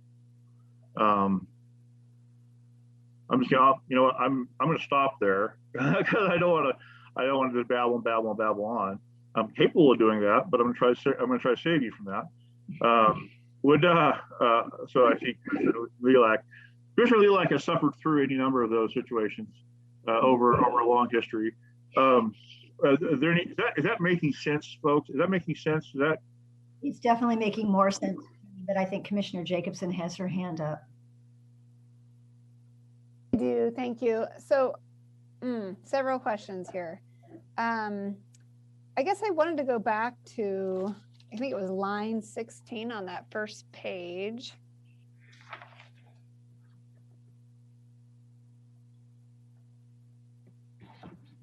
There was something in there I didn't catch until now, which is similar temporary accommodations assigned to the victims of the natural disaster.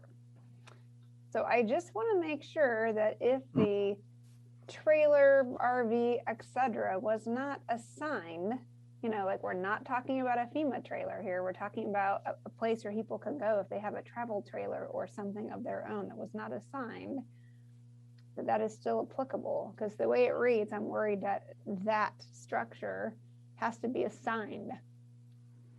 So Chair MacArthur and Vice Chair Halova, Commissioner Jacob, that's a good catch, right? And so most of this, all of this is built on the assumption that the primary model would be a FEMA, FEMA community, which is somewhat supported, well, not entirely, by the requirement that the applicant be a public agency on behalf. But one of the things we've learned, I think, through in the ensuing 7 or 8 months is that FEMA may not have all the answers, and that at some point we may turn to a little more of a private sector type situation. Now, again, this would be predicated on it being a public agency as an applicant, and I think that there would be latitude to interpret the assigned language there. But you're right. If this was a situation where, I don't know, perhaps folks were bringing in their own temporary accommodations, that might be something to want to make sure we avoid. Where we're not necessarily inhibiting the use of that. I just have to say that tailoring this to FEMA, or that those that housing needs to be assigned, is a real problem for me. And for example, we lost 300 homes in Lincoln County in the Echo Mountain fire. 300. That was our workforce housing, etc. Only 30% of people that lost their homes applied for FEMA. I mean, not applied. Only 30% were approved for FEMA housing. 30% of 300. So the vast majority of people that are now homeless don't qualify for FEMA and are trying to piece it together, right? They're trying to get a travel trailer. They're trying to borrow a friend's travel trailer. They're trying to do whatever they can, and they're trying to find a place for that travel trailer to go, or that RV to go. And so the vast majority of the housing issue you have in terms of finding spots for temporary manufactured housing or modular structures or tiny homes or whatever to go, it is not a FEMA problem. It's an everyone else problem. And so I just would not want our rules to focus just on the FEMA piece, which doesn't solve that much of an issue, or at least in my experience, it didn't solve the bulk majority of our housing problems afterwards. So thank you, Chair MacArthur and Vice Chair Holova, Commissioner Jacobson. Here's what I would propose at this point is let's keep that flagged, and we can hear when we get to the point we can hear public testimony to the extent that there is some, and then perhaps we can return to that. Again, I don't want to make it too complicated, but one option would be just to put a period right here, and that's where the paragraph ends. If the commission was concerned about that, so I don't know if we're at a point. I mean, I'm happy to, if it's a pleasure of the commission to contemplate or give me an indication on your preference on wording. But we certainly don't want to lose that, and we can definitely we can address it now, or we can come back to it. Whatever's the most. Again, I for some reason the order of operations to me feels you take public testimony and then come back to things. But I'm happy to do whatever legal counsel Shipsy tells me is okay, and what the commissioner wants to do. I'll just jump in here if that's okay. I think what you've outlined is a really good idea. I really appreciate Commissioner Jacobson raising this. We definitely need to flag it and come back to it, but we're not in deliberation. We're clarifying and trying to get information. We'll hear public testimony, and then we'll come back and deliberate things like this. So flag it for sure. I totally hear the commissioner's point. And so I think we should come back to that. So are there other questions or thoughts about the exception process? Do people understand it? Do they get it? Oh, I'm sorry. You had more questions, Commissioner Jacobson. Yeah, I'm sorry. So I guess the other thing I see in here that I want some clarity on is the language, which shows in several places about, applying on behalf of a city or a public agency. I just want to make sure that tribes fit in this somewhere, or maybe they don't need to go through this process. I'm not sure how that would work, but as an example, it was the Confederated Tribes of Siletz Indians that really stepped up in Lincoln County. And that is where our FEMA housing went. It's on tribal property, which, by the way, was the first time ever that FEMA had an agreement with the tribe to do housing for non-tribal members. So go Confederated Tribes of Siletz Indians. But I just want to make sure that this fits for that if needed. Or like I said, maybe tribes would not fall under this at all. I'm not sure. I just want to make sure that's not an oversight on our part. So that's another really unsurprising, very good point. And I don't know. I think that there had been perhaps an expectation that certainly tribes operating on tribal lands, trust lands, have a sovereignty and are able to conduct their business as they are directed by their own rules and laws. And I think that I would believe a tribe could be a public agency, right? So if they were making an application on behalf of a city, they certainly could fulfill that purpose. But I think the department is entirely open to crafting some language or thinking about that and making sure that we're not missing anything. Yeah, thanks. I just want to make sure that this doesn't become a barrier for that partnership previously, where the tribe put FEMA trailers for Lincoln County. It was actually inside the urban growth boundary, and it was fine. So these rules actually wouldn't have applied. But like I said, I just want to make sure it's not an oversight. And then another question I had was about the floodplain, and John, you and I had talked about this previously, but is there clarity on whether or not floodplain includes a tsunami zone on the coast? I believe yes. I believe, and I'll invite my manager Gordon Howard if he needs to correct me or supplement me. My understanding is that it does. Okay. My understanding is that it does. All right, thanks. Thank you. Excellent questions. And I'm sorry that you're having to live through this with your community, but it's really helpful to have your lived experience to bring that to our table. So thank you, Commissioner. Any other flagged issues on the goal exception process before we go into where to locate folks? Not seeing any hands up. Yes. Sorry. I guess one more thing I would say about 1A, which is up on the screen right now, is just to note that it says a significant loss of housing inventory means at least 15% of a city's urban growth boundary, at least 15% of an unincorporated community boundary. I mean, just to note that it takes a while to figure out how much you lost. That is not an instantaneous thing, because when fire sweeps through an area and everything burns, addresses burn, you can't tell where one property is from another. Oftentimes it takes a while to really wrap your head around how many structures and buildings you lost. So it's not like you would necessarily know that right away. It takes a while through assessors and other things to get that number. So if you're applying immediately after, a week after, you may not know exactly how much you lost for a while. And I just want to make sure people were aware of that. So agreed. And so Chair MacArthur and Vice Chair Holova, Commissioner Jacobson, I would say that's exactly right. Which helped lead us to those numbers to begin with. They're deliberately low.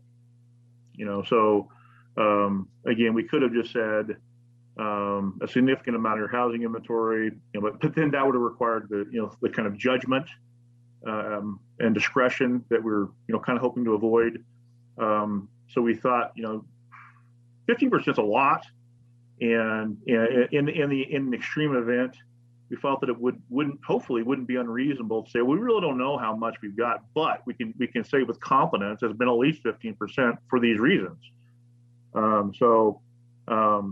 Again, that's a good point. It's one that we had hoped to respond to. We did keep the number higher up in a rural residential exception area, given the disbursement of dwellings that we felt would be less likely to be reliant on this provision. But again, our hope is that 15% is something that could be fairly quickly ascertained, even if you don't know the full extent. You're probably not going to be right at the border, right? You're probably not going to be right at 15%. You're probably going to be way under it or way over it. And we hoped that would be something that could be identified, if not the entire extent, at least a guarantee or certainty that it could confidently say, "Alone, we have lost at least 15%." So, again, I don't know if that satisfies the satisfactory answer to the question, but that's I think what was the reasoning there.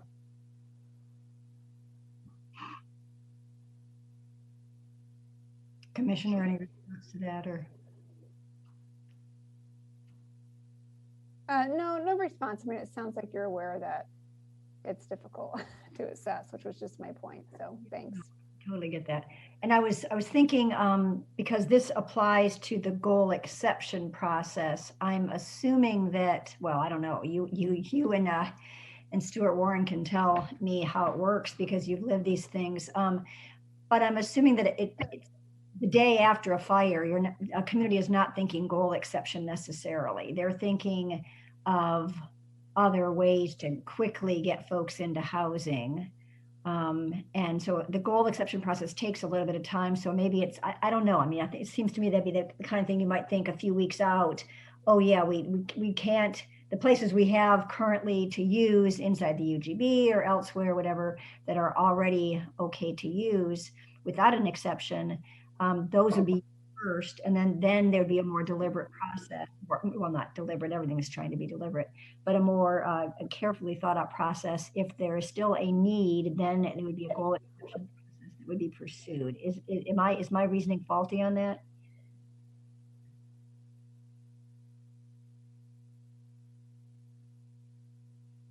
No, I don't see your reasoning faulty in that at all. I mean, immediately after it's food, water, shelter, medical care, that kind of stuff. So it does take some time.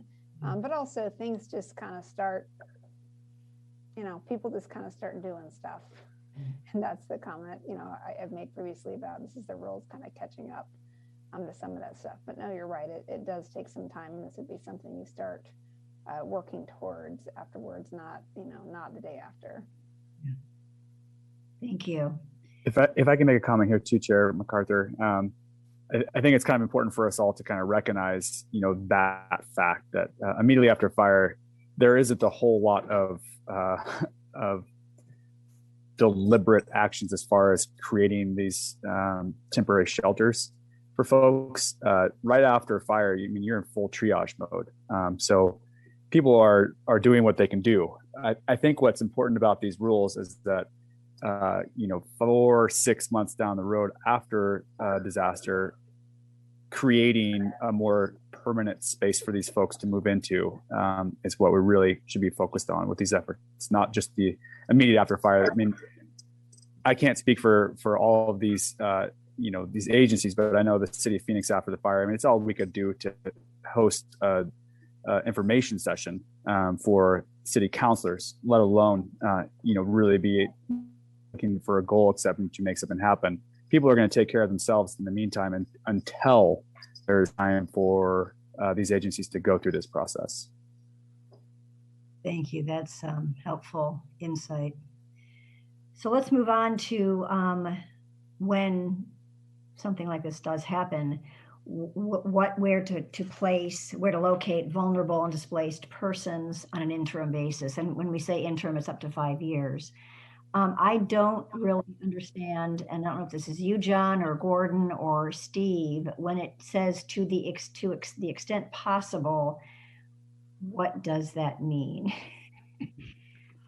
Well, thank you, Chair MacArthur, Vice Chair Holova.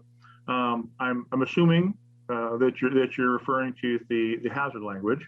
Yes. To the extent possible. So I guess since it's right up here right now, with regard to the Goal 14 exception, it retains you're not allowed to look into those areas. I guess we've been feeling that this arrangement is kind of a bigger deal, I guess. To the extent possible, that is a discretionary term, that requires judgment. We had originally included it in temporary rules, based on some advice that there might be areas, particularly on the coast, where it's almost impossible to avoid one thing or another, and that also just providing a little latitude would be beneficial. So what exactly to the extent possible mean? I think it means that if an applicant, if a property owner comes in with an application for a temporary campground and their property is in a floodplain, but the county can quickly say, well, no, we've got all this other land that's not in a floodplain, that to the extent it is possible to avoid those areas, and that applicant might be discouraged from coming forward. So that, I guess that's kind of what it means to me. But in a lot of ways that really provides some discretion and even some deference to local government, local decision makers. This is Gordon. The thing I'd add to that, and reason it's not in the language proposed for the the Goal 14 exception, is that as John said, it is a discretionary term, and the more you put discretionary terms in an exception process, the more arguments you have, the more litigation, the more delay. And I think that there is, aside from the policy arguments, there is a reason to have a more firm stance with the Goal 14 exception, because the whole point of this is to frankly, exceptions are an area that are generally it's pretty difficult to justify in state planning law. And the idea here is to kind of make this a more certain process for a city going through an exception, and to have a term like "to the extent feasible" doesn't fit with that. And the other argument would be to take this out entirely, and for policy reasons, we certainly would not recommend that as part of the exception process, because the department believes that these areas should be avoided for this kind of a significant matter. The other thing about I'd say about the exception issue is that because there is a public hearing involved and a decision by elected officials, this will take a longer time period than some of the other opportunities provided by our rule language, which, as John stated, were basically hopefully over-the-counter type things that could be done very quickly. So that's the only thing I'd add to what John has just said.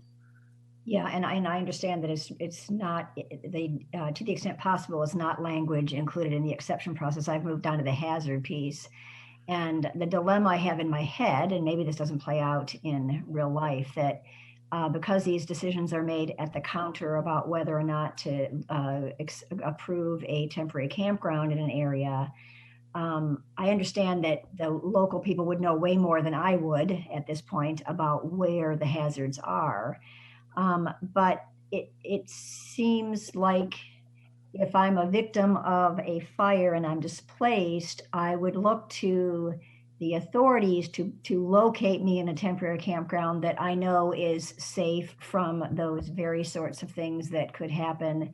Again, more fire, or the tsunami at the coast, other kinds of geologically hazardous areas. So I'm torn between those two things. So if anyone can help me work through that, I'd appreciate it. So what I would offer, Chair MacArthur, is I think you just articulated a policy response for not including that language. I think the other side of the coin would say something like, yes, we agree that these areas should be avoided for the very reasons that you just mentioned. Basically, we don't want people to be in double jeopardy, literally double jeopardy. But also we understand that they're having that flexibility. It could be reasonable and acceptable under the right circumstances to utilize some of these lands. Especially if you're otherwise constrained. If you don't have the availability of somewhere else to go, and then somewhere, and which probably could lend support to either of those arguments, is that it's my understanding that that FEMA has some of its own guidelines, and they won't go into at least a high risk flood area. So that's what, and we felt it was worthwhile for the commission to discuss this. I think that we strongly believe that there should be language, discouraging language of one sort or another, and at the at this point, sometimes it's easier to take things out than put them back in. So we thought we would use this rendition for purposes of discussion. Sure, I get. Do other commissioners have any things they want to weigh in? We're not deliberating. I'm just trying to get the kind of the framing, that policy discussion for the comment and then coming back. Commissioner Warren. Yeah, I think that I'm somewhat responsible for this language in there still. And for me, I think about small places, small communities, where part of the goal when you're rebuilding or in that process is to keep displaced people within that community as much as possible. They've already gone through quite a bit of trauma. They've most likely lost a lot as well. And so then displacing them to an area where they may not have access to their mail or their other family members, say they don't have a vehicle because they lost it in the fire. presents a certain challenge. So I think Commissioner Jacobson and I both kind of had this conversation with John last week, is that we have to kind of walk a delicate balance here between providing guidance and also restricting areas. And so for me, you know, having that language in there, like, yeah, of course we want to avoid putting displaced people into, you know, potential hazard areas as much as possible. But also, we also want to be kind of flexible with the certain communities to allow them to make their own decisions here too. It's a really difficult decision in my mind. You know, thinking back, you know, the city of Phoenix doesn't really have too many lands available that would be considered underneath these lenses. However, we did lose one mobile home park that is in the floodplain, and it does represent a decent area to temporarily locate people. And so having the ability for that to happen there does make sense in this context. Got it. That's really helpful. Thank you. Commissioner Jacobson? I think Commissioner Warren said similar things I was going to say. And just to add to that, you know, to complicate issues, we had properties that people were living in that were already in the floodplain. So it's a little bit of a mixed message to people to say you lived in a floodplain, you survived a fire, but we can't temporarily put you back even in that location because it's in a floodplain, which is where your home was already.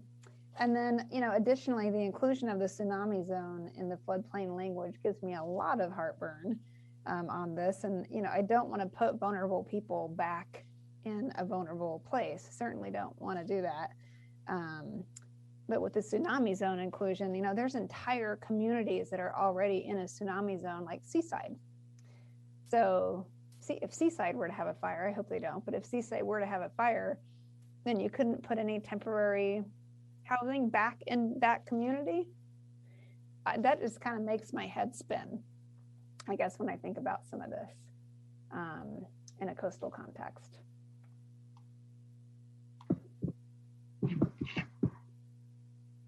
Sure. Okay, well, let's flag that and come back to it. Madam Chair, real quickly, if I may. Just to add on a little bit or a little bit of response to Commissioner Jacobson, there, I would again repeat that these rules would apply to lands, rural lands outside of urban growth boundaries. And so, to the extent that there were lands inside of those communities, either corporate territory, incorporated city limits, or the urban growth boundary, they would operate outside of any constraints that these rules apply. So I guess I just wanted to say these rules would not and do not say that an incorporated city operating under its own code could not replace its housing because of the floodplain area. Instead, it would apply to situations outside on rural lands, and provide some guidance with regard to the temporary situation. So again, I very much appreciate the point. I just didn't want to leave any confusion that these rules created a wholesale overlay across the entire landscape. They don't apply inside incorporated city limits or urban growth boundaries. So that's all. That's just all I would say. That's really helpful. And then Commissioner Warren and then Steve Shipsey have their hands up, I believe. Sorry, I'm sorry, what? Sorry, Chair. I forgot to take my hand down. That's okay. So Steve. Yeah, the reason I like the wording "to the extent possible" in there was because you may have a situation where after the fire, there's a hillside that's recently burned that is now susceptible to landslides, and putting a camp at the base of that hillside isn't a great idea, but it's not inventoried in the local comprehensive plan as a geological hazard area. And so if you're choosing between that spot and maybe a spot in the low flood probability area, the low flood probability area may be a better choice for that community. That's very helpful, makes total sense. Okay, good, thank you. And then we could maybe go on to the removal plan. When I was doing my call through and in reading some of the testimony, removal plan has come up as an issue.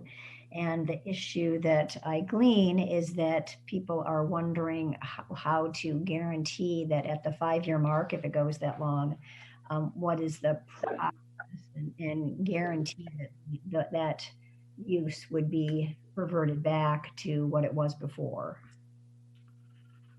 Thank you, Chair MacArthur, Chair MacArthur, Vice Chair Halova. So this is, this was interesting to me. As I mentioned in the staff report and mentioned to other conversations, and we did a electronic survey out to stakeholders. It had a decent response, really pretty decent response, about 20 respondents. And most of the questions, which were simple, were, the group were pretty tight. Pretty much everybody leaned the same direction. The issue of retirement or removal had a little bit broader spread of respondents. But at the end of the day, I think most folks did say, we obviously no one disagreed that it should be removed. The difference, I think, was should that be just really left to local government to figure out, or should there be something that amounted to a mandate in the rules of how that was to happen? And so we took a run at trying to balance that, as we often do. And so what we came up with was this language in lines 7 through 13. And it's repeated multiple times throughout the rules, but this is the kind of the foundational language, which says that that there will be a plan for removal or converting to an allowed use, because that is an option. But at the end of the duration, which is either 3 years or up to 5 years with 2 1-year extensions, that'll happen, and that plan will be included in the application materials. So the applicant will prepare that. We felt there was value to that the applicant would know going in, because they prepared their own plan, that what the expectations are. That these will this will not remain permanently in this arrangement on the landscape. And in the county, though, the county would receive that. They would have the ability to determine whether they agreed with it or not, or thought it was a good plan or not. And when they did, when they were satisfied, then they would attach the plan, the agreed upon plan, as a condition of approval. Furthermore, at their discretion, if they wanted to, if they felt it was important, a county can require that there's a financial agreement that that guarantees that there'll be if the applicant does not perform, that they can call in a bond and have it done themselves. So that performance bond idea is not new. It's something that actually is regularly used for certain things. I guess fairly customarily for solar farms, for example. But we wanted there to be the ability for the counties where they felt certainty in that form was necessary and desirable to be able to do that. But it was up to them. So if the application was a public agency on public land and didn't present in their estimation a risk of non-performance, maybe it's okay not to do that in that instance. But if they do feel, for whatever reason, that there could be a risk of non-performance at the end of that 3 to 5 years, that they could hedge that bet. They could make it. They could remove the risk by requiring some form of financial assurance. So that's what we did, and that's how we put that together. Thank you, John.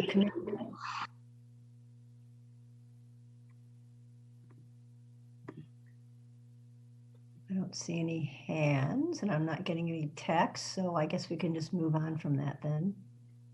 Thank you. And then the final category, at least that I had, I'm sure you folks might have others, but definition and character of interim facilities.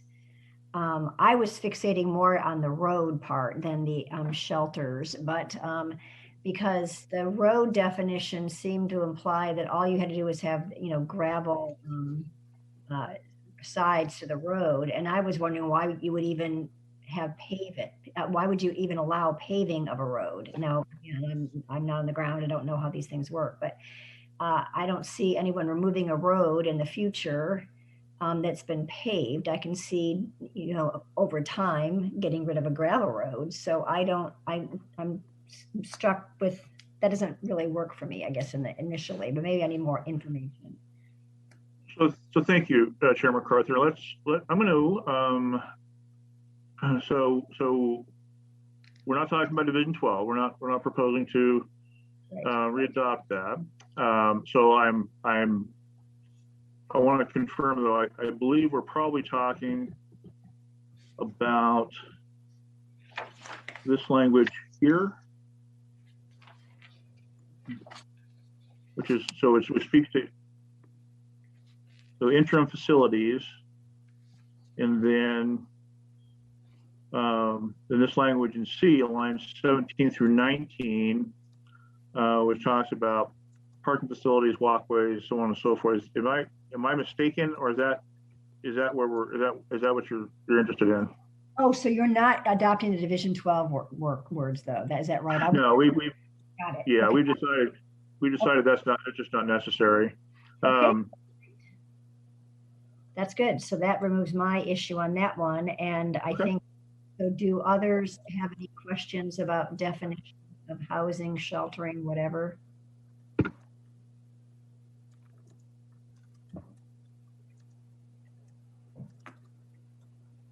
Vice Chair Halova, I thought you might have had something up on that. Yes, it does. It got resolved through the removal of the housing as a term. And I think it's apparent, but let me just say, it was just to make sure that we're not making new saying that this constitute housing and hence housing has been fulfilled.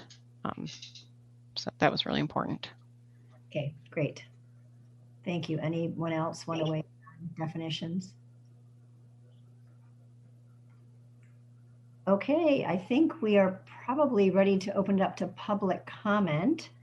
And just as a reminder, there was I think Esther sent everything out the other day, but we had a comment letter from Lane County, a comment from Rogue Valley Advocates, comment from Oregon APA, and comment from Thousand Friends, as are all written. And I believe the only one that is signed up to testify is Greg Holmes from Thousand Friends of Oregon. So I'd like to welcome Greg to talk to us.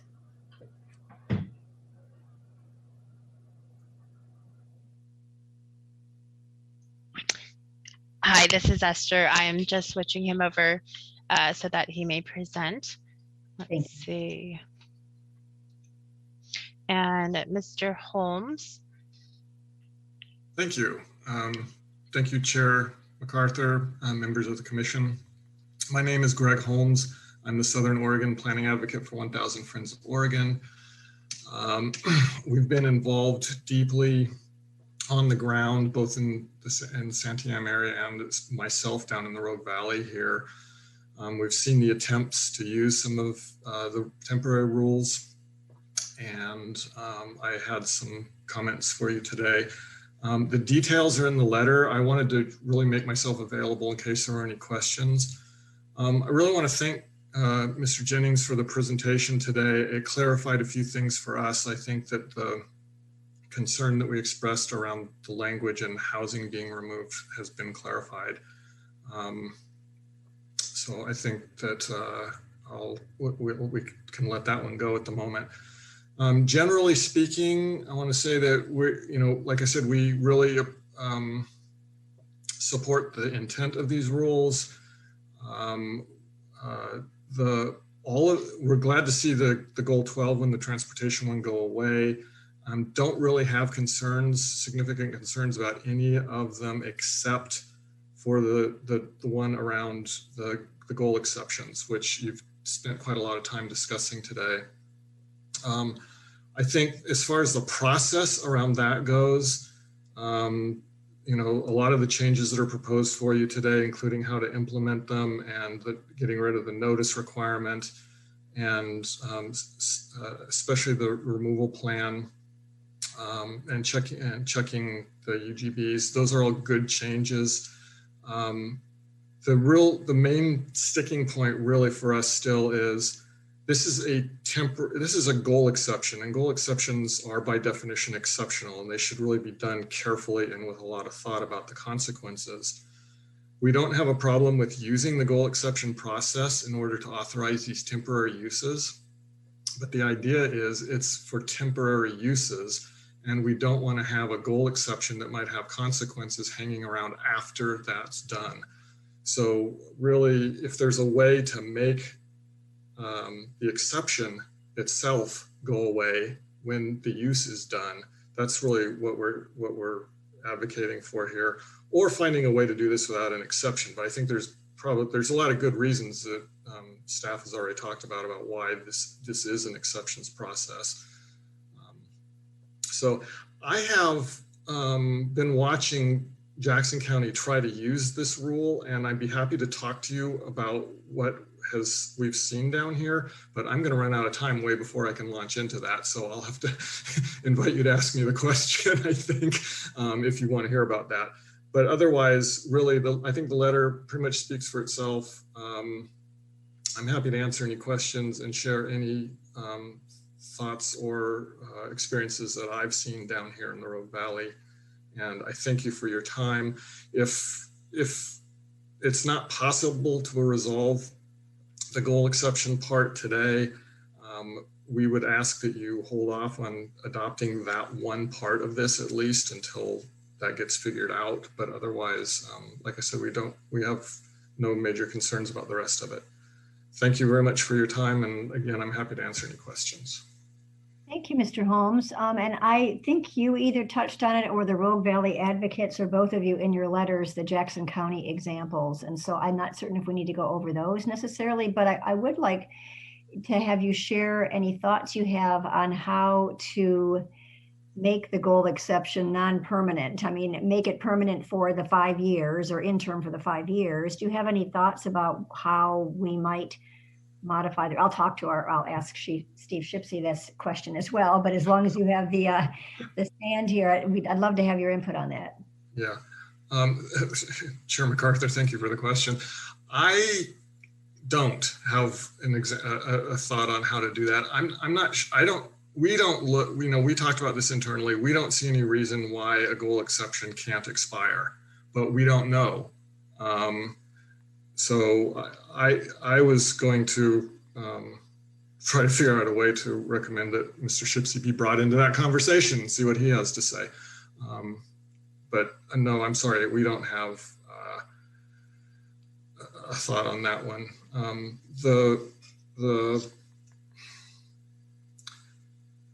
One of the concerns that came up in Jackson County, and part of why there was pressure for them to not use this proposal though, was because there was fear that exception land may stick around after this process was over with.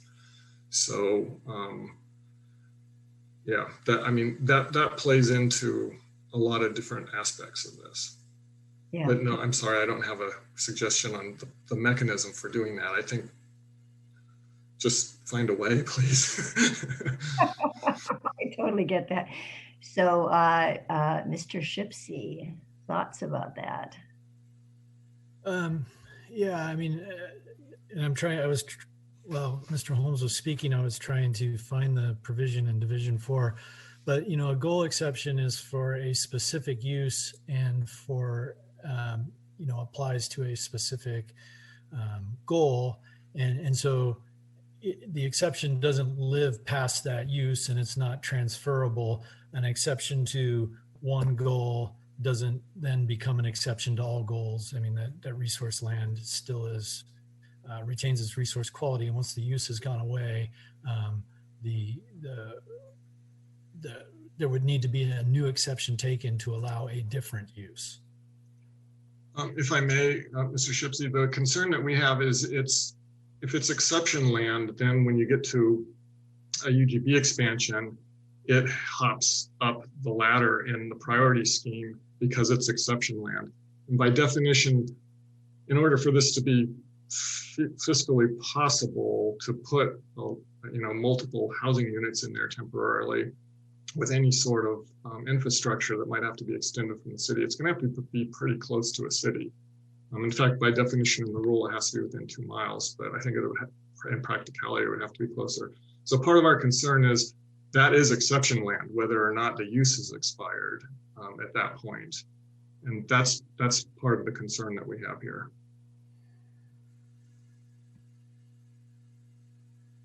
Steve? Yeah, okay. Thank you, Greg. That helps me understand your concern a little bit better.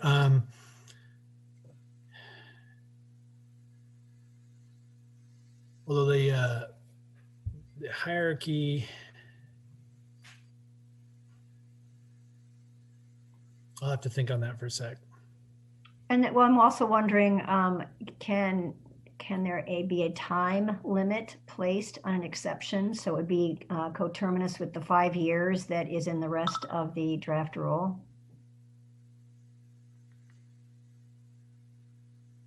So if I may, Madam Chair, I see Commissioner Pierman's hand up, and I'm speaking over other people, so I'll just stop for a second, but I might have something to offer when you get a chance.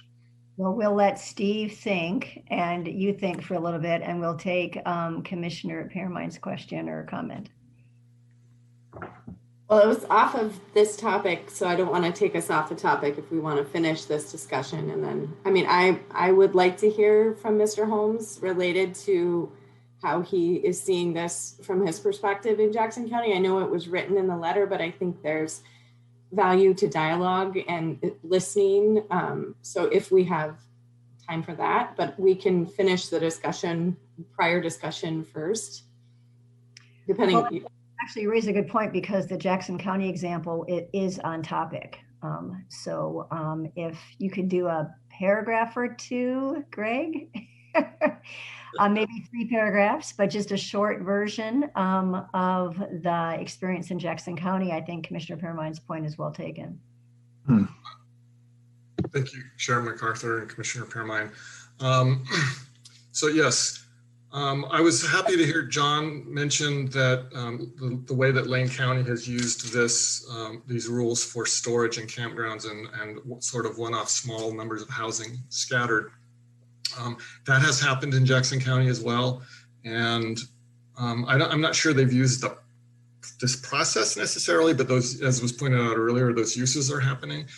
The big question was a specific parcel that's owned by a school district right outside of Talent. FEMA was looking at that site as a possible use for this provision. And first of all, and Commissioner Lilac certainly has been through this a lot. There's a perception that goal exceptions are very difficult to do and take a long time. And in a lot of cases they do, but as Mr. Jennings pointed out, this process should be a lot simpler, because it's more of a box checking operation here rather than make a case that something is true or not. So Jackson County, there was talk of FEMA making an application for this particular site because of the perceived difficulty in having a public hearing and all. Jackson County wanted to run this through a different process that didn't include a hearing. There was conversation about whether that was allowed or not, and I think all the players were convinced that it was not permissible to do it that way. It has, because it's a goal exception, it has to go through the public hearing process.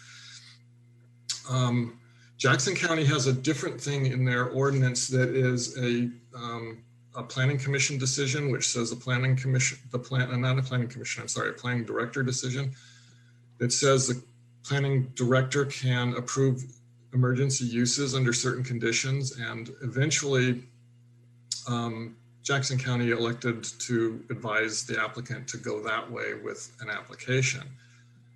The problem with that in our mind is Jackson County, and that application, by the way, was approved and FEMA subsequently apparently has decided that they don't need that site. So that's probably not going to happen.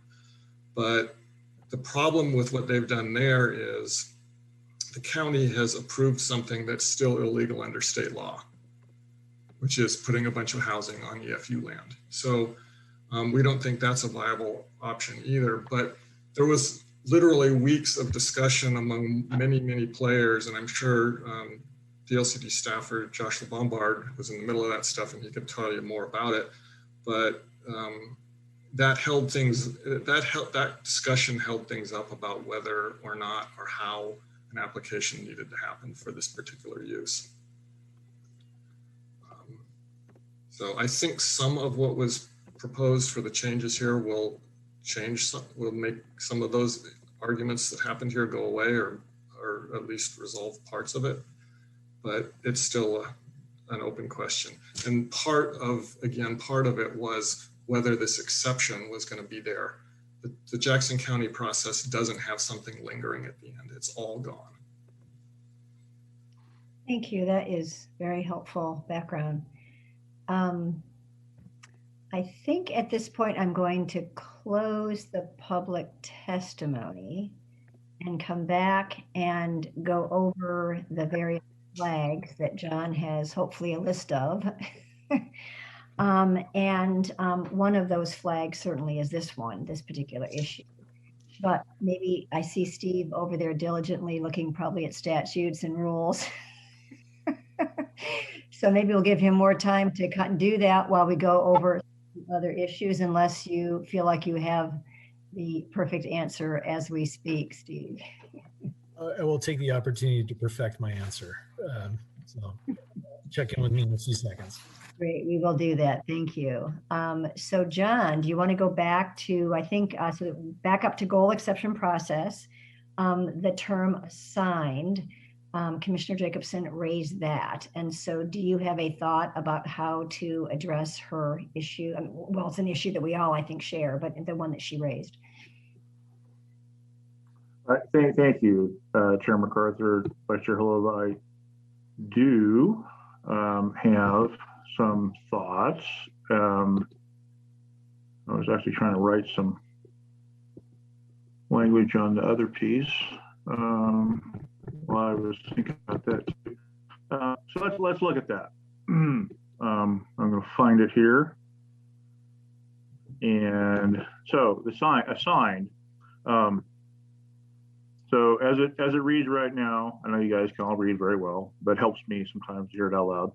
So I'm going to say interim facilities that cover the gap between natural hazard events and the return of disaster survivors to permanent housing provided through temporary modular structures, temporary manufactured housing, or similar facilities, temporary accommodations assigned to the victims of the natural disaster. So I think that there's really two ways to go, and one is to keep the language as it is.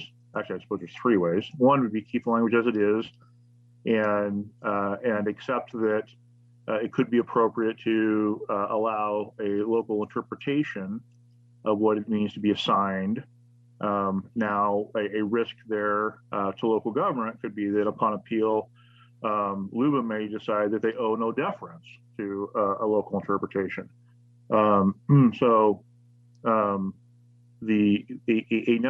Another way would be to change the language somehow. We could say similar temporary accommodations to be occupied by the victims of the natural disaster, let's say. So instead of saying assigned, it's to be occupied by.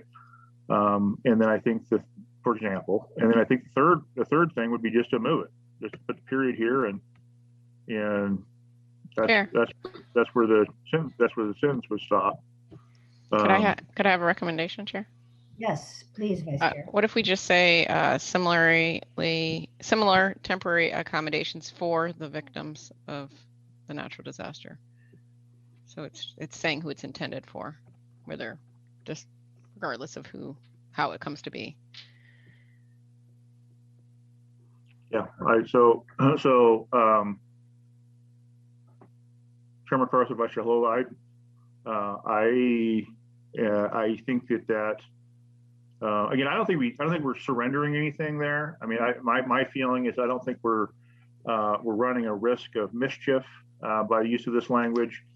I think that we accomplish what we want to, which is who it's for, without having to wonder at some point, should we have used, is that term assigned going to inhibit use by the right people? So that just, that's assigned is just weird because it implies that there's a person who's assigning, and who's that person. It just brings up all these unnecessary thoughts. And I agree. So, so Vice Chair Holova has offered option 4. It has some appeal to me. Do you want to read it again? Yeah, you have to just get rid of the to the before Vic. So it's basically change assigned to 4, or remove that. Yeah. Yep. So 4 and 5 are very similar, so we could use either, perhaps.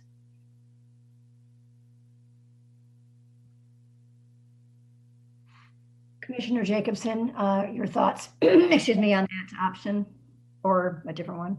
I like the option that Commissioner Holova or Vice Chair Holova has presented. I think just getting rid of that assigned language was really what was bothering me. So as long as that's gone, I'm pretty happy.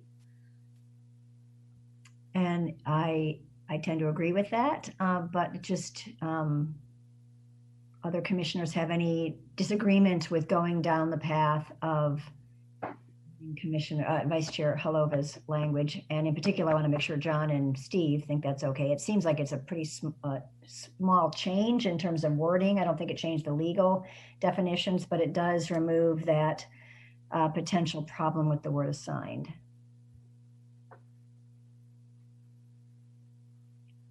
So, Chair, that's how I'm inclined to agree with that. I would welcome comments by Council Shipsey if he disagrees. But I don't see any reason at this juncture that would be problematic. So I'm wondering, as we go through these, how to sort of tag them for the potentiality that we get to a motion today. So should we say edit number 1 or something? And then I want to write this down so we have it, and maybe at the end we put them on the screen. But I want to make sure we all are on the same page relative to what we are adopting. So I might just call this, for lack of a term, edit number 1. And if Vice Chair Holova would read it again, or maybe John, you would read it. Absolutely. So as it's been restructured, that entire, I believe it's all one paragraph or all one sentence in that provision, lines 13 through 16, interim facilities that cover the gap between the natural hazard event and the return of disaster survivors to permanent housing provided through temporary modular structures, temporary manufactured housing, similar temporary accommodations for the victims of the natural disaster, period. And if I don't see anyone looking to that language, I think I'll call that edit number 1. But I'm wondering, I'm sorry, who I did. It's Kirsten. Thank you. If I may, John, do you mind putting just a text box or comment there that knows that that's edit number 1 for Chair MacArthur? She's attempting to track those. And then Esther, if you don't mind being also tracking these to put on the screen. Thank you. I can. That was Arthur. Yes. Question. So is it used again when I'm doing a find I'm seeing it in another place, assigned used a second time? So just wanting to make sure we exclude it in all the places it's used. Great. Yeah, so I would say that this is John again, Chairman. I believe this is the only place that this particular language is used. Commissioner Perriman, I think you said you saw another area. Yeah, I'm looking on the rulemaking attachment that was given to us through Esther, and it's on the page I'm looking, it's on page 28 or 26 and 28. So it's Okay.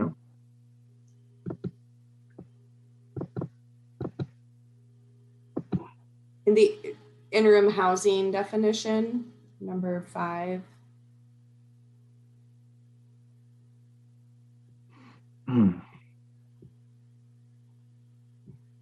Oh, okay. So this is the condensed version. We had removed the definition of interim housing from the other areas. Well, why don't we continue, and we can conduct a word search and track that down. Perfect. I'm going to put another little note here, though. Great, thank you. Good catch.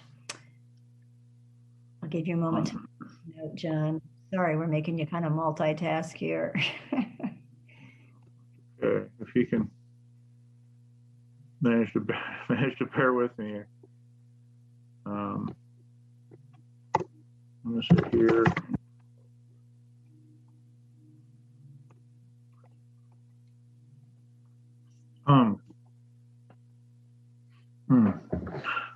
Okay. So I think we got that. Hopefully, got that flagged. I've gotten this written down as well. The next item that I had, and I'm sorry, I apologize, Sheriff, if I'm getting ahead or You're doing great. Thank you. what you were thinking was had to do with wanting to make sure that tribes were not unnecessarily excluded.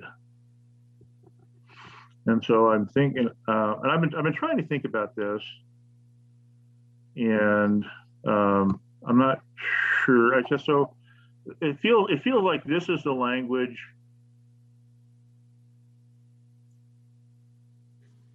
Well, it could be here.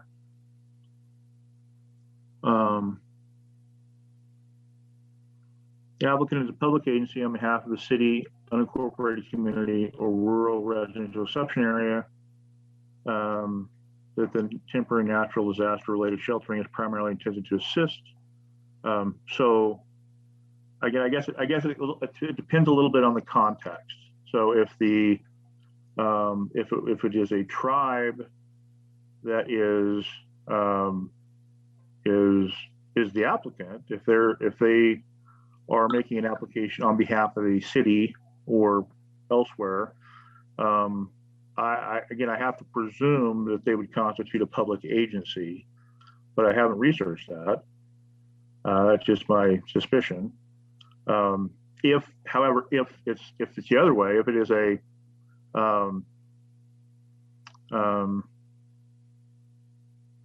if it's the tribe that is the entity that is wanting to assist its citizens, how does that work? And I have to apologize. I know you're listening. I'm going to listen to me struggle through this a little bit. Again, it's my presumption that if we're on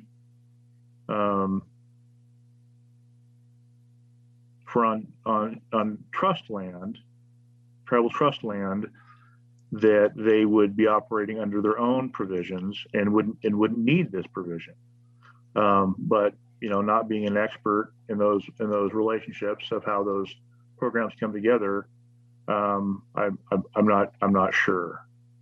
So, Commissioner Jacobs, you had your hand up. Are you able to clarify this for us, perhaps? I was just trying to think through it in the same way Sean is thinking through it. And I really see three three ways here, I guess. One is, as John was saying, you could have, a public agency, and hopefully that would include tribes, apply on behalf of a city or unincorporated area. Okay. You could have a tribe applying for the tribe for themselves.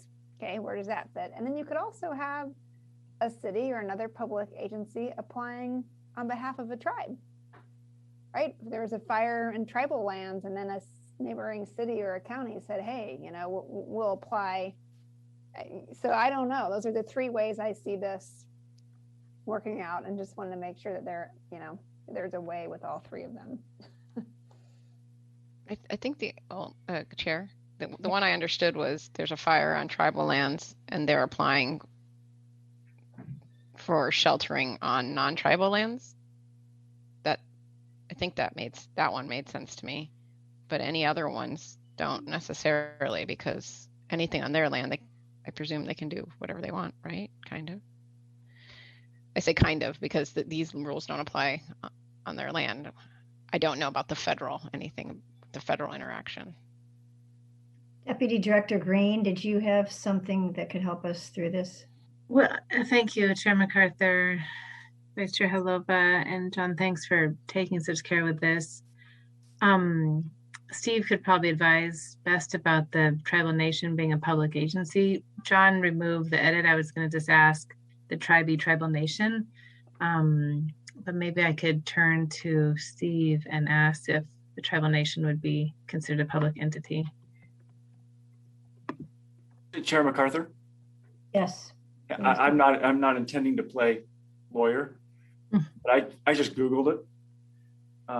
In Cornell law, a public entity means any state, any political subdivision of a state, any federally recognized Indian tribal government or tribal organization. And it continues on from something from Cornell law, but I defer to Steve. Yeah, and I'm flipping to the definition of public body and all that. And we're wanting to make sure that Oregon doesn't have a specific statute that would be narrower. But I think it would be the greatest certainty would be to add tribal nation if that's the intent. We would have certainty in that regard. And is there general support from commissioners to do that? So say city and tribal nation as opposed to the broader term of public entity? I'm seeing a thumbs up. Thank you. Katie? Chair, if I may, if we say that, then that would exclude counties. It already does, though, the current language. So you're just saying we should broaden it to counties? Well, I mean, public agency would include a county. Right, but I'm saying if we don't use public agency, we use city, because it currently says city, doesn't it? And then if we say city and a tribal nation and don't use the term public entity. So just for a second, Chair MacArthur, Vice Chair Halova. So I think what we would be doing is really retaining the applicant as a public agency, and that, which again, I think that's clearly a city and a county and others. We would be guaranteing that it also included a tribal nation. And I only removed that, Deputy Director Green. I wasn't confident that I had the right term there. So rather than just leave it up there and be wrong, I wanted to wait till we got the right language, right term. We say the applicant is a public agency, including a tribal nation, on behalf of the city. So you might have to wordsmith this a little bit to get it lined out right. So what that does is solve part of it, but we still would need to circle around in one way or another if we wanted to guarantee that we had the situation mentioned and described by Vice Chair Halova covered, so that if a tribal nation was seeking to have sheltering for their citizens on non-tribal lands, how do we guarantee that's available? I don't know that arrangement is covered right now.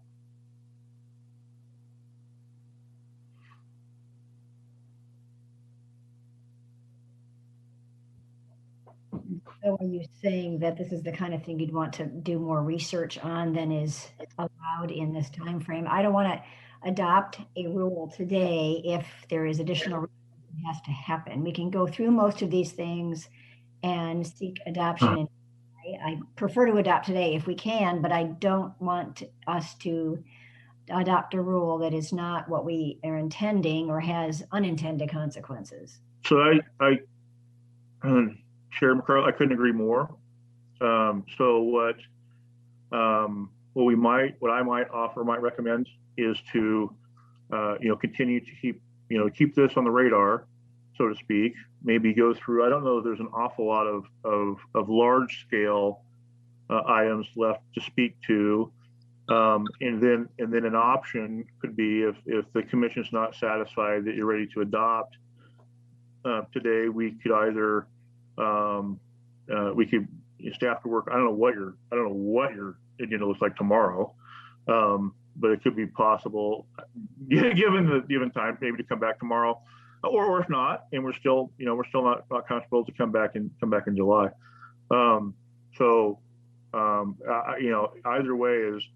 Either way is perfectly satisfactory to me, so long as the commission is comfortable with the outcome, with how we choose to move forward. That's the most important thing to me.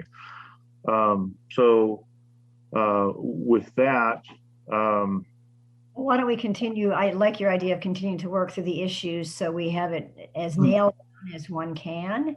And at the end, we'll see if we feel comfortable adopting something today or doing that in July. And I think Commissioner Warren has his hand up. Yeah, if we're going to continue on this conversation about including tribes in this, correct me if I'm wrong, but if a tribe is seeking lands for sheltering outside of, kind of their trust lands, would they be the applicant, or would it be the county or the city, whoever owns those lands, who's doing the application?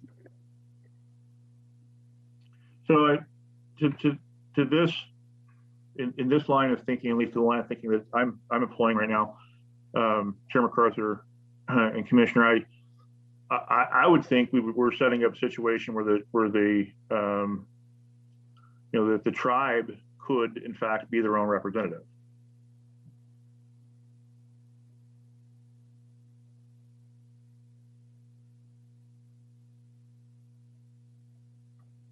Okay.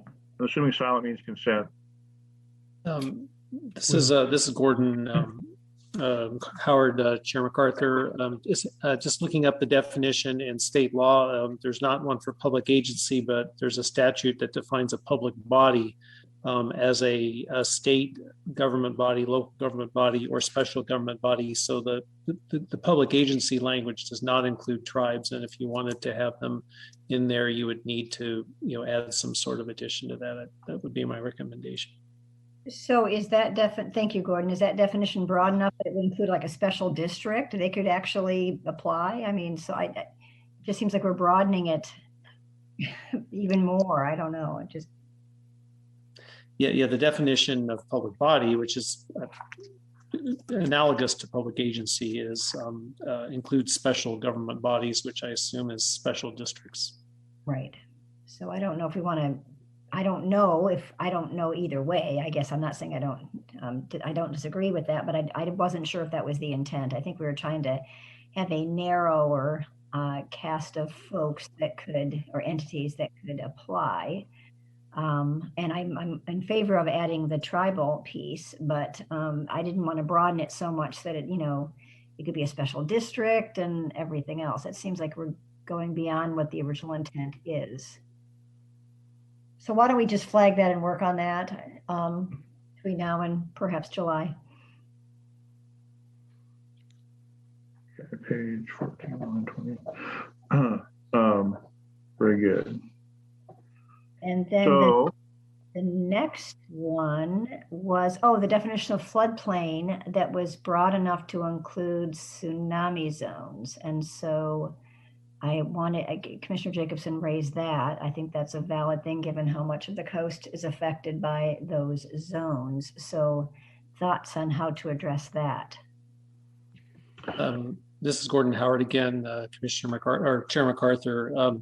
Looking at some input we got from our floodplain expert, Celinda Adair, to me, she actually referred to tsunamis as a geologic hazard, not a floodplain hazard. There is a difference there. So just wanted to clarify that. Okay, thank you. That's really helpful. Commissioner Jacobson. That is very helpful, Gordon. Thank you.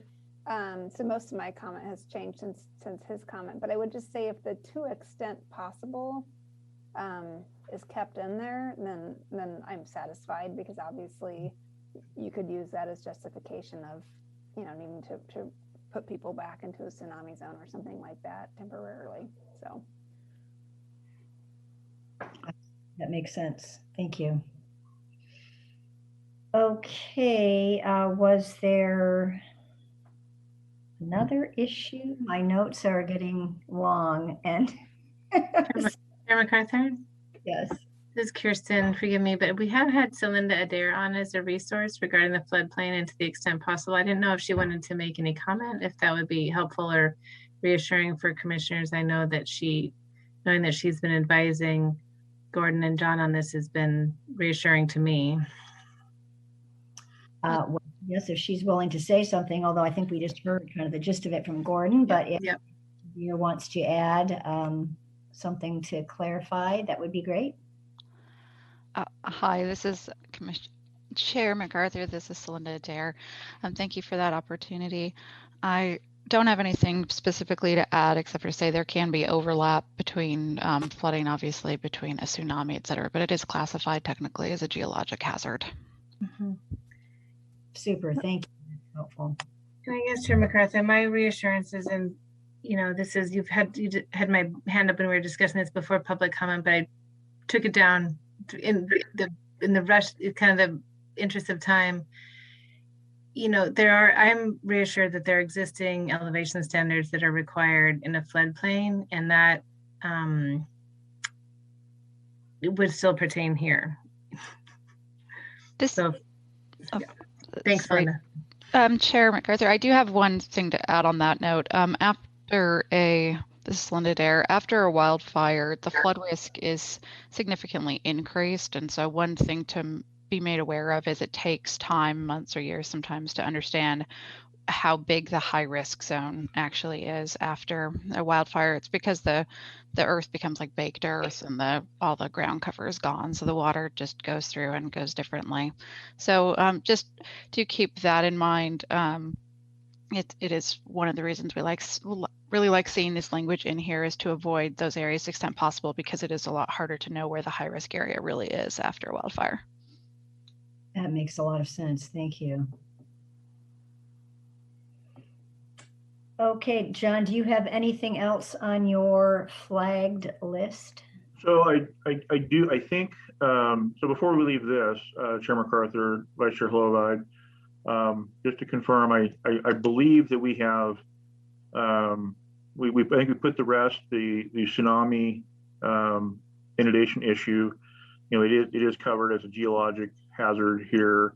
And so I don't think we need to add specific language there or subtract it. And so I think what we're really left with here is to retain or not the to the extent possible clause. Is that in fact where we are in everybody's understanding? Okay. I think the last thing I have, the last thing I have is to think about Mr. Holmes' comments with regard to the Goal 14 exception, and how do we make that go away? How does the exception go away? I'm just going to skip back down here to it.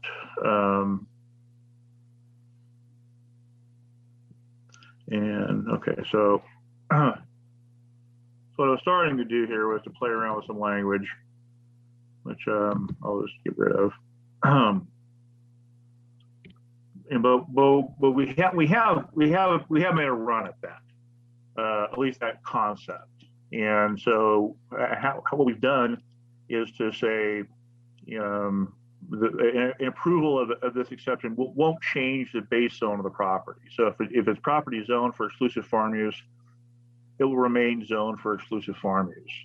The exception will be implemented by an overlay zone that would act in addition to the base zone that would say, okay, in addition to the EFU uses, you can do these uses. Or a county could rely on what Goal 2 describes as implementation measures that basically do the same thing. They say, it's still zoned EFU, but you can do these certain things. And in both of those cases, neither of those instruments would be able to be applicable for longer than 5 years. I'm realizing now what this doesn't necessarily get at. So I think with regards to the implementation piece, it feels to me like we've turned the corner.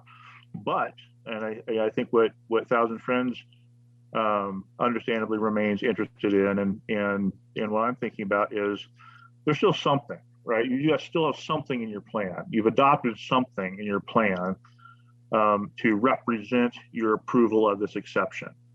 And so I think it's that piece, whether that's a comprehensive plan policy, whether it's a comprehensive plan provision. I welcome any advice on what the right language would be. But for instance, if we were to say approval of a reasons exception under this rule, is to be included in the comprehensive plan in a manner that is valid for no longer than 5 years, and that it's implemented by these implementation measures that are valid for no longer than 5 years, that maybe we've closed the loop. There's still something probably on the books, but it's clear that this was adopted in 2021.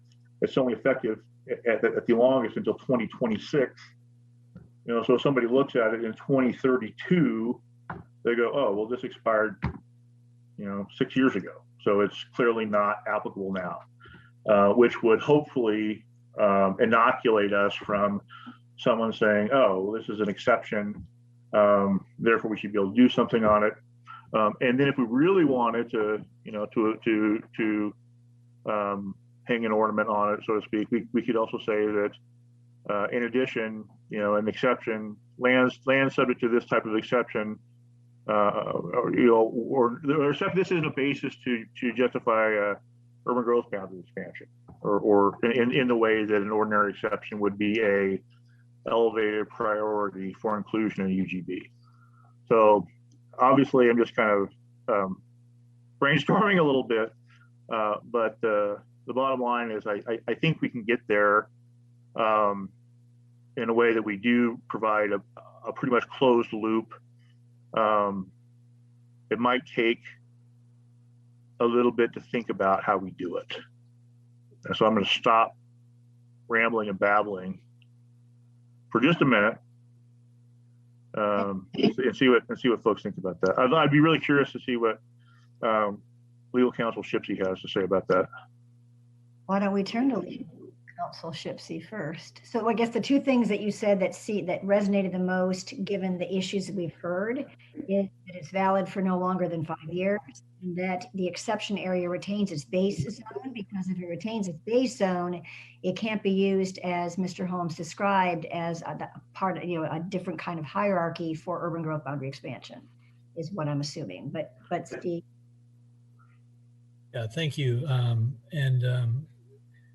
So I was thinking somewhat along the same lines as John. First of all, I wanted to be clear that this only would affect, this would be a concern if the housing was adjacent to an unincorporated community or a rural residential area, because they obviously don't have urban growth boundaries that then get expanded under the statute that is the concern here.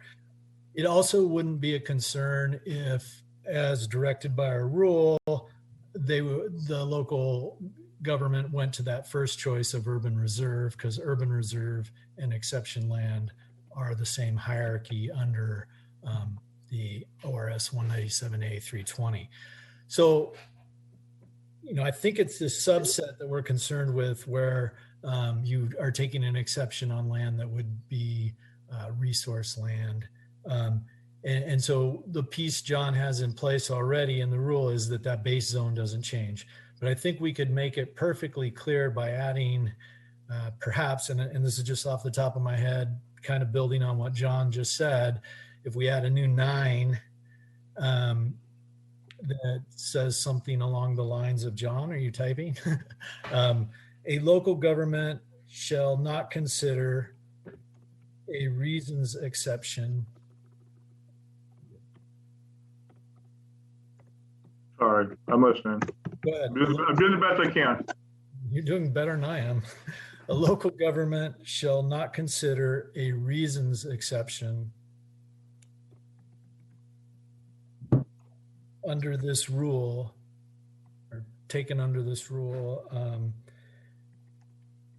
as an exception for purposes of ORS. Hey! Sorry about that. No worries. Listen. For purposes of ORS 197A 320 2CA. I'm sorry, back up, John. This is outside of Metro, I assume. Yes. So it's got to be the 197A. 320 2CA.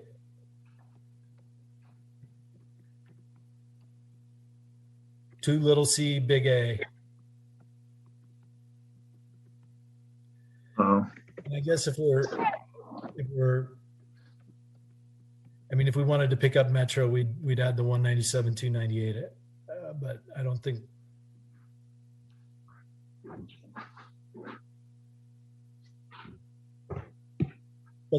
So that's the working idea, and I think that builds off what you just said, John, right? Yeah. It's something like I just said. So obviously that's wouldn't be the final language. I just threw that down there so we wouldn't lose it. But I feel like the point here, Chair MacArthur and Vice Chair Holova, is we can get there. I think we can get there. I think we probably want to think a little bit more about the best way to write this. Yes, of course. Yeah. And which would also give us a little more time to think about the best way to write the tribal nation language as well. So with that said, I'll also express my my anxiety that we might be hard pressed to get that done today. I mean, put you at a disadvantage by kind of wordsmithing this, and I really appreciate your working with us on this. I think we've gotten the issues to the right policy direction, and I'm sorry that we're wordsmithing, but I think it was kind of critical for some of these issues. And I do agree that we don't want to just adopt something today just to adopt it. I know Commissioner Lilac has his hand up. I'd like to hear from him, but I'm of the persuasion that we would give you folks, I think we're booked tomorrow. I don't think we can come back tomorrow. But it also would give other folks out there a chance to see the language if you could write this up and then promulgate it before the next meeting, the July meeting, then we would have other folks being able to weigh in just to make sure we've gotten this right. So that's kind of where I'm headed, but Commissioner Lilac. Thank you, Chair MacArthur. I just wanted to clarify, John, the one thing that you mentioned quickly in passing was the 5 years would be 2021 to 2026. My understanding this would be 5 years from the date the exception was taken, yes, whatever date that may be. I thank you. Thank you, Chair MacArthur, Vice Chair Holova, Commissioner Lilac. I'm sorry. I just tossed that out as an example. Absolutely. No, it's not tied. It's not tied to a particular date. I entirely agree. It's meant to and should begin when the approval's made. Thank you. Commissioner Warren. So the rule we have right now is a temporary rule, and my understanding, it expired 180 days after we put it into effect. Does anyone? When is that? When is the expiration date? So thank you, Chair MacArthur, Vice Chair Holova, Commissioner Warren. The expiration date was earlier, I believe earlier this month. I'm afraid I don't know the exact date, but it is effectively expired. Is that something that we should talk about now? Can we extend that expiration date to the July, or we're there? Okay. So thank you again. That's a very good question, and I would invite legal counsel Shipsey to correct me if I'm mistaken. I do not believe a temporary rule can be extended.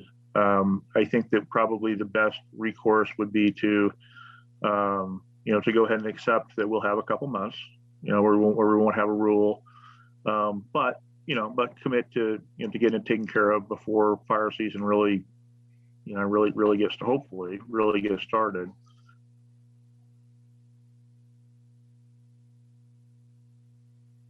Great, thank you. So am I correct in assuming that we don't have a rule now, it's expired. So, and we will wait till July if we go this path and to adopt a new one. Are communities on the ground that are still struggling with these issues going to be compromised in any way because of our delay? So, Chair MacArthur, Vice Chair Holova, I hope not, and I don't know to the extent at which anybody's really on the fence with regard to submitting an application. My hope is that if it was something that was urgent, that it would have been done by now. I believe that's the sentiment in Thousand Friends of Oregon's letter that also did ask you not to adopt today. So I would hope, and my expectations would be that there would be little harm that could come from a limited window. I personally wouldn't want to wait 6 months, just because, but the thought of going out to July, and I can stand to be corrected, but my personal feelings is that we run a little risk there. Chair MacArthur, this is Gordon Howard again. I'm wondering if it's an option. I believe that other than the hazards issue, all of these issues are related to the issues around the Division 14 exception language. And I just wanted to put the possibility of adopting the rules other than Division 14 today and the others and that one in July after we spend more work in it. But I defer to John and Kirsten on whether that's an appropriate action. So thank you, Mr. Howard, and thank you, Chair MacArthur, Vice Chair Holova. That is a option that we did as staff identify, and I did talk to legal counsel Shipsey about that last night. It was our mutual conclusion that given how we've sort of gotten references and cross-references and some different things embedded throughout the rules, that given the short time frame, it probably would be just as well not to adopt at all, as opposed to have to run back through, take all those things out, and then run back through and put all them back in. But that was he and I, and I just want to offer that we had thought through that, and based on that, we had presumed that it would probably be just as well not to adopt anything. That's certainly up to you guys to discuss, the commission to discuss, and we'll go whichever way you want to. Thank you, Deputy Director Green. Hi there, Chair MacArthur. Thanks, Mr. Holova. I have two thoughts. One is this is a very complex rule, obviously, and I appreciate the extra time to just get it right. Also to initiate kind of a formal consultation letter with tribal nations. I know that I think John reached out with staff, but we could also just, now that the tribes are specifically mentioned, get that out in the next week or two, and then follow up with staff to see if they have any particular comment, or at least just to make them aware of the rule. It's our obligation under state law to consult with tribes when we think that we're doing rulemaking, when anything could affect their interests. So I think we've done that in staff to staff level, but we could just kind of kick it up a notch and that they'd be specifically referenced here now.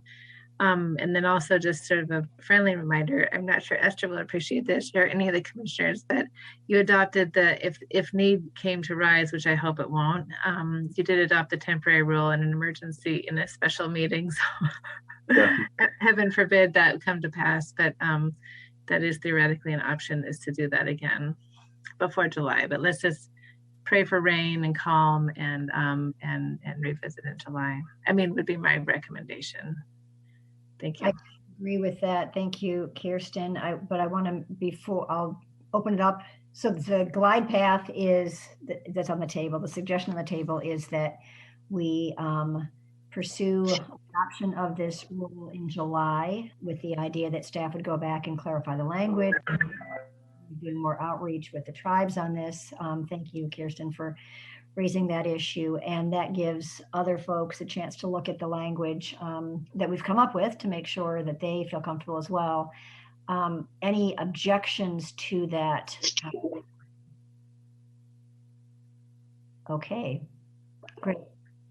Well, great staff work. Thanks for everybody, all hands on decks here, it seems like today for this particular item. But John, thank you for leading it up. And for the outreach, thanks to Greg and others for your verbal and written comments. That was very helpful to us.